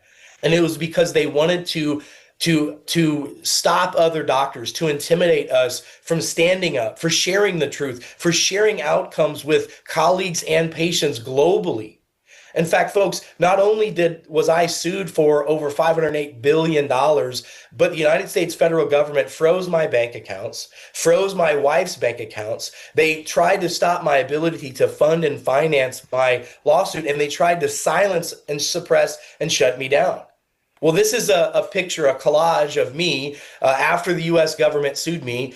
This is from the 2021 until 2024. This represents me being seen by over 1 billion people across the globe. You can see I'm there with the American Frontline Doctors. I was one of the original members in that organization with Dr. Simone Gold. You can see me with the late, great Charlie Kirk at the top here, who unfortunately was assassinated yesterday in the United States of America for standing up for freedom, for standing up for exactly what we are talking about now. And I'll tell you, after a long, exhausted battle, I was very excited. We spent 3 years fighting the United States government. In fact, two of the United States representatives from the FTC who is actually suing me dissented from the FTC, wrote letters to President Biden saying that we were using political power against doctors like myself, and requested to become an expert witness for me. This was all about political science, not real science. And I'm glad to say that after spending $5.5 million defending myself, losing over $20 million in potential revenue, this is a medical journal in the United States that has shown that Dr. Naputi won his case against the FTC and DOJ. But you don't hear about this. And the reason why you don't hear about this is because the governments of the world, bullies of the world, don't want to hear about people standing up against tyranny. Because this is what happens when we stand and tell the truth. The truth will set us free if we let it. And I'll tell you that after fighting this long, exhausted battle, I've testified in front of Congress multiple times. We've helped implement policies and procedures that are now changing the way that healthcare is delivered and received in the United States. And we're excited the fact that we're doing this globally. The world is looking for men and women to stand up against tyranny. Folks that are in this room now, people that are watching this webinar across the globe, the world is waiting for you to stand up and say, enough is enough. We should have the freedom to practice medicine the way that we want to practice. We don't want the governments in our consultations. We don't want them in our healthcare system. We want to restore the doctor-patient relationship, bring truth and transparency and trust back to what it is to be a doctor and a scientist again. And I'll tell you that it was a blessing in disguise.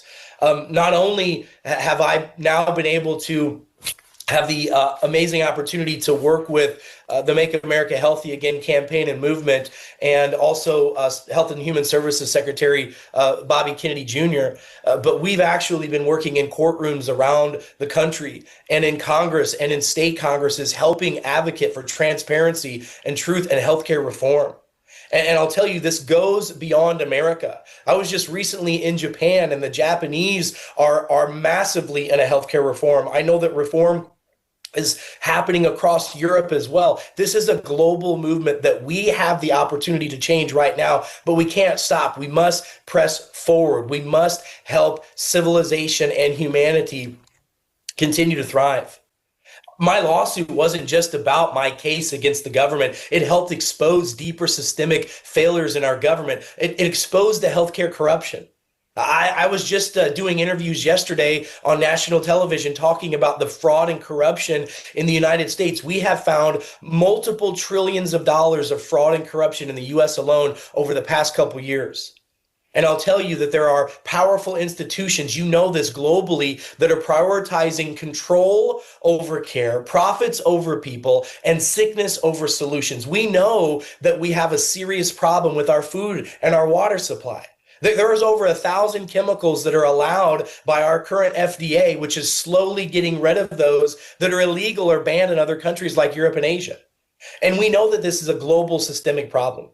And one of the problems is exactly this. This is our Medicare guidelines. Now, in the United States, our socialized medicine is known as Medicare. Medicare guidelines, section 2251, we were just speaking about this when I was in DC a few weeks ago. Think about this for a moment. Doctors are handcuffed and limited because of this very thing. And no wonder that chronic illness is running rampant through North America and why it's going globally, because according to our Medicare guidelines, which is the foundation for all insurance approvals in the United States, any treatment plan that seeks to prevent a disease, to promote health, and prolong or enhance the quality of life, or a therapy that is performed to maintain or prevent deterioration of a chronic condition is deemed not medically necessary. No wonder we have such a crazy problem with chronic illness. Chronic illness prevention and treatment is not taught in mainstream medicine. Chronic illness and prevention and treatment, it's not paid for by the insurance carriers. So there is no economic reason currently for the United States to work on preventing and reversing chronic illness until just recently. And we are working diligently, standing up and fighting against the powers that be. Many of you saw Secretary Kennedy earlier this week testifying in front of Congress about the corruption and fraud that's happening on a global level, and the fact that Big Pharma is pushing back so hard. And we're seeing a rise of a COVID 2.0 situation happening in America. We know that the global crisis is here. More chronic illness, more metabolic dysfunction. We have an overload of toxicities in the world today. There was a recent paper just released here in America that showed that the number one cause of chronic illness is chronic inflammation. And the number one contributing factor to chronic inflammation is environmental toxins, the air we breathe, the water we drink, the food we eat, and yet mainstream healthcare does not do anything or know anything about the detoxification process or pathways. We have turned several of our clinics now into long hauler and COVID injured patient treatment centers, and we're seeing an increase in mental illness and these metabolic dysfunctions happening since 2020 on a level we've never seen before. And it's continuing to get worse unless we continue to stand and put our foot down and draw a line in the sand saying enough is enough. And if it's not, if it's meant to be, it's up to us as a society. We have a systemic failure of our system. You know, we do not have a healthcare system. We have a sick care management system. We're not focusing on the root cause. That is now shifting. HHS Secretary Kennedy has now made mandates that medical schools are now looking into nutritional training. And I will tell you that where my conventional medical training had failed me was understanding how the structure and frame of the body truly works and how balancing that can help with chronic illness. It didn't teach me about foods and nutritions and how to eat well, think well, sleep well, and be well. It taught me how to prescribe medications and refer for surgeries. This system is broken. This is a business model. This is not a healthcare delivery system. How does this affect us? Well, we're seeing we have a constant battle of chronic symptoms and issues that are happening. Look, I polled just this morning some of the major talking points that we've got going on globally with healthcare. Chronic disease is the number one killer worldwide. Heart disease, diabetes, obesity, autoimmune conditions. We're seeing more of them now than we've seen in the past several decades combined. We have a multi-trillion-dollar budget in North America alone, but just for healthcare, but our outcomes remain poor. We spend more money in America than the top 100 industrialized countries combined, and yet we're still one of the sickest countries out there. Ladies and gentlemen, United States of America spent more money on COVID than anyone else, and we have the worst COVID success rates. The systems are broken systemically. And as a doctor, I was persecuted for standing up, telling people the truth. Please do not forget the fact, ladies and gentlemen, that doctor is Latin for teacher. Our job is to teach, preach, inspire, and motivate people on whatever level we possibly can. And by the way, in Europe, the rising cost of chronic disease and healthcare shortage echoes the same pattern that's happening here in America.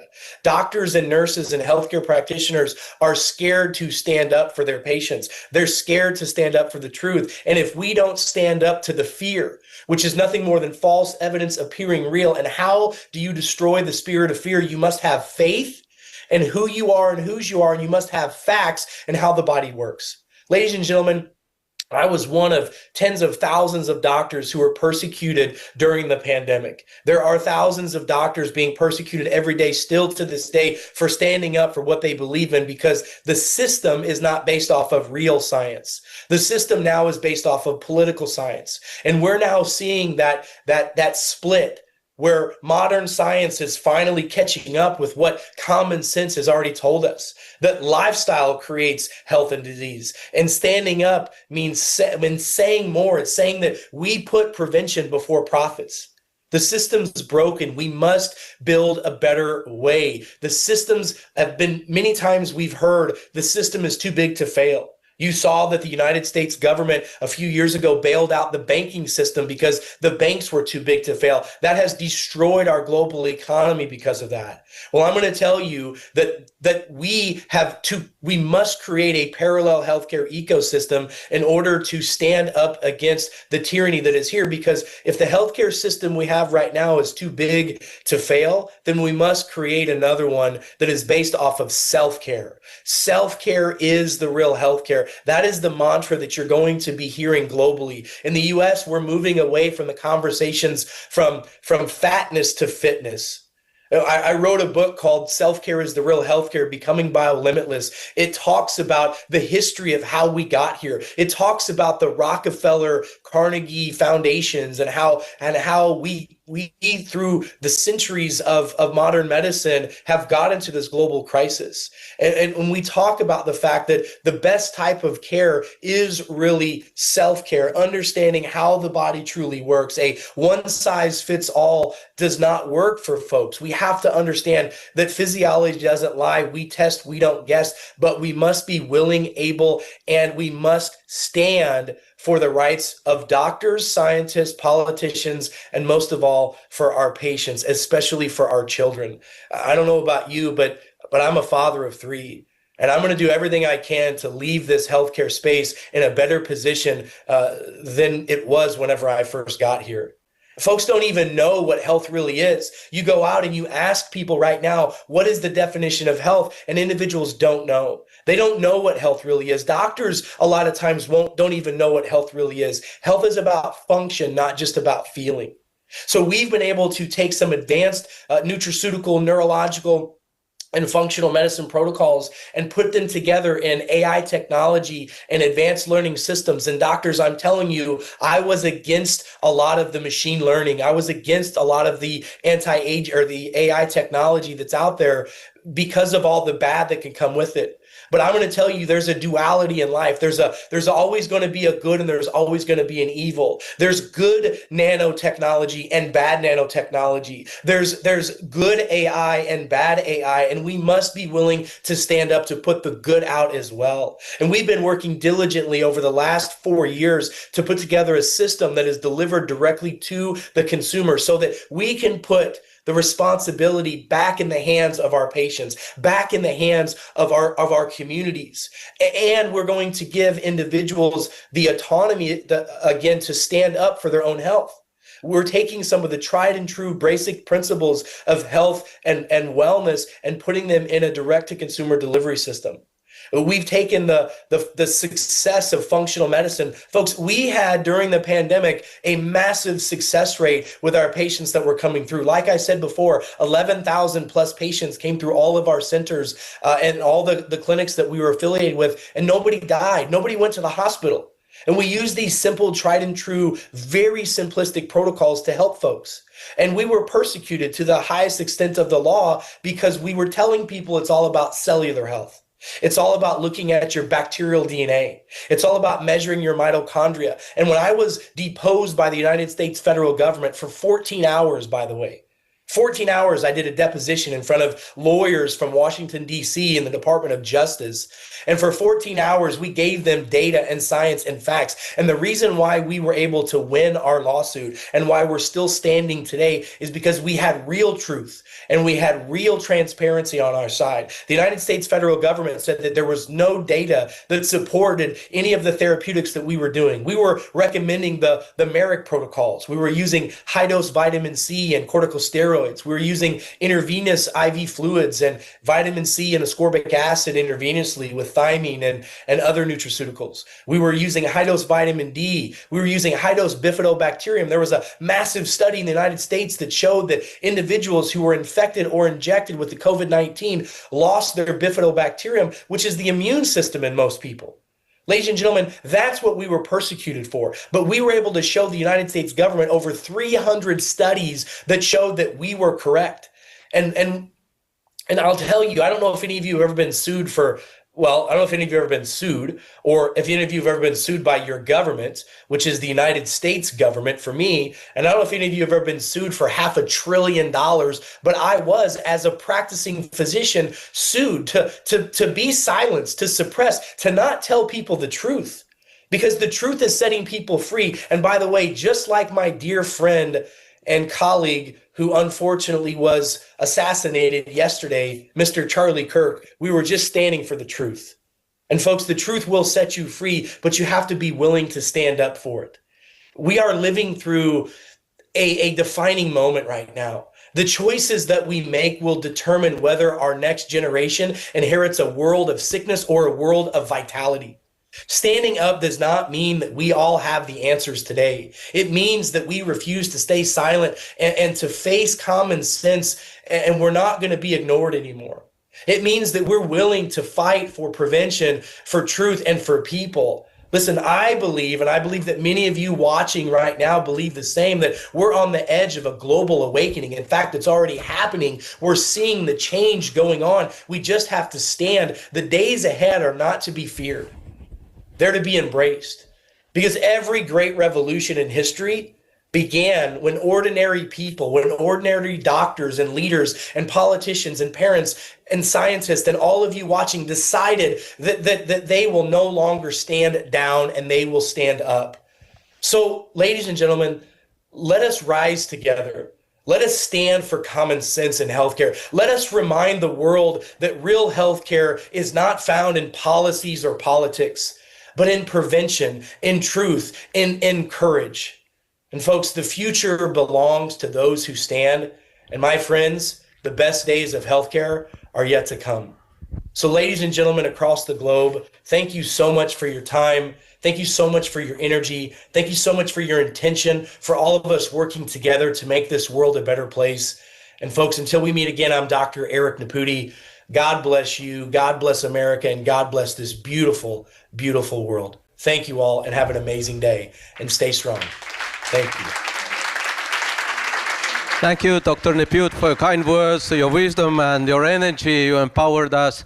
So we have a short break now, 10 minutes. So see you around, and well, again and again, thank you. It was so great lecture. God bless you. Thank you.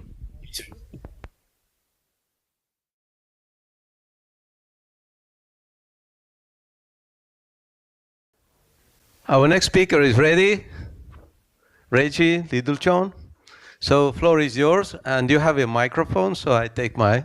Okay, great. You want to take your copy too?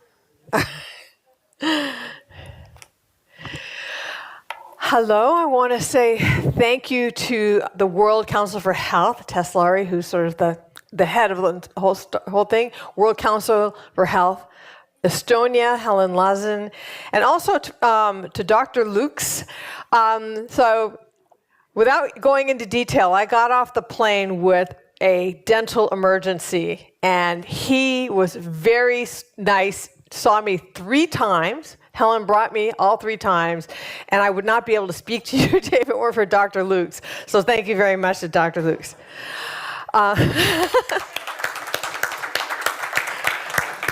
By the way, the way he relaxes is by traveling around the world running marathons, and when the marathon season isn't happening, he does the same thing with what's that called? Snow skiing? Anyway, crazy. My name is Reggie Littlejohn. I'm an attorney. I'm the founder and president of Women's Rights Without Frontiers, which as an attorney in the 90s, I represented Chinese refugees in their cases for political asylum in the United States, and these people were victims of the one-child policy, including forced abortion, forced sterilization. So that's what I've left the practice of law in order to help these women to have their babies, you know? This is a woman's right to have her child. Anyway, so I did that for a long time, and then when COVID came along, I saw that the Chinese Communist Party tactics of suppression were being spread out over the whole world through the World Health Organization. And so because of my background with China and fighting them, I saw that I had to turn my attention to alert the world to the way that these tactics were being used by the World Health Organization and others through COVID. Now, so I founded Anti-Globalist Alliance, founder and president of Anti-Globalist Alliance, and also in the United States, co-founder of something called the Sovereignty Coalition. I've been asked to speak about the dangers of the World Health Organization and also specifically about the pandemic treaty. But first I need to set a little context, which is that I believe that we are at war, and it's not a battle between right and left. It's a battle between right and wrong, between good and evil. We are living in a globalist coup, effectuated by a wealthy and powerful international elite determined to enslave humanity to its own advantage. The two entities that are at the forefront of this globalist coup are the World Health Organization and the United Nations. The World Health Organization can be used to establish a totalitarian surveillance police state through pandemics, and the United Nations can do the same thing through complex global shocks. Never before has humanity been so close to losing our freedom and entering a digital dark age or a digital gulag. So for all of those who would dismiss this as a conspiracy theory, I'm going to show you several videos and charts in which you can see the globalists talking about this themselves. So don't take my word for it, take their word for it. All right, so in COVID-19, I saw that the World Health Organization was basically repeating the lies of the Chinese Communist Party. So, as you might remember, the Chinese Communist Party started out saying there was no human-to-human transmission, okay?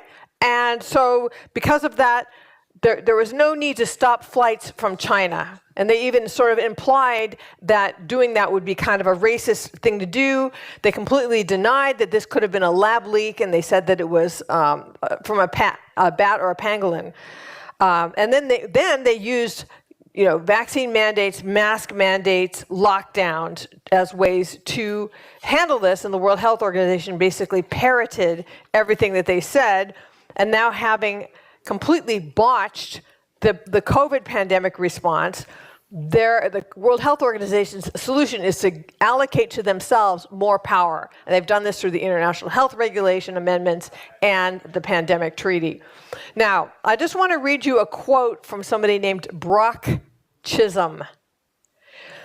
He was the first Director General of the World Health Organization. He went to Yale. I won't hold that against them. That's where I also went to, for law school and seminary, by the way. But this is what he said. He was a psychiatrist, an eminent psychiatrist. And what he said was,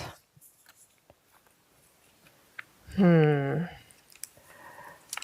it is.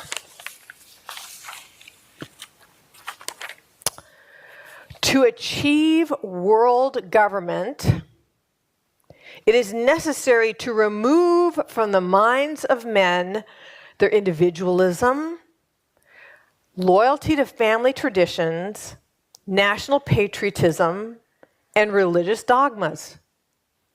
That's the first Director General of the World Health Organization. What's his goal? to achieve world government. How is he going to do it as a psychiatrist? Just think about this. Removing from the minds of men our individualism, our loyalty to our families, our national patriotism, and our religious faith. So that was how the World Health Organization started out. Now, if you want to understand the motive for pressing a vaccine into every arm, you got to follow the money. And so what I would like to do now is play the first video, which is a video of Bill Gates. It's an interview of him at the World Economic Forum several years ago.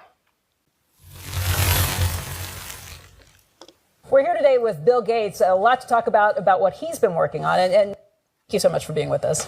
I'd like to talk to you about your approach to vaccinations. You wrote something recently, and like you always do, you kind of looked at the problem from a scientific and business perspective on things. You've invested $10 billion in vaccinations over the last 2 decades, and you figured out the return on investment for that, and it kind of stunned me. Can you walk us through the math? We see a phenomenal track record. It's been $100 billion overall that the world's put in. Our foundation is a bit more than $10 billion. But we feel there's been over a 20-to-1 return. So if you just look at the economic benefits, that's a pretty strong number compared to anything else. The human benefit in millions of lives saved. So, we're here with a pretty strong message that although all these other issues are very important, let's not forget about the great success in global health and maintaining that commitment. All right, so Bill Gates, he donated more than $10 billion, and he's got a 20-to-1 return on investment, which means he got a $200 billion return on that investment. No wonder why he can just fund anyone and anything that he wants, anywhere in the world he wants. $200 billion. Minus 10 is 190 billion. 190 billion he got. Why does this matter? Why does it matter? It matters because the Bill and Melinda Gates Foundation and also Gavi, the vaccine alliance that concentrates on vaccinating children, are both heavy funders of the World Health Organization. And so we have these two Gates-related organizations being major funders of the World Health Organization. And so then in what world do we think the health organization is going to be a neutral body deciding whether or not we need vaccines when two of their major funders would profit hugely if the World Health Organization recommended vaccine mandates? This is called a conflict of interest, to say the least. Now, the fear around the coronavirus, COVID-19, and then this push towards vaccine mandates, like we have to, and it is also is the basis for the digital health idea. They called it a vaccine passport in the beginning, okay? And I co-founded something called the Stop Vaccine Passports Task Force, which I think had the effect not of stopping them, but of getting them to rename them, okay? They stopped calling them vaccine passports. Now they're just called digital health IDs or just digital IDs, all right? But the whole point is that you terrify people about a disease so that everybody will accept, yes, we really do need these vaccine passports, digital health IDs, to see if everybody is vaccinated or not, because to keep us all safe, right? Well, I consulted with a couple of tech experts that said that any mandatory digital ID, and it doesn't even have to be a health ID, it could be even like a digital driver's license, which we are pushing in the United States. Any mandatory digital ID can serve as the platform for the Chinese social credit system. Okay? And I was familiar with that from having been battling China since the mid-90s. And that was what made me decide that I need to really blow the whistle on this. So, what is the Chinese social credit system? The Chinese social credit system is, in China, they amalgamate everything about you that's in digital form is all in one place on your phone. So they've got they've got real-time geolocation, so they know where you are. They have facial recognition. It's tied to your bank account. It's tied to your credit card. It's tied to your social media posts, your internet search history. I mean, you can really know a lot about what somebody's thinking about by their internet search history. Your internet spending history, your medical history, your criminal history, anything that's in digital form is all just through AI is all put in one place, and they come up with a score about how compliant of a Chinese communist doormat you are. So if you never make any waves, you obey all the rules, you get all your vaccinations, then you can lead a life that looks kind of like a normal life, moderate freedom. But you know that if you step out of line, things can happen to you. So first, if you do something like criticize the government, okay, then they can do something like you lose your job. You won't be able to borrow money to create a business or buy a home. Your kid won't be able to go to a good school. You won't be able to travel, and I mean not even getting on the local bus, because you have to show a valid, okay. You keep it up, they will sever you from your credit cards and your bank accounts, and then you continue with it in China, and they will just disappear you, which means one day you are no more. You're never to be seen again. We do not obviously want that system to be able to be spread worldwide. But these digital IDs can form the basis for it, okay? The technological basis. I'm not saying that the people in power right now would use it this way, but you know what? People in the future in power, if they have this digital framework, could use it this way. Now, what I would like to do now is show the digital ID image. This is taken from the World Economic Forum website. And as you may know, Tedros Ghebreyesus, the current Director General of the World Health Organization, announced on June 5th, 2023, that he was launching the worldwide global health certification network. The EU Digital Identity Wallet is scheduled for a rollout by 2026. China has launched its national online identity authentication system. They launched it just in July of 2025. And in the United States, as I mentioned, we have mobile driver's license and digital IDs as well, that they are, the real ID is what they're really pushing in the United States. And like I said, this is even under the Trump administration. And while I trust President Trump not to abuse this, we have no idea who's going to be elected after this, and it could be somebody who would want to abuse it. On this chart that comes from the World Economic Forum website, you will see that, that you will need a digital ID for basically everything. To access health care, just even access health care and medical treatment. To open a bank account. To carry online financial transactions. You want to buy something from Amazon? You have to have a digital ID. To travel. To own a communications device, like a laptop or a cell phone. To shop online. To access social media platforms. You want to post on X, you have to have a digital ID. And then to pay your taxes, vote, and collect government benefits. So the point is that we need to stand against these digital IDs. Because in the wrong hands, they could be used to do the same thing as the China social credit system.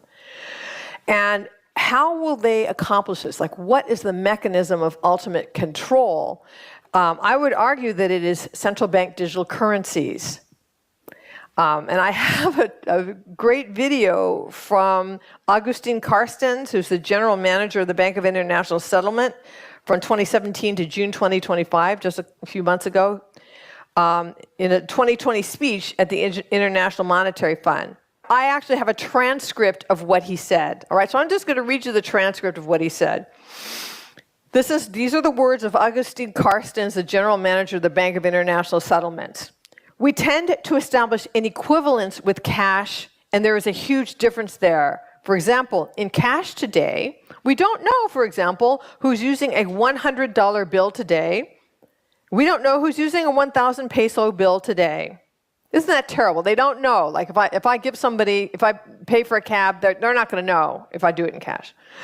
A key difference here is with the CBDC is that central banks will have absolute control on the rules and regulations that will determine the use of the expression of the money, of the central bank liability. And also, we will have the technology to enforce that. These two issues are extremely important, and that's what makes a huge difference with respect to what cash is. All right? So the goal here is to have everybody on a central bank digital currency so that the central bank will have absolute control over how or if or when you can spend that money. So what are the different things that they can do? They could say, for example, that you've used up your carbon credit, so you can't, buy a flight to a funeral or a wedding that you want to go to.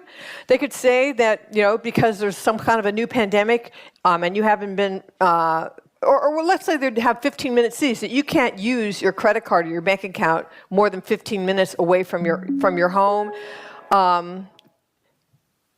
Or let's say that you belong to a disfavored political or religious group, or have criticized the government, or criticized the globalists, like I'm doing right now. Hello, globalists.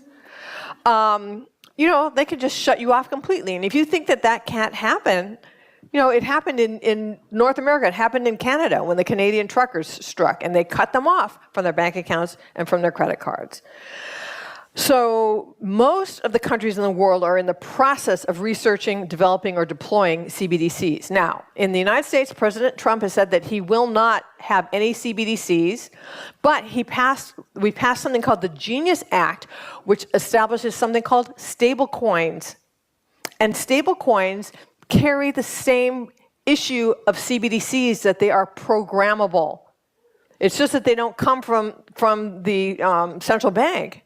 But they can come from other, commercial or private banks, or they can come from a private company that's been, given permission. So it's still the same thing, where you can be completely tracked on every single one of your purchases, and that they can control what you're doing. So I don't see that the stablecoin is any better than a CBDC. I'm sorry, but that's my view.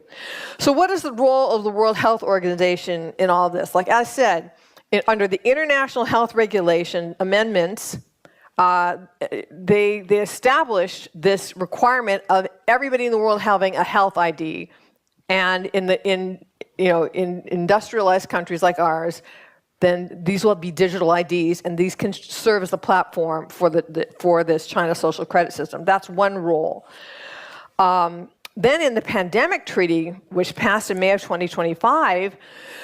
They have language in there, this is in the preamble, that the treaty requires nations, quote, to prevent misinformation and disinformation. Prevent it. Not censor it afterwards, but prevent it. So in other words, it wouldn't be a case of them taking the video of this conference down from YouTube. It would be preventing us from even having the conference, all right? So that's in there. And misinformation and disinformation is not defined, but we can see the way that it would be used as it was used in the pandemic, which is basically any information that contradicts what the WHO is saying, even though it's true, right? Like if you said there is human-to-human transmission, you probably lose your medical license and all kinds of bad things could happen to you, even though it's true, but it contradicts what the World Health Organization was saying at the time.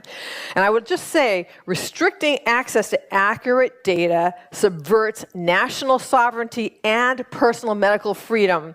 How can nations or individuals make sovereign decisions over their medical affairs if they cannot have access to correct information? Now, we also have One Health. This is Article 5 of the Pandemic Treaty. And One Health is basically, it's a mishmash of definitions, depends on where you look. Bottom line is, it connects human health to animal health, to plant health, to the environment, saying that they're all connected, which sounds so nice, and they make it look like a little poster that would be on a kindergarten wall, okay? But actually, it's very pernicious. Can I have the next slide? this is what I think One Health is. It's like the monster, one health, one world, one future, because what One Health does is it has given, I mean, this past, the WHO control over every aspect of existence on Earth. And the WHO has not said it's going to prioritize human health, but rather that it will balance human health with animal health and plant health, so that you could have a situation like we did in California, where the governor decides that because there's a little fish that is endangered, that he's going to let all the water from the rains flow straight out into the ocean instead of going into the reservoirs, prioritizing the fish, so that when we had the California wildfires, we had no water to fight them with, all right? Or I read about another situation where there was a farmer whose farm was just decimated because they said, oh, you're using too much nitrogen for your cattle. And so then, because there was some little kind of grass, like, I don't know, that didn't like the nitrogen. So this is a way of controlling the food supply. They even mentioned like your pets, you know, that pets, your little dog or your cat, you know, they come under the jurisdiction of the World Health Organization under One Health. And let's have the next slide, please. One Health Equity. This is from a journal, from the Lancet journal. It's called One Health, a Call for Ecological Equity. Quote, the consequences of this thinking entail a subtle but quite revolutionary shift of perspective. All life is equal and of equal concern. This understanding is fundamental to addressing pressing health issues at the human-animal environment interface. So that means your life, my life, the lives of our loved ones are equal and of equal concern to the life of a cockroach or a clump of grass, according to the World Health Organization. And, you know, that's actually, is this just a perspective or is this a religion, you know? I mean, my faith tells me that human beings are created by God in his image, and that's not something that we share with cockroaches, but not according to One Health. All right, now, perhaps one of the most chilling aspects of the pandemic treaty is called the pathogen access and benefit sharing system. Pathogen access and benefit sharing. So what's pathogen access? What they're doing is they're encouraging countries to go out into their jungle or whatever they have and find pathogens with pandemic potential, PPPs, and then to share them with the World Health Organization. So they send them to the World Health Organization, and then the World Health Organization can then send them to labs all over the world, ostensibly to create vaccines or other therapeutics. But you know, what could possibly go wrong, right? So the PAP system is, quote, to promote the rapid and timely sharing of materials and sequence information on pathogens with pandemic potentials. So this system will concentrate all the world's most deadly pathogens into the hands of unelected, unaccountable bureaucrats under the influence of the pharmaceutical industry. And to the extent that COVID-19 was a lab leak, this is going to greatly increase the chances of lab leaks. And not only that, but what are you going to do with countries that are at war with each other or hate each other, you know? It's going to greatly increase the chances of bioterrorist attacks. And there are no effective restrictions on gain-of-function research in the pandemic treaty. So, I mean, that's something that we really need to call for, because this is really horrifying. And by the way, the WHO and Switzerland have already established a partnership for a global WHO biohub system, the purpose of which is to create a fast and reliable system for sharing materials that could cause epidemics or pandemics. Does that sound insane to you? I mean, why are we sharing these things? We should be quarantining them. I would say this. The pandemic treaty and the PAB system are not a done deal. They're in process. So the PABS system, which is Article 12 of the pandemic treaty, was so controversial that they just sort of put in the bare bones of it into the treaty, and now it is continuing to be negotiated in an annex. And the annex presumably is going to be voted on at the World Health Assembly next year, in 2026. And then only after the annex has passed will countries be able to sign the treaty and then go through the ratification process. So we have two chances. We can oppose the PABS annex, and we can oppose the ratification in each of our countries of the pandemic treaty. And that's a heavy lift. It's a heavy lift, but it's something I think that we need to get behind. And that's something the Anti-Globalist International wants to get behind. And by the way, I should circulate this while I'm talking for the last few minutes. If you want to be on my email list or my Substack, just sign your name here. Got a pen that can go around? Here's a pen that can go around. Oh, that's, okay.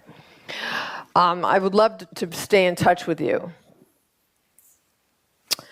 Okay, so with respect to the United Nations, my colleague Shabnam already spoke a lot about the, I guess you can do the next slide, complex global shocks. This is really terrifying. This passed in September of 2024, and no one was talking about it because everybody was so focused on the World Health Organization. Meanwhile, we've got the United Nations passing something called the Pact for the Future that has an emergency platform that will they were asking for it to operationalize automatically in the case of a complex global shock. And here are some of the shocks. So what that means is that the United Nations wants to call the shots if there's a major climatic event. So here we go with the climate change. So the World Health Organization has pandemic. They could basically establish a biotech surveillance police state through that. And then here's the United Nations doing it with complex global shocks. Okay, disruption to global flows of goods or people. So like a supply chain disruption, cyberspace or global digital connectivity, like if the grid goes down, if the internet goes down, a major event in outer space, so I guess if two galaxies collide, they can take over, and then an unforeseen black swan event, which is anything they forgot, okay? And so this is, so they're coming at it from us from two directions. You've got the World Health Organization focused on taking over through health, and you've got the United Nations focused on taking over through everything else, including health, because the World Health Organization is the medical arm or the health arm of the United Nations. And so much of this is, the United Nations and the World Economic Forum have a partnership, and you wonder how they can get away with this stuff. And the reason they can advance their agenda is because they have infiltrated governments. So I want to play this. I hope we can play this clip from Klaus Schwab, who's the former head of the World Health. 15-minute cities. Gosh, do I even have time to get into that? Where's Helen? How much more time do I have? 0? Is that what you're saying? 2 minutes? All right, can't get into 15-minute cities.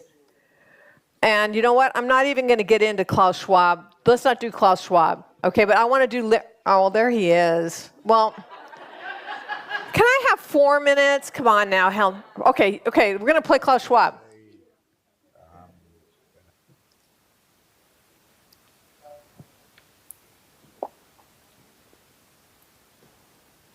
And I have to say, when I mention now names like Mrs. Merkel, even Vladimir Putin and so on, they all have been young global leaders of the World Economic Forum. Mm-hmm. But what we are very proud of now, the young generation, like Prime Minister Trudeau, President of Argentina and so on, that we penetrate the cabinets.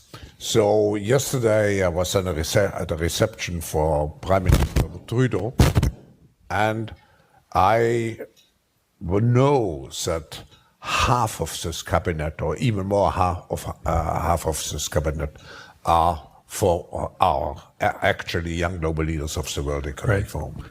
And that's true in Argentina, too. Wow. Yeah. Sorry. That's true in Argentina as well. It's true in Argentina, and it's true in France now. I'm with the president, who is a young global leader, but what is important for me? All right. This is how, the World Economic Forum is a major, major player in all of this. And all of it is going to be run through AI. Now, so many people think that AI is just great, but here's Larry Ellison, the head of Oracle, saying what his vision is of how society is going to be run by AI. Okay, play it, please. Oracle co-founder Larry Ellison predicts AI surveillance will be part of our everyday lives in the future. During a recent Oracle Q&A, Ellison said AI will soon play a major role in monitoring society through a vast network of interconnected cameras, including security systems, police body cams, and vehicle dash cams. Everyone would see it. Your body cams will be transmitting that. The police will be on their best behavior, because we're constantly recording, watching and recording everything that's going on.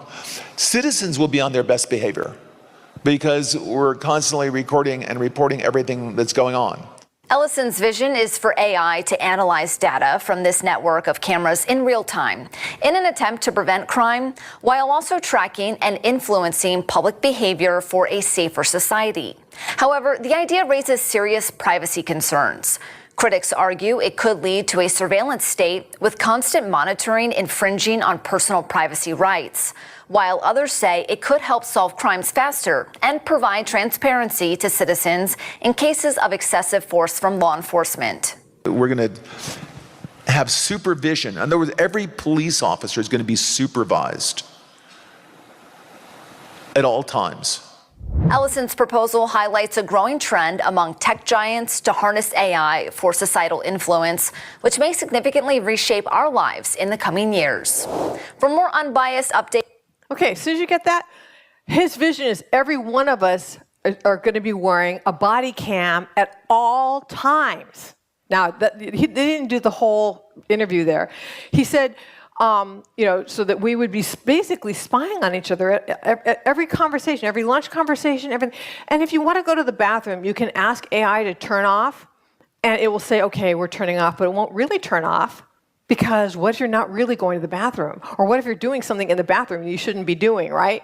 But you can only get to that if there's a court order. And then he also said that this would really help with mall shootings because, with everybody wearing body cams and, that AI would pick up that there was an escalation and then they can send in drones to break it up because drones can get there so much faster than police officers. This is one of the tech titans of the United States and of the world. One of the visionaries. They say that this AI is to create individualized mRNA vaccines for everybody's individual cancer. Well, Dr. Robert Malone, who played a major hand in creating mRNA, says that's impossible. You can't do that. So what's the real reason behind this? I would argue that it is to create a Chinese-style social credit system for the world. And that's why they're building these massive data centers all over the country, including all over the world, including the United States, because you need these massive data centers to collect all this data on all of us. So, friends, we are on the cusp of a diabolical, totalitarian takeover. And if we are able to wake up enough people to resist the trap before it springs shut, then we may escape. But if not, we face the destruction of our national sovereignty, our personal medical freedom, our religious freedom, and possibly the destruction of Western civilization. So if we have any chance to escape, we need to escape and resist now. Thank you. Thank you, Reggie. And our next speaker is Alexandra Henrion-Caude. I hope, Alexandra, you are ready. So please, floor is yours. I will start immediately telling you that how happy I am to be here. I want to say a special thank to Helen, who has been putting so much energy into this conference. I have to say I'm very much in admiration with what you do, with what you all did, because I know it's a collective effort. Thank you so much, all of you. And I also have to say that I was a bit, let's say, depressed or down lately, and it feels so warm to be together and to see you all.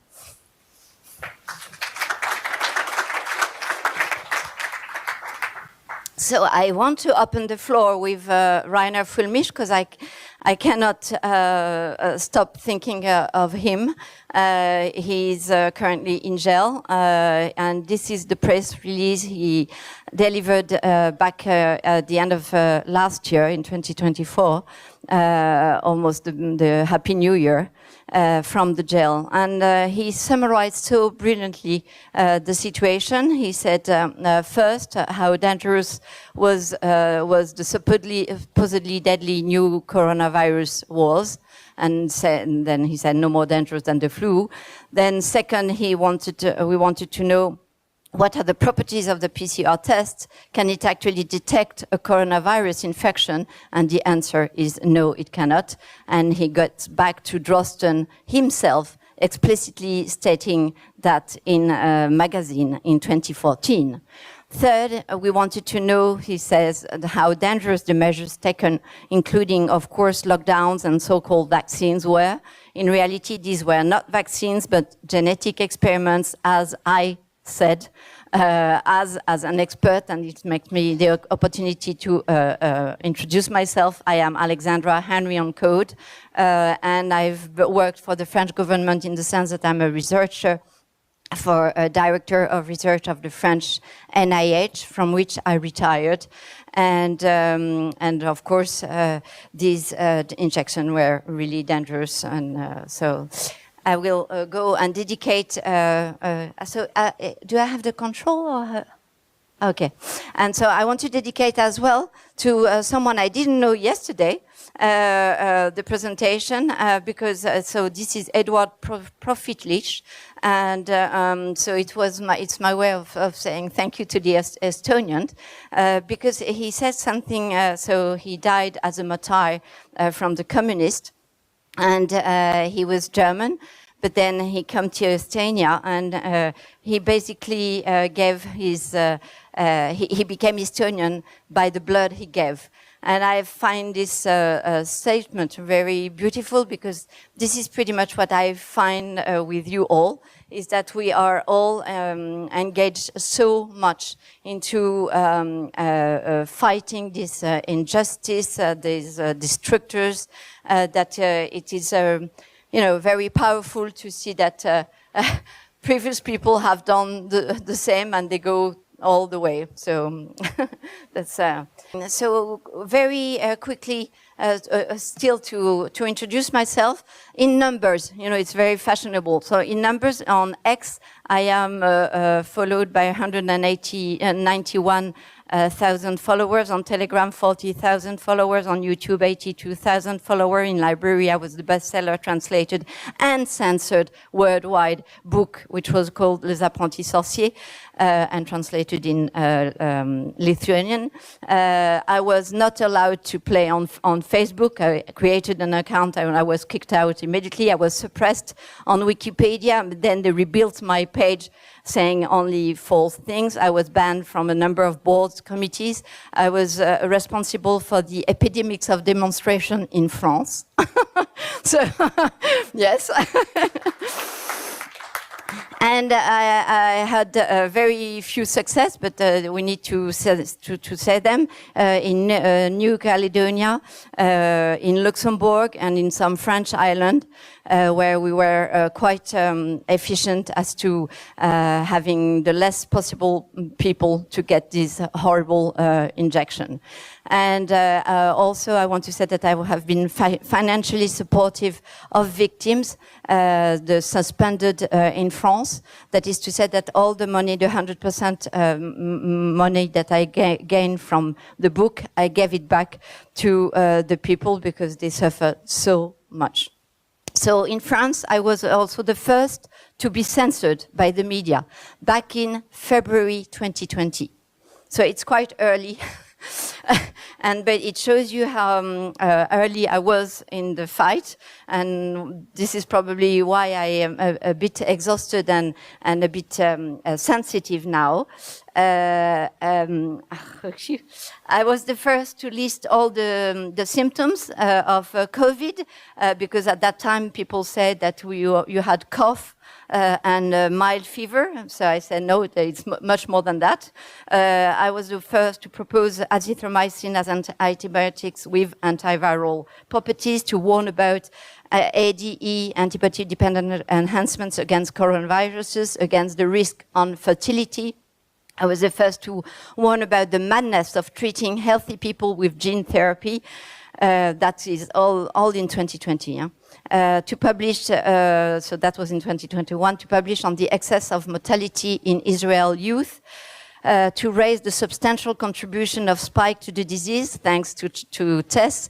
I remember that it was at the World Council for Health at the beginning, and to propose that the disease would be called spikopathy. To coordinate a number of opposition, yeah, that's it. You know, and then of course it has been a long journey. I want to also to say, why did I choose that topic? It's pretty much complementary to Shannon. We have learned a lot from what we've lived, and there is a huge instability at the moment. We all know it. We are all aware of it, and so I present this only if you contribute. That is to say, I will need your reaction. I will need your input. We have to think it together. And this is pretty much tailored not only for us, but as well as for people who did not understand anything to start with the COVID vaccine and everything. And we need to help them, because if we don't help them, to go back to Reggie's presentation, how are we going to manage? How are we going to block this invading our lives? Can I? Okay. Oh, cool. Thank you. So our crisis planned? Oh no, this is way too conspirationist to say that they are planned. No, they are just prepared.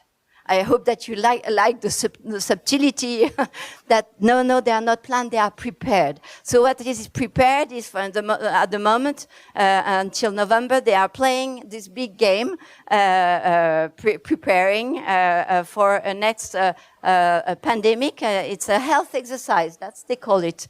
In France, they have been publishing a terrible paper in the mainstream media, like Shamnan said, about saying that we may expect between 100,000 and 500,000, meaning 500,000, of injured people from war by the end, by 2026.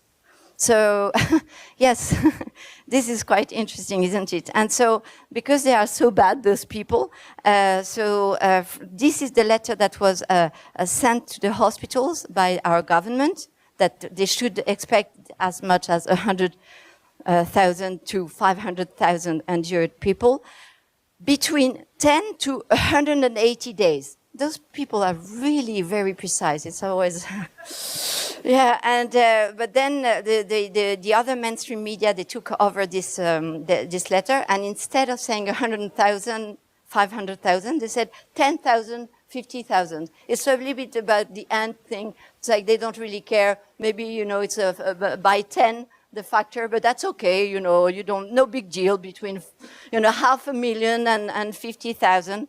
This is how much terrible all these journalists are, and this government. So yes, 500,000 injured, they say, by 2026, within little time.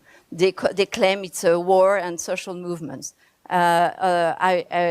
Also, of course, in those very serious people, In fact, it's this shows you how this CDC was so into the science, because they they tell you that you should get prepared to a zombie pandemic.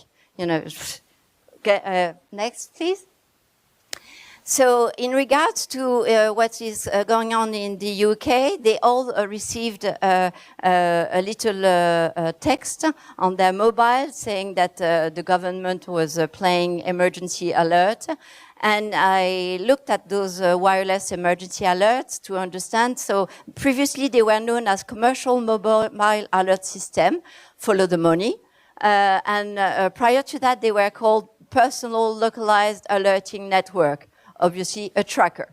And sometimes it may happen, sorry, you have false alarm. For instance, on Wikipedia, they were saying, sometimes they announce that there is a missile, there is none, a tornado, but there was not. And sometimes they would evacuate enormous, big places like Los Angeles County. But in fact, we just needed a little 1,000-acre of people, acre to be evacuated. And sometimes as well, they get testing errors, so the target errors. So instead of sending their emergency alerts to the right person, they send it to the TV stations. So next one, please. So the scams are continuously being tested on us, even though sometimes they apologize or almost apologize, and they said yes, that we agree that we have put a big effort into frightening everyone, but then they go back to their business as usual with the worst, deadliest cave that could cause next pandemic. So those scams, yeah, thank you. It is very interesting because there are many papers that are published in the literature, scientific literature. I took a number of them. So they are called like misinformation and public health messaging in the early stages of the monkeypox outbreak, mapping the Twitter narrative with deep learning. What those kind of articles, and there are really many of them, show is that the reaction of tests, my reaction, all our reaction are being scrutinized by those people to see how we react when they throw a little bone saying Marburg or monkeypox, and how are they going to react. So we always have to understand that we are being watched. And this is the kind of results they come up with. So they talk about immunizing the people. If you want to immunize the people against the misinformation, about 20%, this is the ratio that they think is likely to revert to a normal level of communication. And these strategies are being explored to fight the fake news by a number of agents. So for instance, in this article, each agent had a list of other agents that they might share information with, typically 80 to 230 members of the bubble. And these they would send 140 times per hour messages. So they are really organized. And when you go on Twitter and you hope that you have any kind of impact because you have, like me, 190,000 followers, forget about it, because this is what is behind you and the whole system. Thank you. So now the toolkit. First of all, we need to block all the fear promoters. And this is the way we do in France. We hook the guy. We don't harm them. Huh? We just get rid of the fear promoters. Next. So this is the guy that is now hooked in his tree. And this is in this example, it's Mario Draghi. On July 2021, to Reuters, he says, calls for people not to get vaccinated is a call for people to die. If you don't vaccinate, you get sick, you die, or you let other people die. Can you believe how aggressive that kind of people are, and they are our prime ministers, and you name it, you have it. Emmanuel Macron, Angela Merkel, Joe Biden, Vladimir Putin, they all said that kind of sentences, terrible.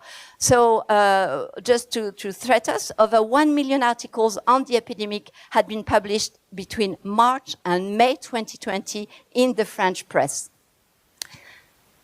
So we have also to watch for their agents, now that you know of them, because they are promoters of division. This guy is a typical agent. He is promoting the division with ego fight, and those promoters of divisions are never far from fear promoters. So we have to be really careful in the way we are completely infiltrated by now. The second toolkit is watch closely your environment. You have to become a public health expert. And how are you going to do so? By looking around you. You go at home, you look at your family. Is my family dying like flies? No, they seem okay. Then I go to work. Are my colleagues like dying, all of them? No, they seem all right. What about in my neighborhood, my neighbors? No. And then any change in the animal and pet behaviors. So what the nature gives us is a beautiful example. Those starlings birds, they stay together within a flock, and they pay very much attention to the movements of 7 other birds closest to them. And I think this is a good way of, checking what is going on. Is there something serious or not, to worry or not to worry? Let's watch together. Let's watch. We see children in their square, but they seem very healthy. So what you analyze here is that people are mad in this school because teachers are really bad into putting all the kids in different squares. Here they see, you see a poor guy in respiratory distress in a bag, so wrapped in a bag. So you say that you don't want to go to that kind of hospital. Here you are in Cannes. Wonderful Cannes. I don't know if you've ever been there. This is the beach. People are just, having their best moment. But this guy is spraying H2O2 on the beach to disinfect the beach. So train those who tell you that everything was fine, that they were so happy to get their 10 shots. Try to open their eyes with that kind of images. Become an expert yourself in infectious disease, and you have a great teacher here who is Fauci, because Fauci, when he looked at all the different pandemic, 1918, 1957, 1968, he had this very nice conclusion that, in fact, you do not die from viruses, you die from secondary bacterial infection. So the conclusion of that article was basically that pandemic planning needs to go beyond addressing the viral cause alone, because obviously the virus is not the cause of your death, which is interesting when you know what has been his policy. Next one, please. The third toolkit, use your words and your criteria and not theirs. And this is, I really want to stress that for you, all of you, because I kept on listening to you all. You use their words. You use their jargon. We should never use their jargon. This was not a pandemic. It was an epidemic of madness in a healthy world based on a PCR fraud. It was not a deadly virus. It was SARS-CoV-2 being a human-engineered bioweapon circulating since 2019. It was not a vaccine. It was false experimentation with poisonous products. It was not a lockdown. We were home gelled. And there was 5G blossoming everywhere while we were home gelled.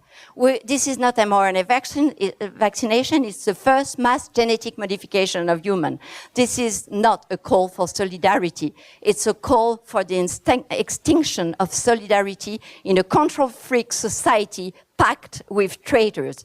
It was not about facing a health crisis. It was about enemies who became the health providers, the police, the church, the schools, the restaurants, the sport facilities, enforcing insane rules and laws. This is really important. Go and use your own words, but don't use their words, because then you understand what's going on.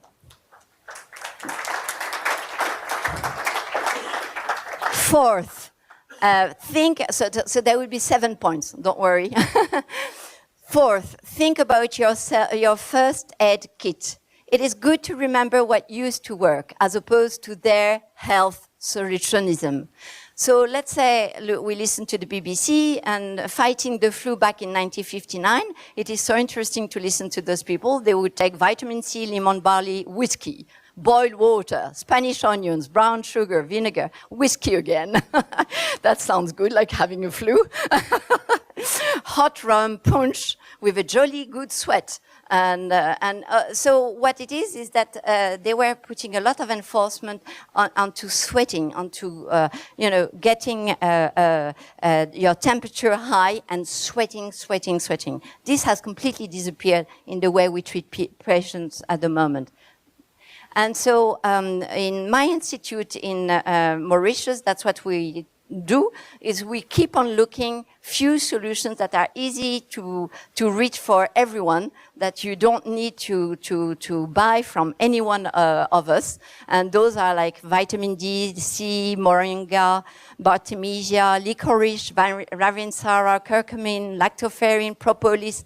All these are fantastic and they are only part of all these ingredients that we find amazing antibacterial, antiviral, anti-cancer. And you don't need to stick to your ivermectin like, oh, I don't have ivermectin, I'm going to die. No, you're not going to die. There are many, many solutions, and that's the good thing about my presentation, is that you get to learn that there is also this honeysuckle tea that's from the Chinese medicine, and it's actually fantastic against different viruses or like different conditions, influenza, enterovirus, varicella, dengue, and COVID. And we even know the way those kind of herbal tea work. They work through my specialty, which are the microRNAs. So it's very interesting because it's not all recipe grandmother stuff, it's known stuff. Thank you. Please. And I want to stress again to your attention that basically in COVID, almost all drugs were efficient, but paracetamol. The only one that, that would increase the risk were really paracetamol and PPIs, and all the other ones, they all worked. So that is to say that you don't need to stick again to HCQ and whatever, because early in 2021, we already knew that, Nigella sativa worked, melatonin worked, and, all these molecules worked.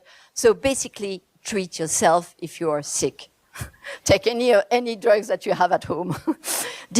Number 5, define what is non-negotiable. Non-negotiable is no compromise on those intrusions into your body.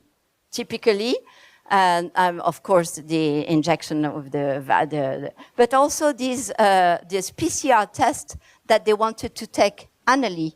And they did so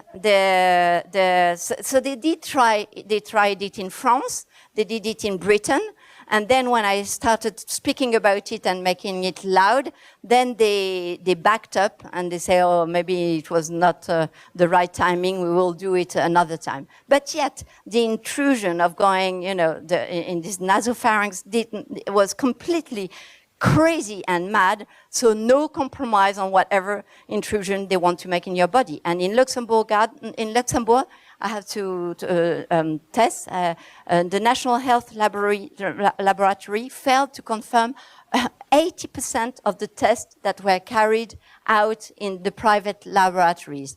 So that just shows you how fantastic these tests were. They are reliable. Never answer, never ask. What I mean by that, non-qualified individuals who are neither doctor nor nurses should ever know about your health status. You should not negotiate that. No one should have asked you if you took the test. No one if you were positive, negative, or your children if you had the jab, how many times. And you should never have asked. And I'm sure that in this room, a number of people have asked to, did you take the jab? How many shots did you take? This is, I think, completely wrong, because if we didn't answer and we didn't ask at that time, nothing would have gone. because you would just stop the system. If suddenly the school asks you, but you cannot answer because this is about my health status, the whole thing collapsed. So it's just so easy as to say, I don't answer. Are you a doctor? Are you a nurse? No. So I don't answer you. And you stop the system. So never answer, never ask. And no compromise on intrusion into your genome, of course.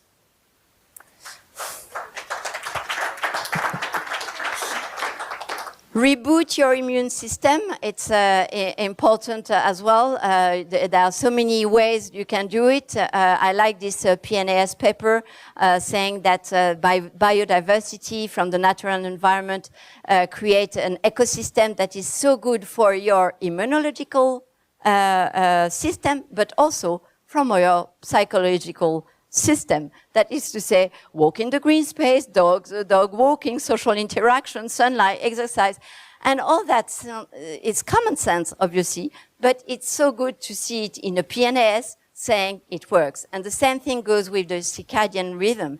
And we are, a number of us, we are a little bit, we work late at night and stuff. I want to stress how circadian rhythmicity is a factor in immune system optimization.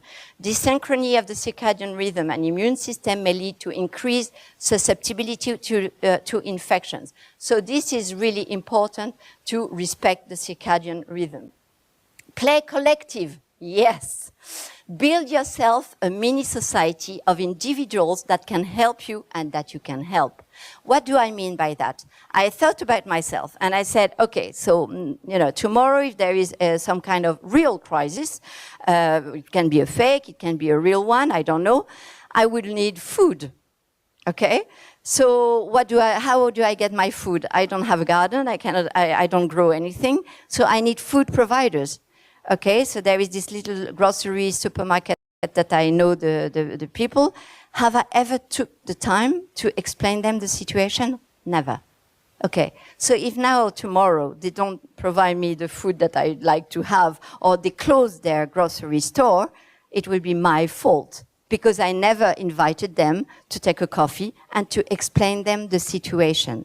So this is just your responsibility and it is mine to explain any individuals in this list, the food providers, the health support, the drug, the one, maybe pharmacy, maybe doctors, the water source, the one who will provide the water if you need it, the smile and laugh exchanger, identified if I need to laugh, I need to smile.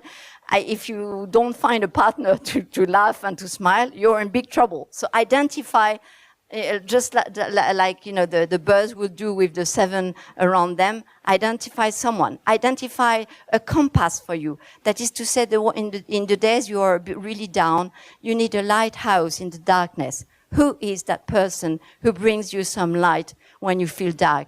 Just listening to his or her voice, just being with him or having news from him or her. And a home refugee, that is to say, a refuge, that is to say, identify places that you would feel good to go to, and they may be not your home. Avoid virtuality. So this was in a Nature paper. This woman who looked nice, huh?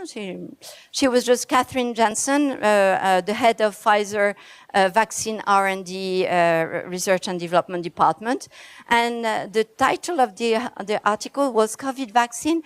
We flew the aeroplane while we were still building it." Whoa! Did you really? Did she really fly this aeroplane? And how did people react? Are they happy? How dare they avoid virtuality, avoid that kind of persons? Who said we were facing a pandemic? So my question is, did those actors get paid? Because, okay, now we're facing the Guardian, the Telegraph, l'Express, French government. So they are just, showing the same kind of pictures. And so when you look at this picture, you should not say, oh, this is rubbish, they want to scare me. No, look at them. Now we have a number of hypotheses that could be compatible with simultaneous people falling dead in the street. One would be nuclear bombing, but it doesn't seem that there was a nuclear bomb here. Another one would be asphyxiating gas, but then those guys with their mask would fall down, wouldn't they?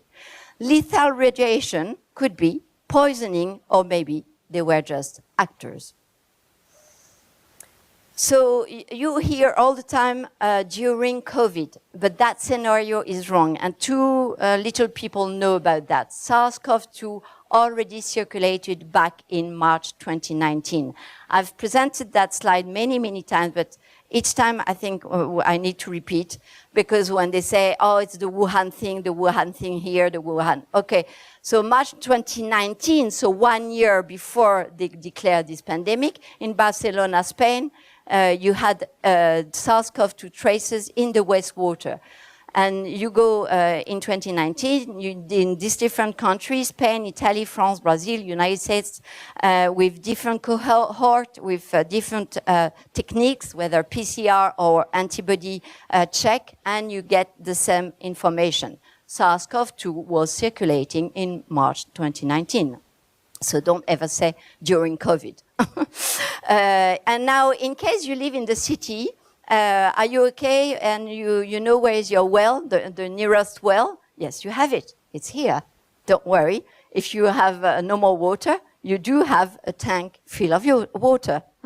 So the only thing is that you should manage is to get your whatever you do normally in that hole, to put it in the bag and not to flush, to close the bag so that it doesn't stink in your house. But you have a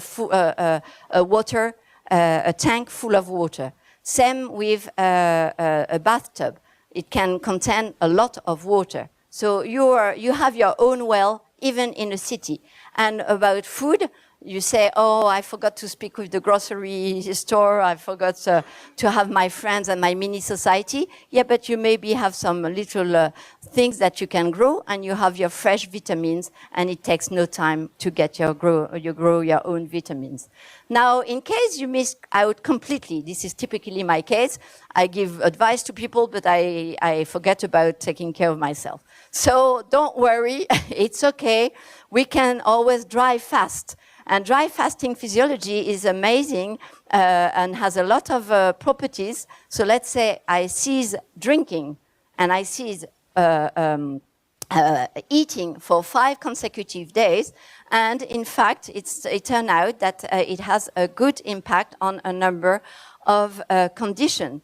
And even for the diabetic person, they were very interested in 2025 to see the results, and they say that it could be a therapeutic approach for obesity and different type 2 diabetes and other metabolic diseases. So I think this is very important, because they keep on telling you that if you do not have water, you die. So apparently, you don't really die. And you can be safe for 5 days. The only thing important, you can even dry fast longer.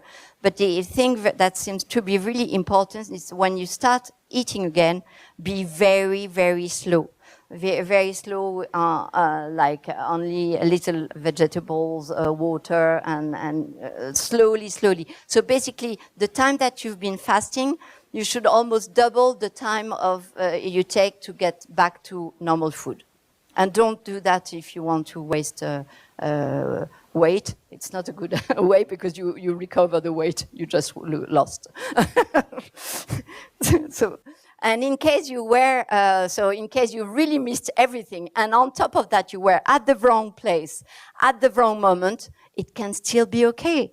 And they don't want you to know probably that in Hiroshima, in Nagasaki, the day that the bombing took place, we are on August the 6th, you had 4 priests wandering in the street, like in the middle of nowhere. But yet they were followed all their lives. And yet, not only did they survive, they were here in the time of the bombing, and the same happened in Nagasaki. They were just doing their rosary, so you were not supposed to know because otherwise you wouldn't even you would start even not fearing nuclear bombing. So I figured out that it could be useful in your toolkit to know that these priests never had any sort of cancer or consequences from the radiation, neither in Hiroshima nor in Nagasaki. So there is a conference I gave in 2018 on our senses, and I love senses. Senses are fantastic. They touching, smelling. It's just they empower you to your own life. And I prompt you to watch that. TEDx, because I got really attacked for this as well, about the treasure box of unexplored senses, because it just makes you realize how wealthy we all are just by being who we are. So now I will quickly recover all the So if you are afraid that the sky is about to fall on our heads, like we French people pretend to be, fear not. You may be David against Goliath. Goliath may look really awful, but yet you know that David wins at the end. And get rid of those who scare you. Watch closely your environment and your neighbors. Use your own words and not theirs, and not their jargon. Think about your first aid kit. Define your non-negotiable and be just like Caesar. It will be non-negotiable. Use your senses, build your mini society, avoid virtuality. Basically, have fun, enjoy. Next slide, please. And it will be my last one. And let's play at defining the never again with those who are still happy with what happened. Never again guinea pigs, never again in jail, never again Muppets, never again GMO, but always together. Thank you, Alexandra. And I welcome our next speaker, Sebastian Lukomsky. So please feel free, and you have a microphone, so enjoy the floor. Thank you.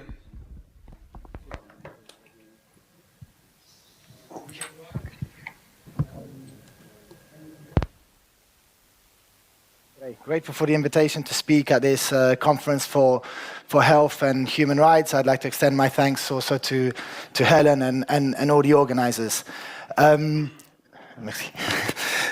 It really is a privilege for me to address a forum here with all of you, where crucial topics of public health, human dignity, and individual freedom can all converge together.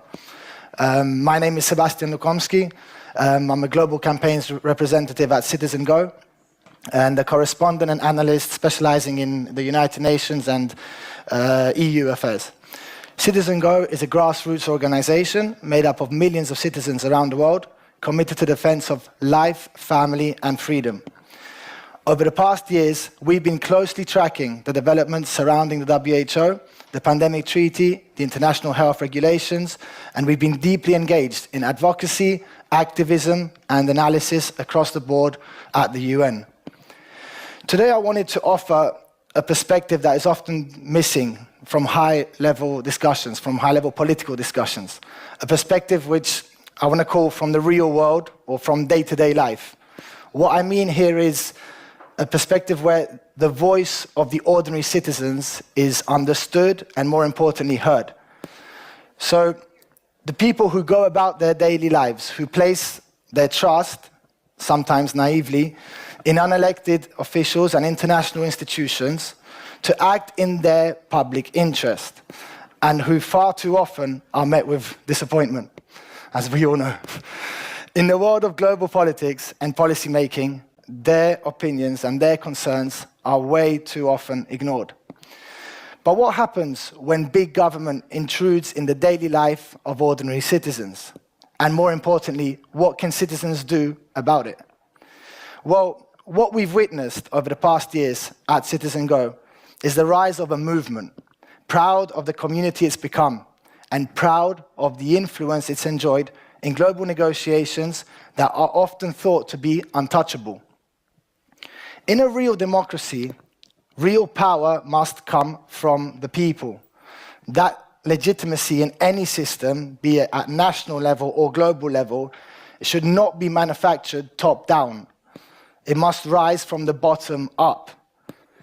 And globalist policies flooding the political scene are too often ruthless top-down approaches. But really, policy that is good for the people or that is for the good of the people, be it through public health, social development, or whatever it may be, should be from the grassroots up. So that's where the real world perspective begins, and that's where it must return. Now, during the COVID-19 outbreak, or there are different terminologies being used during this conference, but it's late in the afternoon, I'm going to go with outbreak. So during the COVID-19 outbreak, governments and global institutions, they rushed into sweeping policies, many of which caused more harm than good.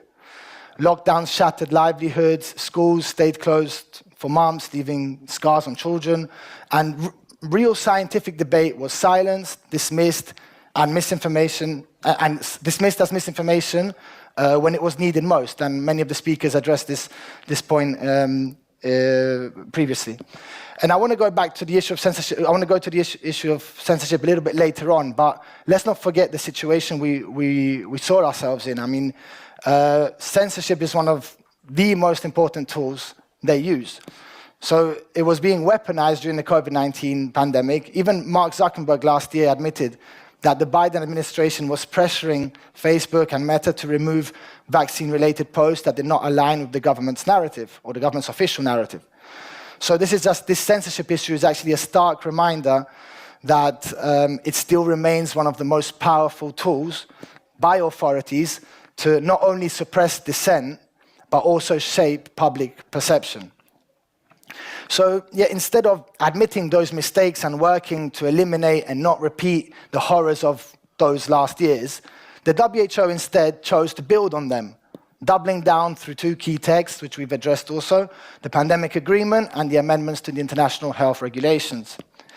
What began as temporary crisis management is now being reshaped into permanent centralized authority. As the world struggled to recover from the shock of COVID, both health-related issues, economic issues, social issues, a new debate started taking shape in Geneva.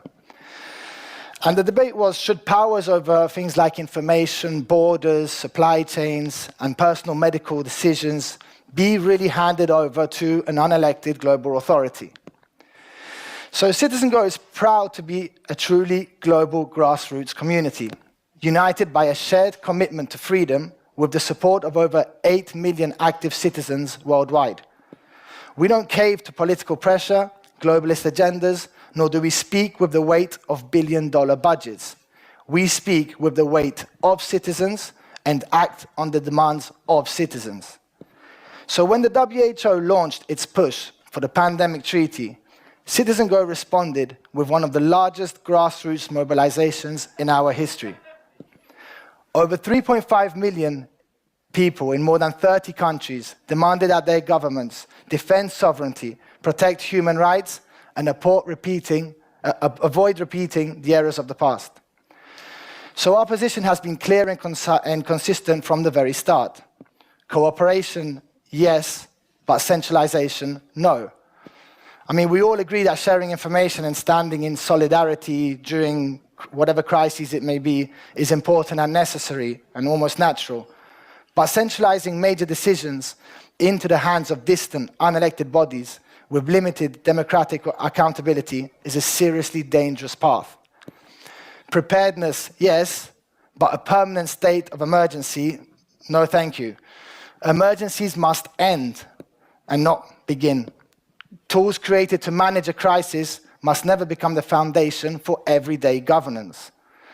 And last but not least, human rights and sovereignty always. No treaty or regulation should ever undermine our fundamental freedoms. Freedom of speech, expression, freedom of conscience, personal privacy or even our country's right to decide its own path. The pandemic treaty and the IHR amendments represented threats ordinary people could recognize in their daily lives. The possibility of mandated medical interventions, digital passes, which we spoke about also, that conditioned freedom of movement, and censorship built into government frameworks. That is why our call to resist resonated and continues to resonate so widely. When negotiations began, we took action and we mobilized, from Argentina to Canada, from Portugal to Poland, from Australia to the Philippines and beyond.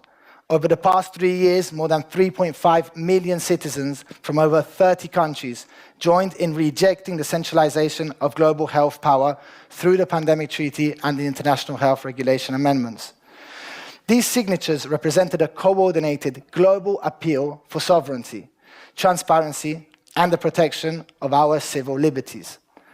These have been consistently hand-delivered by us to heads of state, health ministers, and diplomatic missions across multiple regions.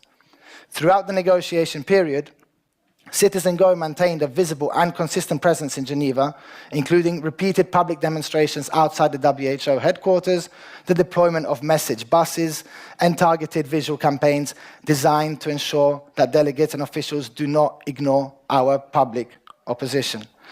In parallel, we also held meetings with WHO representatives, UN ambassadors, and national delegates. In May 2025 of this year, ahead of the World Health Assembly, authorities attempted to suppress our visibility.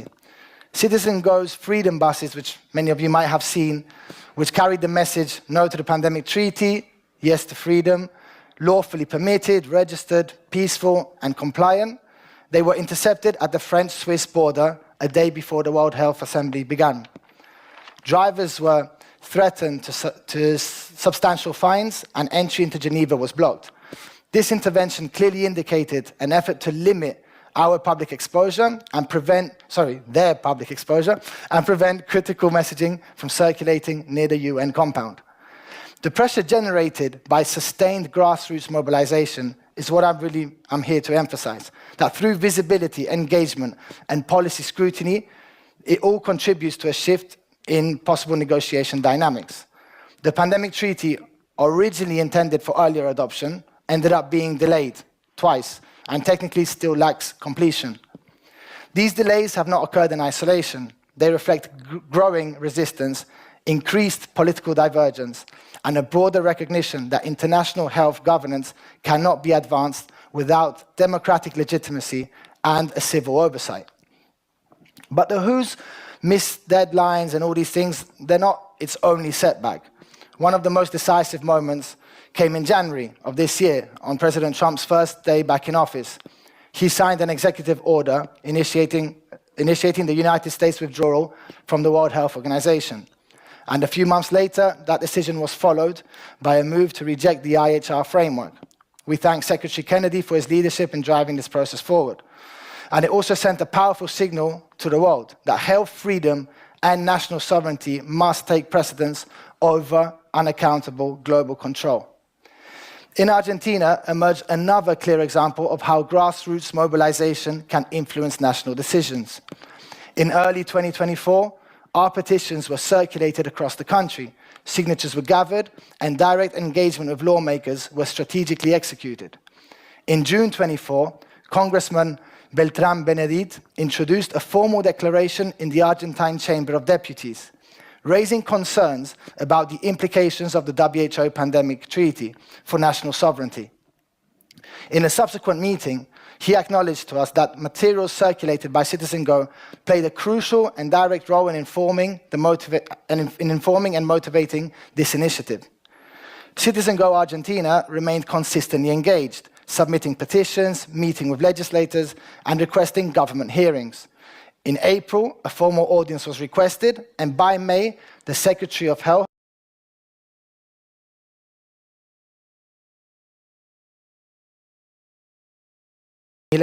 issued a decree to withdraw the WHO. We withdraw from the WHO, while reaffirming Argentina's firm opposition to both the Pandemic Treaty and the International Health Regulation amendments.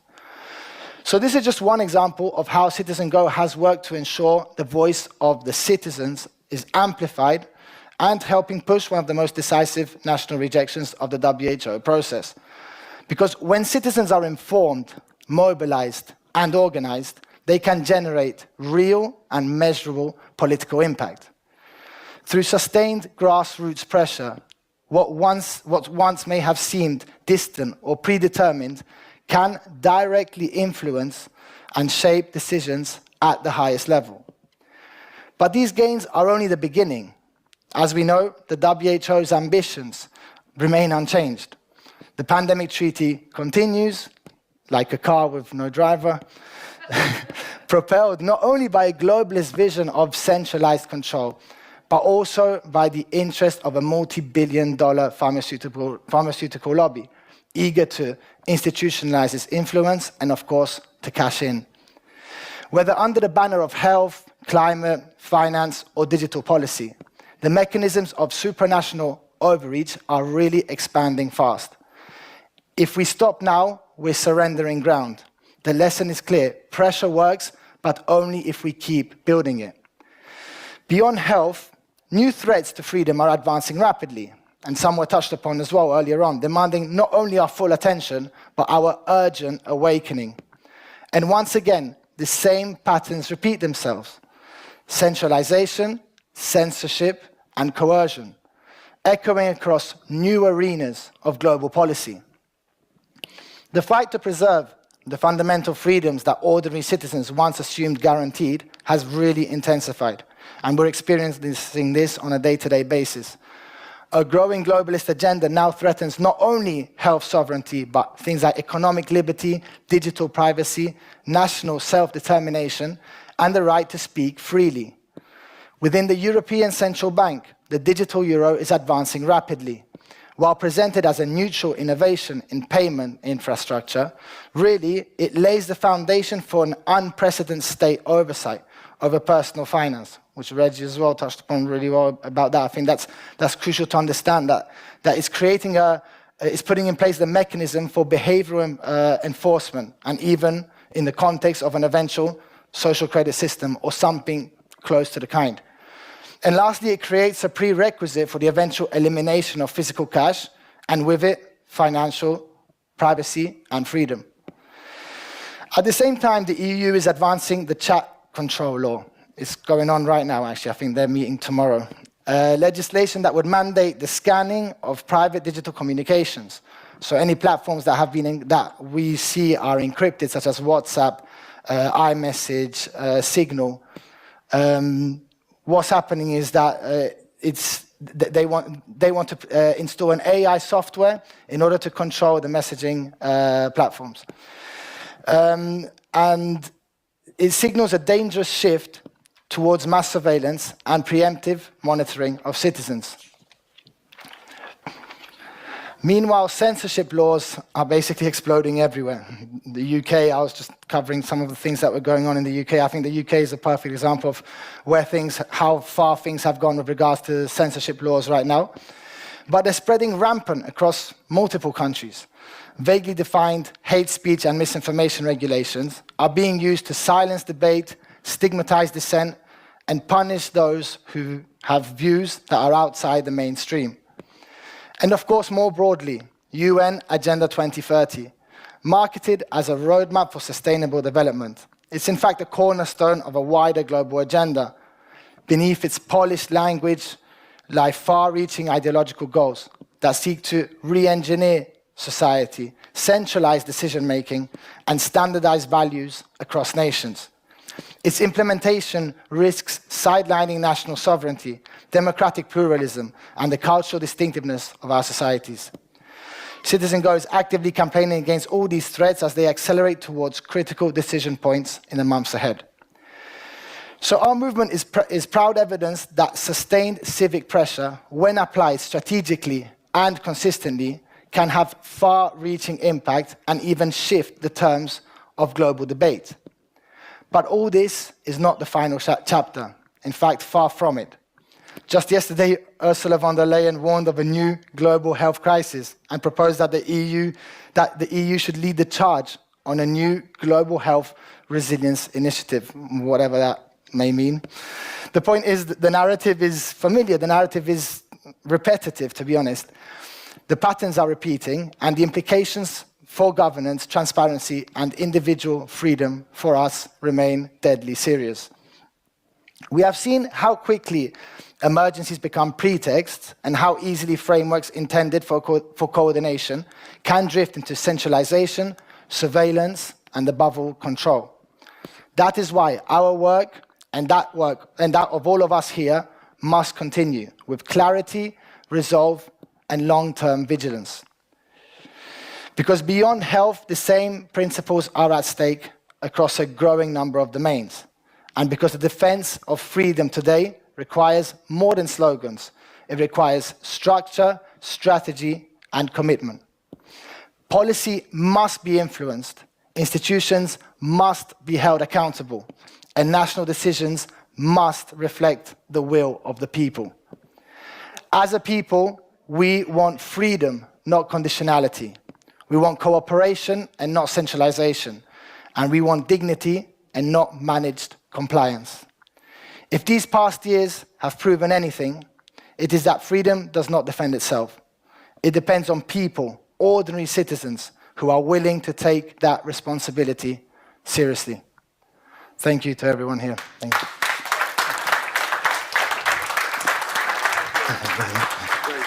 Thank you. So thank you, Sebastian. And now I will kindly ask all speakers in front of the here. We put some chairs.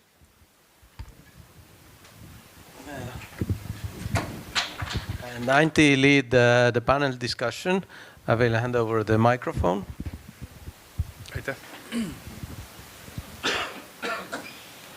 Oh, by the way, where's the yellow pad that I was circulating? Does anybody have it? Can somebody give it to me? I'd like it. I want to make sure I get it. This is the first advice I give you. Share your addresses, information, and networking is highly important. And first, thank you for everybody.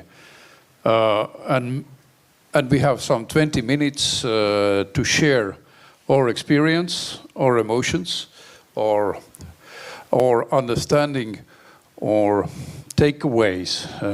Shortly, what we got from this conference, and I use the chance to begin. And I am very, very fulfilled with very valuable information and very different angles for the similar questions. So really, I have maybe weeks and months to work with this material. And then probably after a few weeks, I start to feel I must contact this person and ask something more. And I must follow her for Twitter and so on. And this is so important. I carry on. And I can use in debates, when I need additional information, I immediately look, Rimas, please, Rimas, give me this data, this information. This is for longer term. This sharing is caring. And please, who has microphone? Varro, you have? You can, yes, please, give it. I mentioned Rimas, please, Rimas, can you give your takeaway? Yeah, thank you, Antti, so much for giving floor for you and for organizing this conference, for caring of it, with all difficulties. Yeah, we were all the time aware about that and surprised. But what is special in this conference? I think people have spoken frankly. It doesn't happen often. If you see speeches in Parliament, they always consider what will happen if I tell that, what will happen if I tell that. So I would say that despite there is no requirement of masks anymore, but still most of people are with masks and largely resembling Soviet Union, as you have emphasized in your speech. So thanks, Andrew. Please give next. Thanks very much. I want to reiterate what a wonderful conference it is and is continuing, will continue tomorrow, and just thank you for the opportunity to speak. What I really feel is we've heard a lot of really scary things today, and I think many people might be feeling overwhelmed with the information that they've heard and received and wondering, where to go from here. But I just want to say, we're at a turning point. I think we've all realized that the civilization that's going headlong into the abyss of technology is collapsing. It's falling around. It's really, we've come to the end of a civilization and we're birthing a new one, which is more nature-based and spiritual, and where we remember who we are. We seem to have been complicit in the past through our ignorance and disengagement, and we've just handed over the controls and the reins to those that really want the power. So I think now we realize we've got to take back our power, remember who we are. We're courageous, we're spirited, and we're all the same. We care deeply about our humanness, and we want to hang on to it, and develop it. So what we have, and I'd like to put to you, is an opportunity, and an opportunity to start again. And lastly, I just want to say, you might think, you might be tempted just to put your head in the sand and say, well, it's all too much, I can't. But we cannot comply our way out of tyranny. And we cannot react our way out of tyranny. We can't get cross every time, be on the social media and get cross and, shout at the politicians or whatever. We have to create our way out of tyranny. So we're in a very creative phase now. We've got to really think about how we can engage our fellow human beings on these really, really important topics, like the digital ID, like the destruction of our farmlands and the wind turbines and the solar panels and all of these things, the electrification of everything. So, we're going to get creative now, and this is the way we get out of here. And we're going to work together and unite. So I just want to thank you once again and hand the mic over. Thanks, Tess. Wow, day one has been an absolute enriching experience. So thank you very much to the organizers and everyone who came to remember who we are, again, essentially. A couple of things I want to say. One is that you might not know, Africa did relatively well over the COVID-19 operation, right? Where's Alexandra? She here? Okay, it's an operation, that's what it was. And so, lowest uptake of the COVID-19 injections and lowest mortality in terms of the number of people that had passed away. So that tells you something. Why then should we be taking advice from the WHO or anyone else, right? We relied on natural medicines, and I'm sure you have natural medicines here in Estonia and Europe as well. So these are very important for us to explore and to harness the power of. I also want to say it's extremely important to challenge authority, false authority. Authority with titles when you intrinsically know that what they're saying or doing is not right. And that's even when it comes to your politicians. I know we have some ethical ones here, which is great. But be able to challenge them, which is something I tried to do in South Africa on the ivermectin issue, and discovered that the Gates Foundation is funding not only the Regulatory Products Authority, but all government departments in our country. So we're very much occupied, but people's eyes are opening, which is great. I also want to say using boycott as a strategy is important. Follow the money, find out who benefits from violating your rights, and use your power of the pocket. Sometimes it's hard, but at this point, if we're still using Microsoft, we have a problem, right? So that's one of the first strategies we have to do, is to stop using these technologies. And I'll close here for now, because I'm sure we have lots more to say. Remember the 10 types of emergencies on that list? We have to do everything we can to make sure that those emergencies don't happen, real or not. That includes the pandemics and the wars and all of that. And that's how we ensure the UN doesn't get standing authority. Last but not least, remember the children. Who's the youngest person in this room? Maybe I shouldn't ask that question.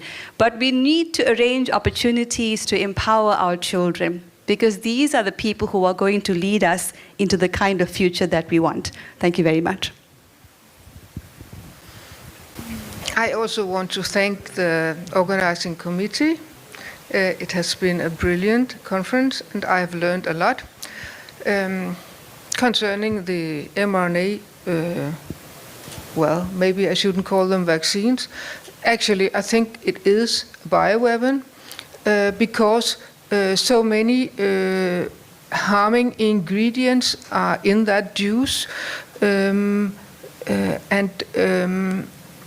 that means we are in war, we are being attacked, and if you look at this as a war, it means we have to stand together and work together, put egos aside, and no matter what organization you are in, we have to connect and work together.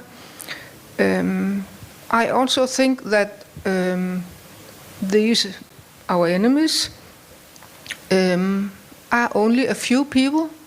I have been researching the homepages of these globalist organizations, and it is the same way they are phrasing and wording what they say. It's like they actually take some of the sentences and swap them around when you go to another page. And it seems that I think only a few people are behind this. And if somebody know how to, well, I shouldn't ask people to do anything illegal, but if anybody know how to go behind this, I think we could find out who are these people. And the moment we know who they are, they will be very weak. Well, but anyway, I think we should work together as much as we can and organize, and I think we will win. Yes, sir. Thank you. Yes. Well, thank you also from my part to the organizers. You have done a fabulous job. But to share with you some thoughts of mine, which have been confirmed throughout the day. Oftentimes people ask me what gives me hope when we see that things are getting worse and worse around us. And I always tell them that what gives me hope personally is the conviction that all systems based on lies will collapse sooner or later. That's the universal experience history gives us. All systems based on lies will collapse sooner or later. We know that the Soviet Union collapsed because it was a system based on lies, and the globalist system will also collapse because it is exactly the same way, in a different way, but in a principled way, the same manner, a system based on lies. But to be successful in our fight against systems, dictatorial systems based on lies, I think there are two important things. The first thing is to speak the truth. A system based on lies, by definition, fears the most people who speak the truth. Fearlessly, without counting the cost. That's the first thing. And that's what many of us did here today, which is why it is so important. And the second thing, we should not allow this dictatorial system to kill our imagination. That's something I have been thinking about a lot recently, that imagination is incredibly important in the fight against dictatorial systems. Because what dictatorial systems try to do, they try to take away the understanding that things could actually be organized in a completely different way. And I see it around around me all the time, that people don't practice the imagination. They are complaining about details. They are saying that the system should be organized in a different way only as concerns details, but actually it should be organized completely in a different way. And that's again something I saw today, that people are expressing the view that we need to build a completely different society, and we don't need to be afraid to say it out loud. Thank you.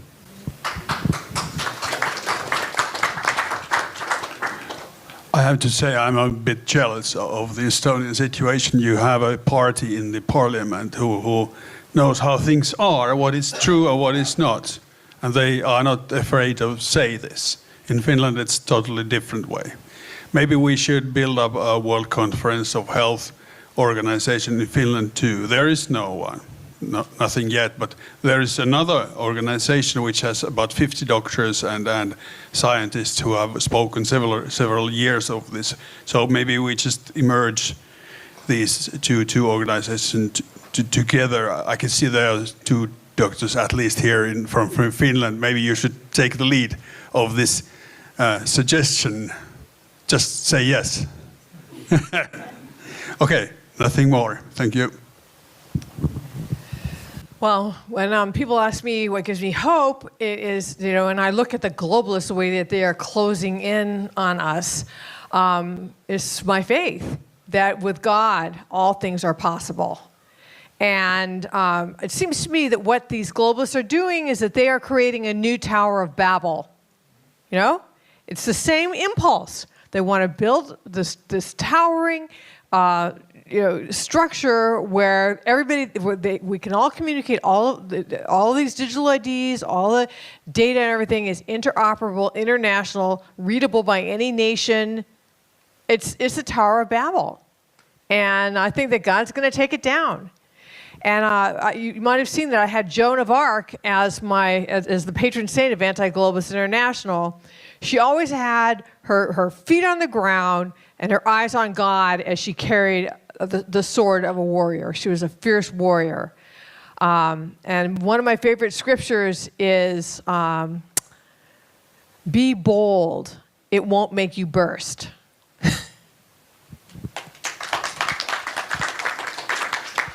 Okay, I have 2 take-home messages. We shall overcome. That's the first one. We will win this, we just have to be calm and continue to spread the message.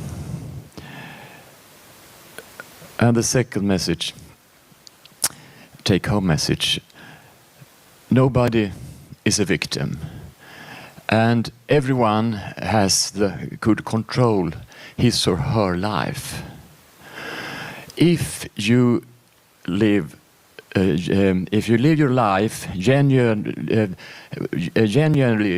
healthy, in a healthy way, if you sleep well, if you have a good nutrition, and you have to add minerals and vitamins, of course, if you exercise continuously every day, if you have lots of friends in lots of groups, because we are social creatures, and if you are an agent in your own life, that means that you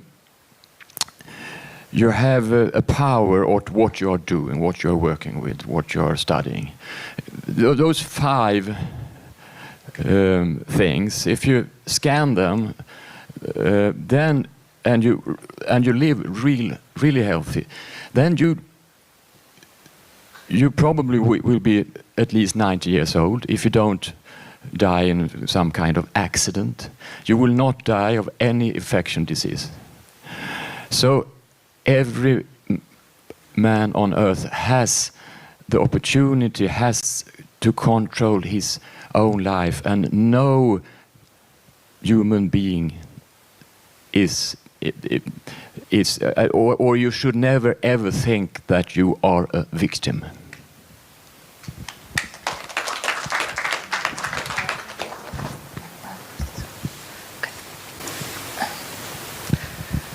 Well, I first want to thank Helen and her team for organizing this wonderful conference. I was so impressed, with the whole thing, like how it developed, and to be so courageous to do it. So, and also with everything that happened with in the parliament and here, and it just shows so much the courage and the true spirit that we need. So thank you so much. And I thought it was a wonderful conference, very inspiring and very wonderful. And I think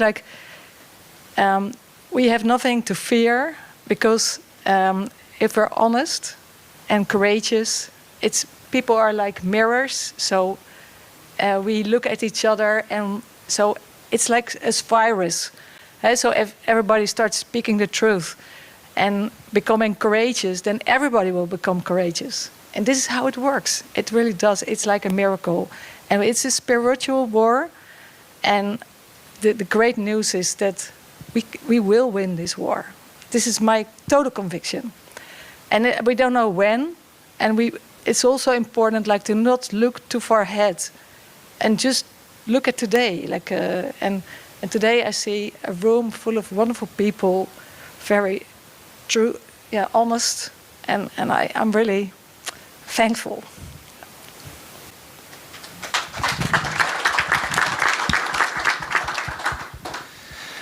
Also to extend my thanks to Helen and the organizational team to have come out with this incredible conference and deeply insightful panelists and attendees and everything. I think it was a crucial conference to have to come together, each one of us from perhaps a different perspective, but all fighting for the same goal. To second a little bit from what Reggie said, I think faith at the forefront, because we know it's a battle for good against evil. And I think the world, or let's say global policymakers, have put us through a testing ground over the last, let's say, few years. And I think the good news here is that we've passed it, because we know what's going on. We're awake. Not everyone can say that. Some people are still sleeping. And I think another important thing to recognize here is that we all have, from listening to the experiences from many of the people here, we've all had similar experiences.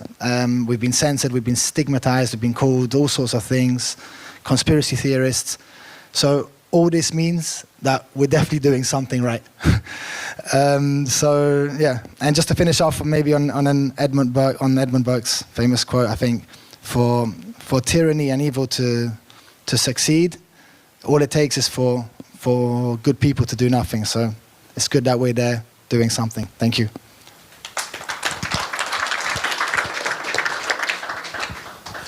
So I said to connect to your senses and to listen to my TEDx conference. And I should add that if you do not remember the 7 points that I brought up in my conference, then just remember that against madness, you have to connect to your heart. There is your treasure that opens you to one another, even to your enemies. Thank you, Alexandra. And my thoughts is that we see how pure evil acting, and it's a demiurgic crisis now. And we should not fight. We should learn, and we should hear our heart. We should hear our intuition. From what comes inspiration, and from inspiration comes innovation. And we should be creators, not fighters. And to show that love wins evil, love wins all bad things. So make love, laugh, hug, smile, make great things, and let evil disappear from our societies all over the world. Make world great again. Thank you.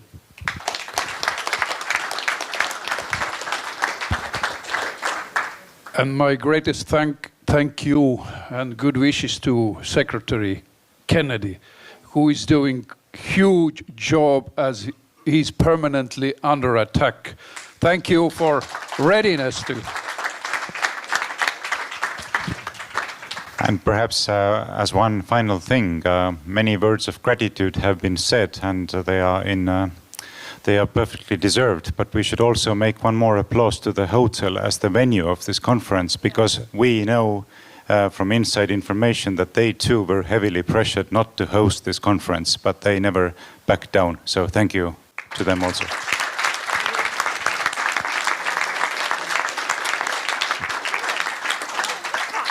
And one the last thing, all participants, listeners, you donated for others.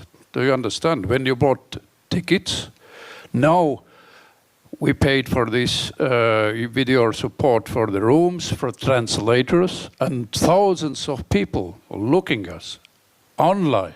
So we are organizers of the conference because you are here. Thank you.